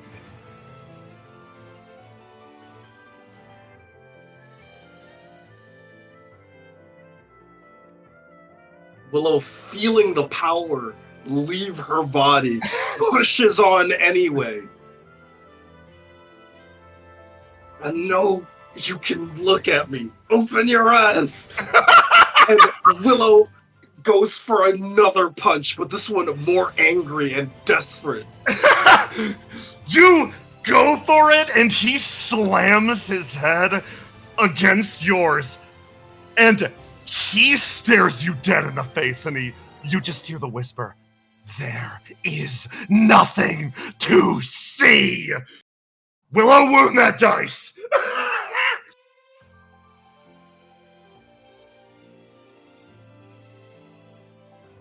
Alright. You die again. I'm running out of dice here. Yep. Okay, Willow, give me another roll to do. This time, a clash with the man in front of you. Alright. I'm going to ignite. I'm losing this Yeah. dice anyway. You push yourself. Yeah, no, it's good. It's exactly even. Okay, Willow, you cross counter with the man. What do you say? Don't see nothing. Willow stares into him. You know it too. You don't remember me? We fished together. Another hand on your back. A little bit of extra strength from a man who can't attack himself. Please igniting push him again. over. Please. He's igniting again. Based. Okay. We'll make You, him see us. Another flame bursts out from the side of you. Another voice picking up. Well, you know, your record's pretty good, but it's nothing really compared to mine. You better keep killing. And honestly, those little gloves of yours, nothing compared to what I've got. Fades away into nothingness behind you. Unparalleled under the heavens. Your attack locks in. Willow, it's the last of your flame. The last of my flame. Willow goes for a punch, but you can tell that she is charging this one up as she is going to do a starlight punch. You start to burn, feeling it boil between your fingertips as the fire starts to leak out. Willow, lock that shit in and roll to do for me. Eternity, I got one more thing to say to you. Yes. Rip those teeth. Hey, Oh! hey, Willow. Through Nine's earpiece, someone patches in. I've got this. You feel a roar from the other side. And Mask, I will honor that. I've got a perfect way to do it. Thank you. Willow, your fist locks in. The starlight punch boiling between your fingers. Your vision's blurring. Why did Grasp leave this to you? Why was it important for him to abandon you now? Why won't this guy... Why won't he look at me? Your attack travels straight towards his head. And your flame flickers out. And you find yourself almost carried aloft. It feels like your body is spinning through space. So this is what happens when a flame finally and fully gives way, huh? It feels like the cracks run deep through your body as you feel yourself burn out. And you see the distant stars all dancing around you. You always asked yourself a question again and again and again.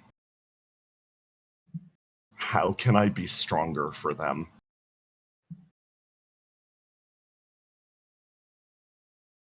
You pushed yourself and pushed yourself and pushed yourself, rising to the absolute zenith that a person can, to the point that you knew you stood alone and unparalleled. And how is it still not enough? But there's one thing that you didn't ask. One core question that flares to life as you feel flame reignite around your body. The question was always, how can I be strong enough for them? It was never, are they strong enough for me? Willow? You are yanked back into reality. As you feel someone yell, a voice, a presence next to you. Flame tank administered. Willow, you're gonna be fine. A rift rips its way through the side of Eternity's body as a god rends this corpse apart, tossing in a group of warriors. Sardos, you administer first aid? Eternity, looking at these people in front of him, feels the pressure against the side of his head as crunch! An attack travels through, carrying him off to the side. He rolls as... Basil, you close the distance. He picks himself back up. Riddle looks down at Willow and she's like, hey there. She reaches out a hand and sort of offers it to you. Thanks, Riddle. Couldn't have come at a better time. Eternity takes a step backwards, looking at each of you, raises his hands, and the world around him starts to burn. Riddle sweeps her staff around. And she's like, okay. She summons an isolation barrier that springs to life at her feet as you all are carried aloft. Classic. Onto your circular fight arena? As you all flutter in the air, Eternity gets himself ready for your incoming assault, and Riddle actually looks over at you and she's like, "Hey, Willow, you're gonna be okay, right?" Don't ask me difficult questions like that, Riddle. Okay, you know what? Fair enough. I've decided. Just you're tell me going that. Tell me that we're getting the vacation after this. Oh yeah, absolutely. You'll die now. You've got way more food to make. Eternity, sort of. So here's how this is going to work, everybody. We're gonna play fast and eat ass. Hey, yo. Eternity, right now, is going to go fucking buck shit wild on you all. He is going to, no. He is going to demonstrate his mechanics in rapid succession. Let's go like this.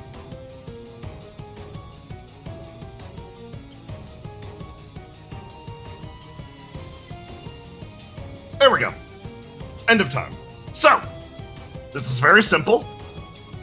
The puzzle of this man in front of you. He has 5 dice.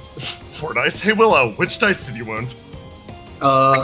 Which dice did I wounded purple? On him. Oh, on him? Yeah. Let's see. I hate red. Red sounds unfun. Let's get rid of red. Okay. Character. Oh boy. We are going to.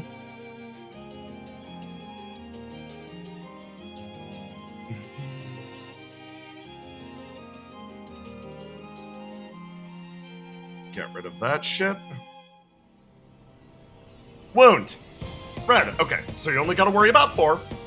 End of his turn, he will perform one of these. He is going to spend segments of the flame clock to perform various actions.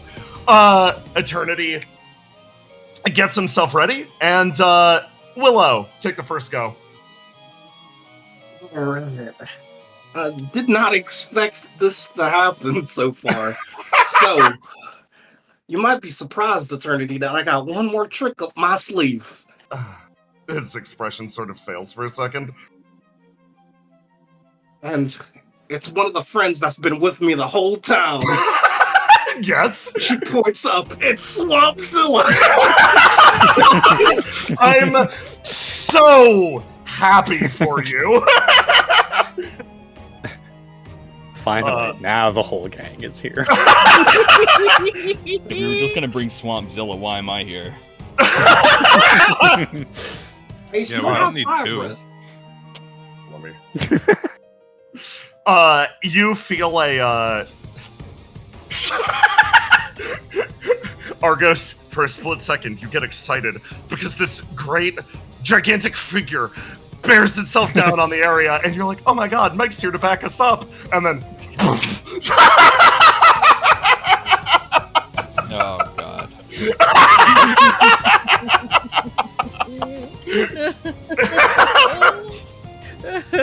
Riddle's entire body sort of starts, and she looks back, and she's like, oh.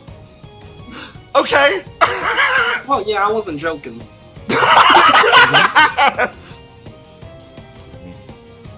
Yeah, this works. Ace.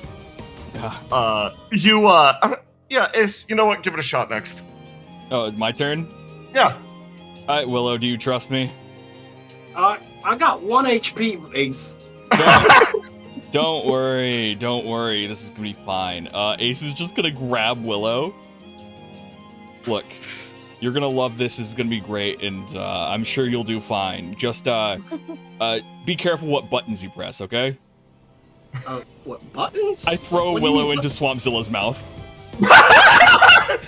Okay. Okay.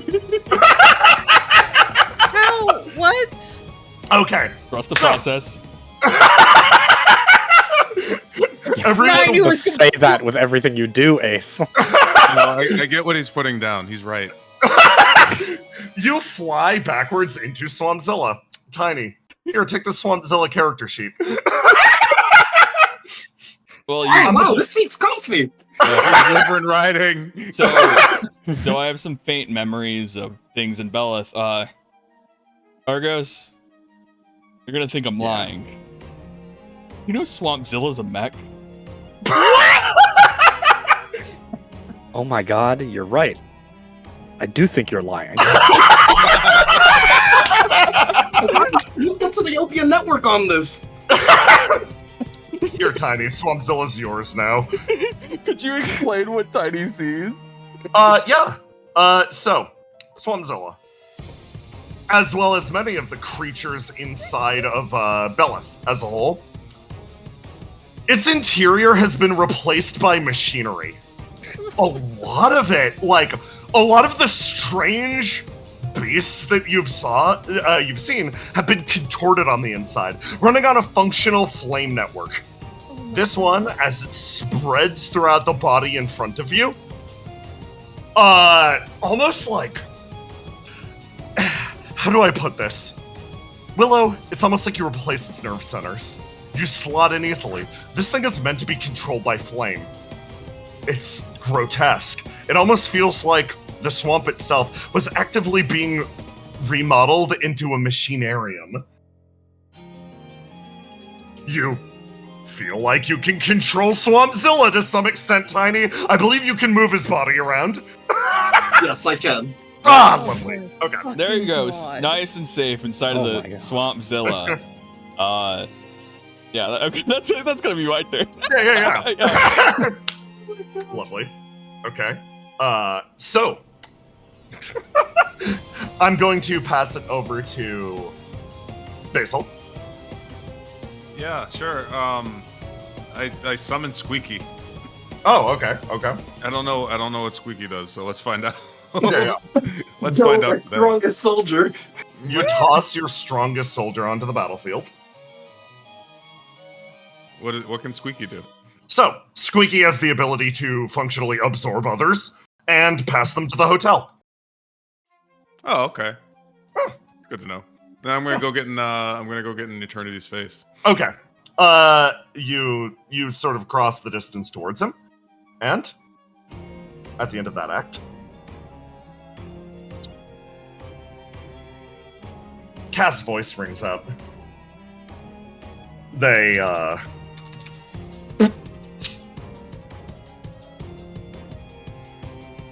They send a call over to. Okay. Speaking of Swampzilla, hey, Belith team, everything good? Everything going good over there? Over in Belith. Yeah, we found the guy.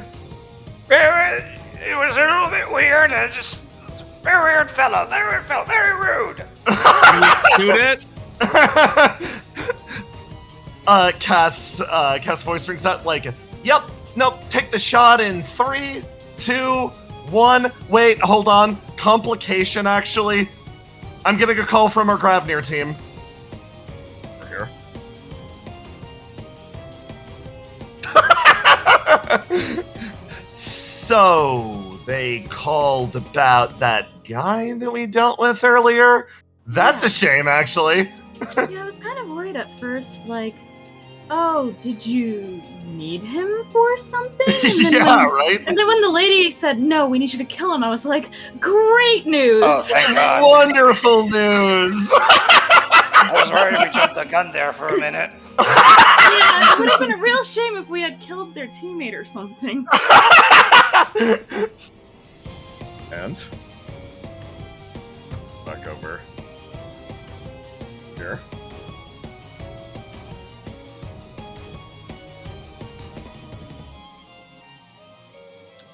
Cast is Okay, so for a lot of the nodes, they've been up and dealt with. We're coordinating an effort to get rid of the rest of them. Basil did a good job with hers.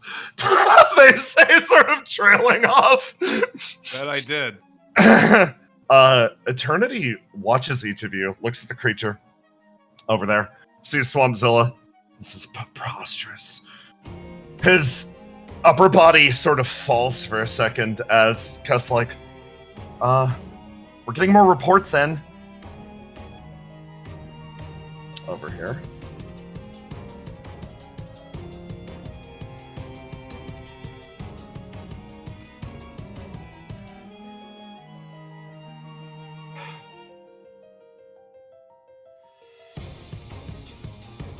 Yeah, of course the Ciala one's here. Great! My favorite. She trudges her way forwards. One step after the other. Towards the figure on the stairs. She makes her way over. Summons that awful sword. Lets it billow in strength behind her. And darts forwards. And then Eternity catches her by the throat. His expression falls. As Sea Gazer's comms come to life, she hears something travel from Theo. We're sorry, we were fighting the main one, it just stopped. Down in the world below.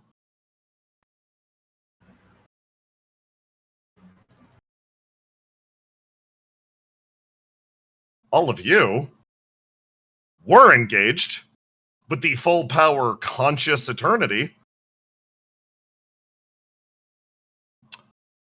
But he suddenly went limp noodle on you. That was what do we do? Do I slit his throat? Just to make sure? Has just make sure he's dead. Okay. Stefano's gonna go over and just stab him again. Stefano, you move over, you stab Eternity, you finish him off, but on the steps, Sea Gazer runs into a bit of an issue. This is exceptionally frustrating, he says aloud. He holds her aloft.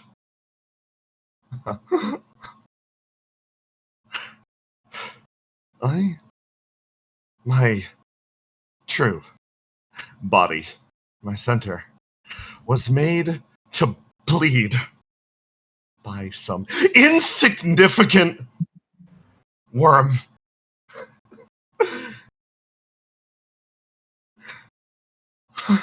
It's ridiculous. It's funny. Sea Gazer looks at him and can tell. Similar sensation to Willow. He's not looking at her. He's looking somewhere far, far beyond. He's thinking about the battle that's currently occurring. About that little ridiculous creature that made him bleed and then hid inside a giant crocodile? What was that? Flabbergasted. He holds her there. Hey, buddy. She puts up her arms.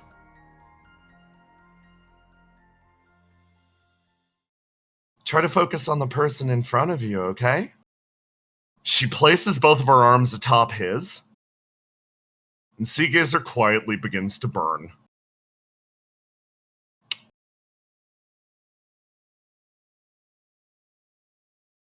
Here. Eternity, as he was engaged in your conflict, set up his big cool arena, and then simply begins to scream.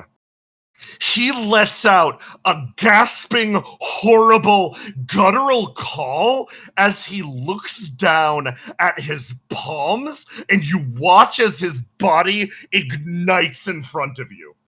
Something horrific is happening. You pause as he pulls himself backwards. He looks down at his palms again, and Riddle looks over and she's like, okay, what the hell's happening? Elsewhere.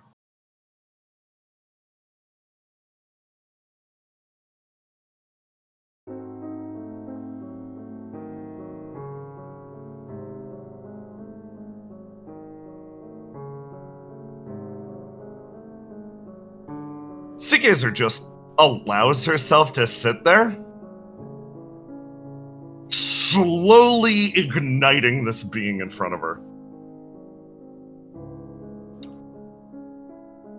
His expression fixates on her. Sorry, I was good at crossing the Astral Sea, but... well... the way I do that is burning it up, kind of like a rocket ship. So... gonna have to ask you a favor. No climactic revenge. No big explosion. You're gonna stay here, and you're gonna burn with me.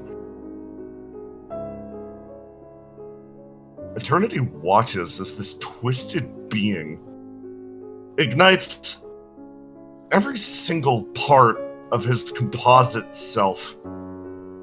His arms start to wither away. And then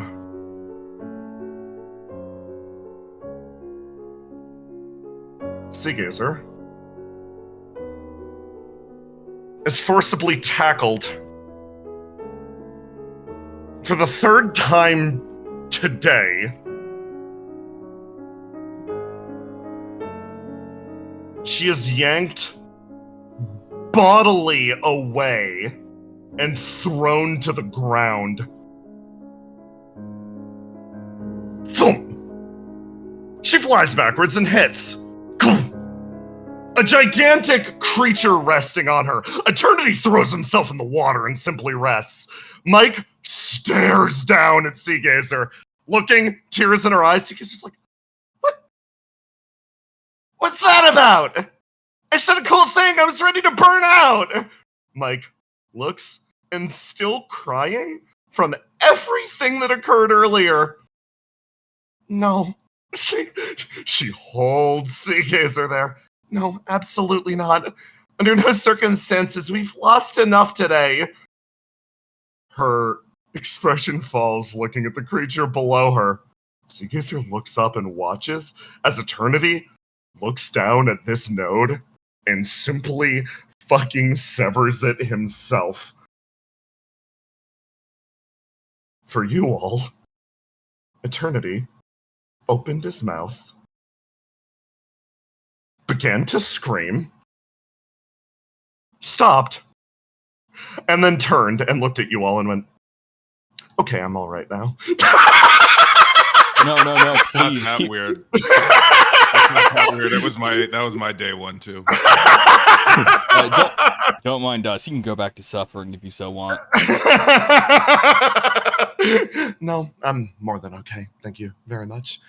Man fucking took an instinctive step forward as he saw this man suffering and had to stop himself. No. Argos, you've got to go, actually. I'm going to scan Eternity. You look over at him. Give me a roll to do. Here's a roll to do. Okay. You scan Eternity. He moves his way forwards. This great monolithic being. You watch as he takes one step in front of the other.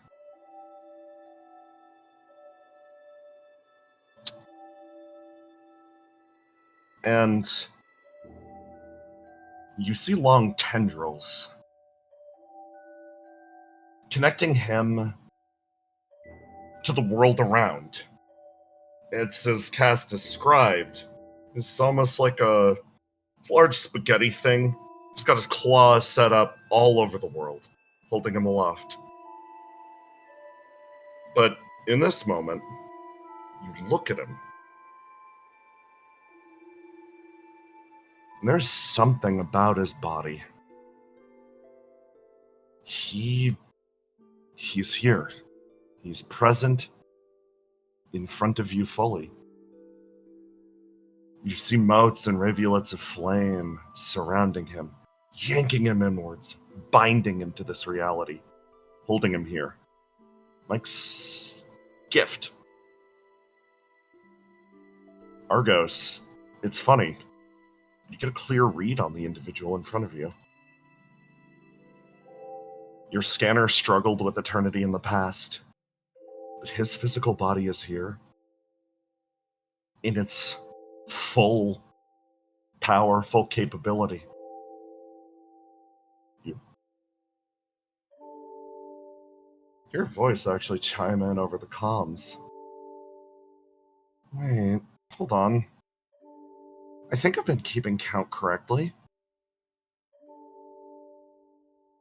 Are all the nodes dead? Your body scans deeper. It seems like eternity is fully in the flesh in front of you. They're all gone? It looks like it. This is it. You look at the man in front as there's more panic over the comms as your Excellence's squad actually reports back about 5 minutes earlier. Sorry. I'm going to move you over here.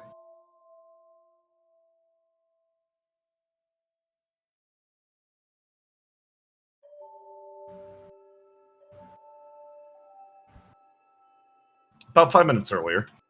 Trouble. Yes. You dragged yourself, Deca, and Aura here.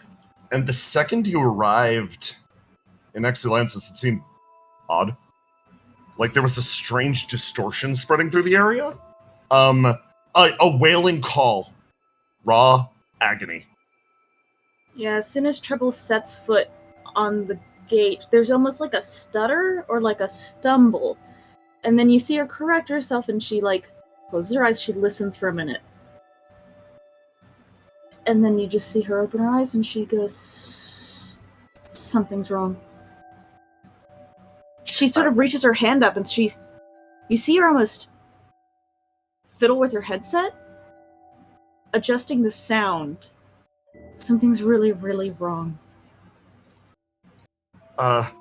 Like what? Something is at the core of the island? We need to move. But it's not Graham. Deca pauses. What is it then? I don't know. Okay, let's go then. Yeah, you guys lead the way. You run to the heart of Exulansis, and what you see there is a very somber, quiet sight.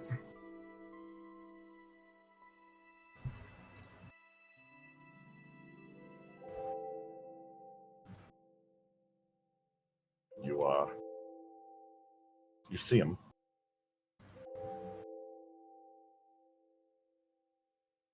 Sitting on a column, head bowed, already dead. If it's not him, then who's screaming? The noise It's not continues. Graham. Another deep distortion. Nothing should be able to be that deep in the island but Graham. Who's screaming? Deca walks over and is gonna stab Eternity again. Hey, wait. Or like catches his arm. Deca pauses and looks over at the body as it sort of slumps slightly to the side. What the hell?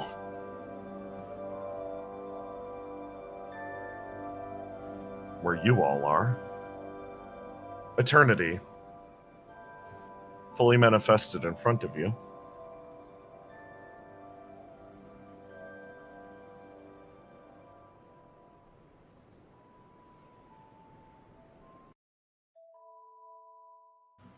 Seems to have made a quiet peace with himself. He looks over to Basil and smiles gently. This is it then. What happens next is a mercy. He closes his eyes and he looks up at Swampzilla. Will-O-Wisp. Get your ass out here. I want to say this to your face. Willow's head peeks out between the teeth. I can't believe you're making me say this to a giant inflatable swamp creature. And then a look actually crosses his face. It's funny. He actually seems to laugh.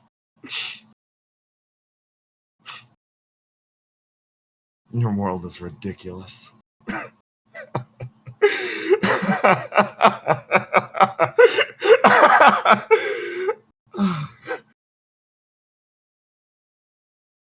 You said this is a mercy.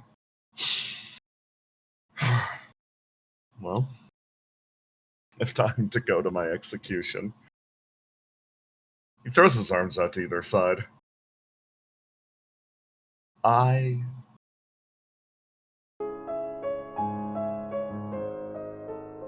will acknowledge one thing.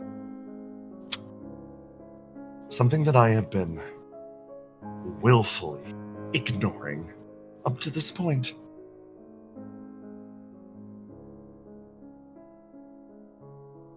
You all are. You flame-touched. You are alive. His gaze seems to fix on you, Willow. You are the worthy successors to old humanity.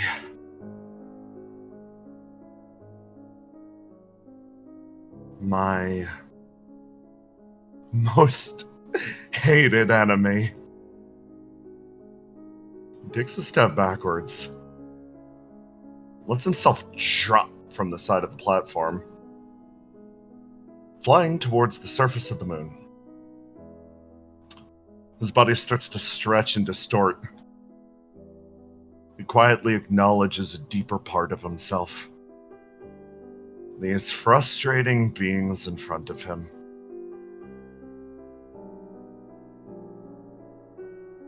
Who do they remind him of? Willow, you watch that star slowly disappear. And then the world beneath you begins to quake and burn. From where he fell, flame begins to lick and twist away around your body. The man whose primary skill was recycling and funneling flame acknowledges the disease for what it is. Something shifts beneath the platform as you feel eternity finally embrace his life's purpose. His body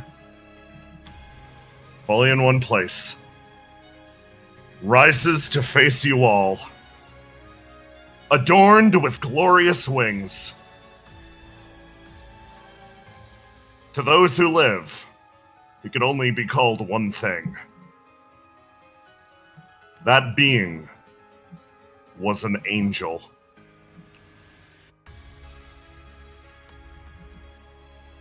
And that is where we're calling session for tonight.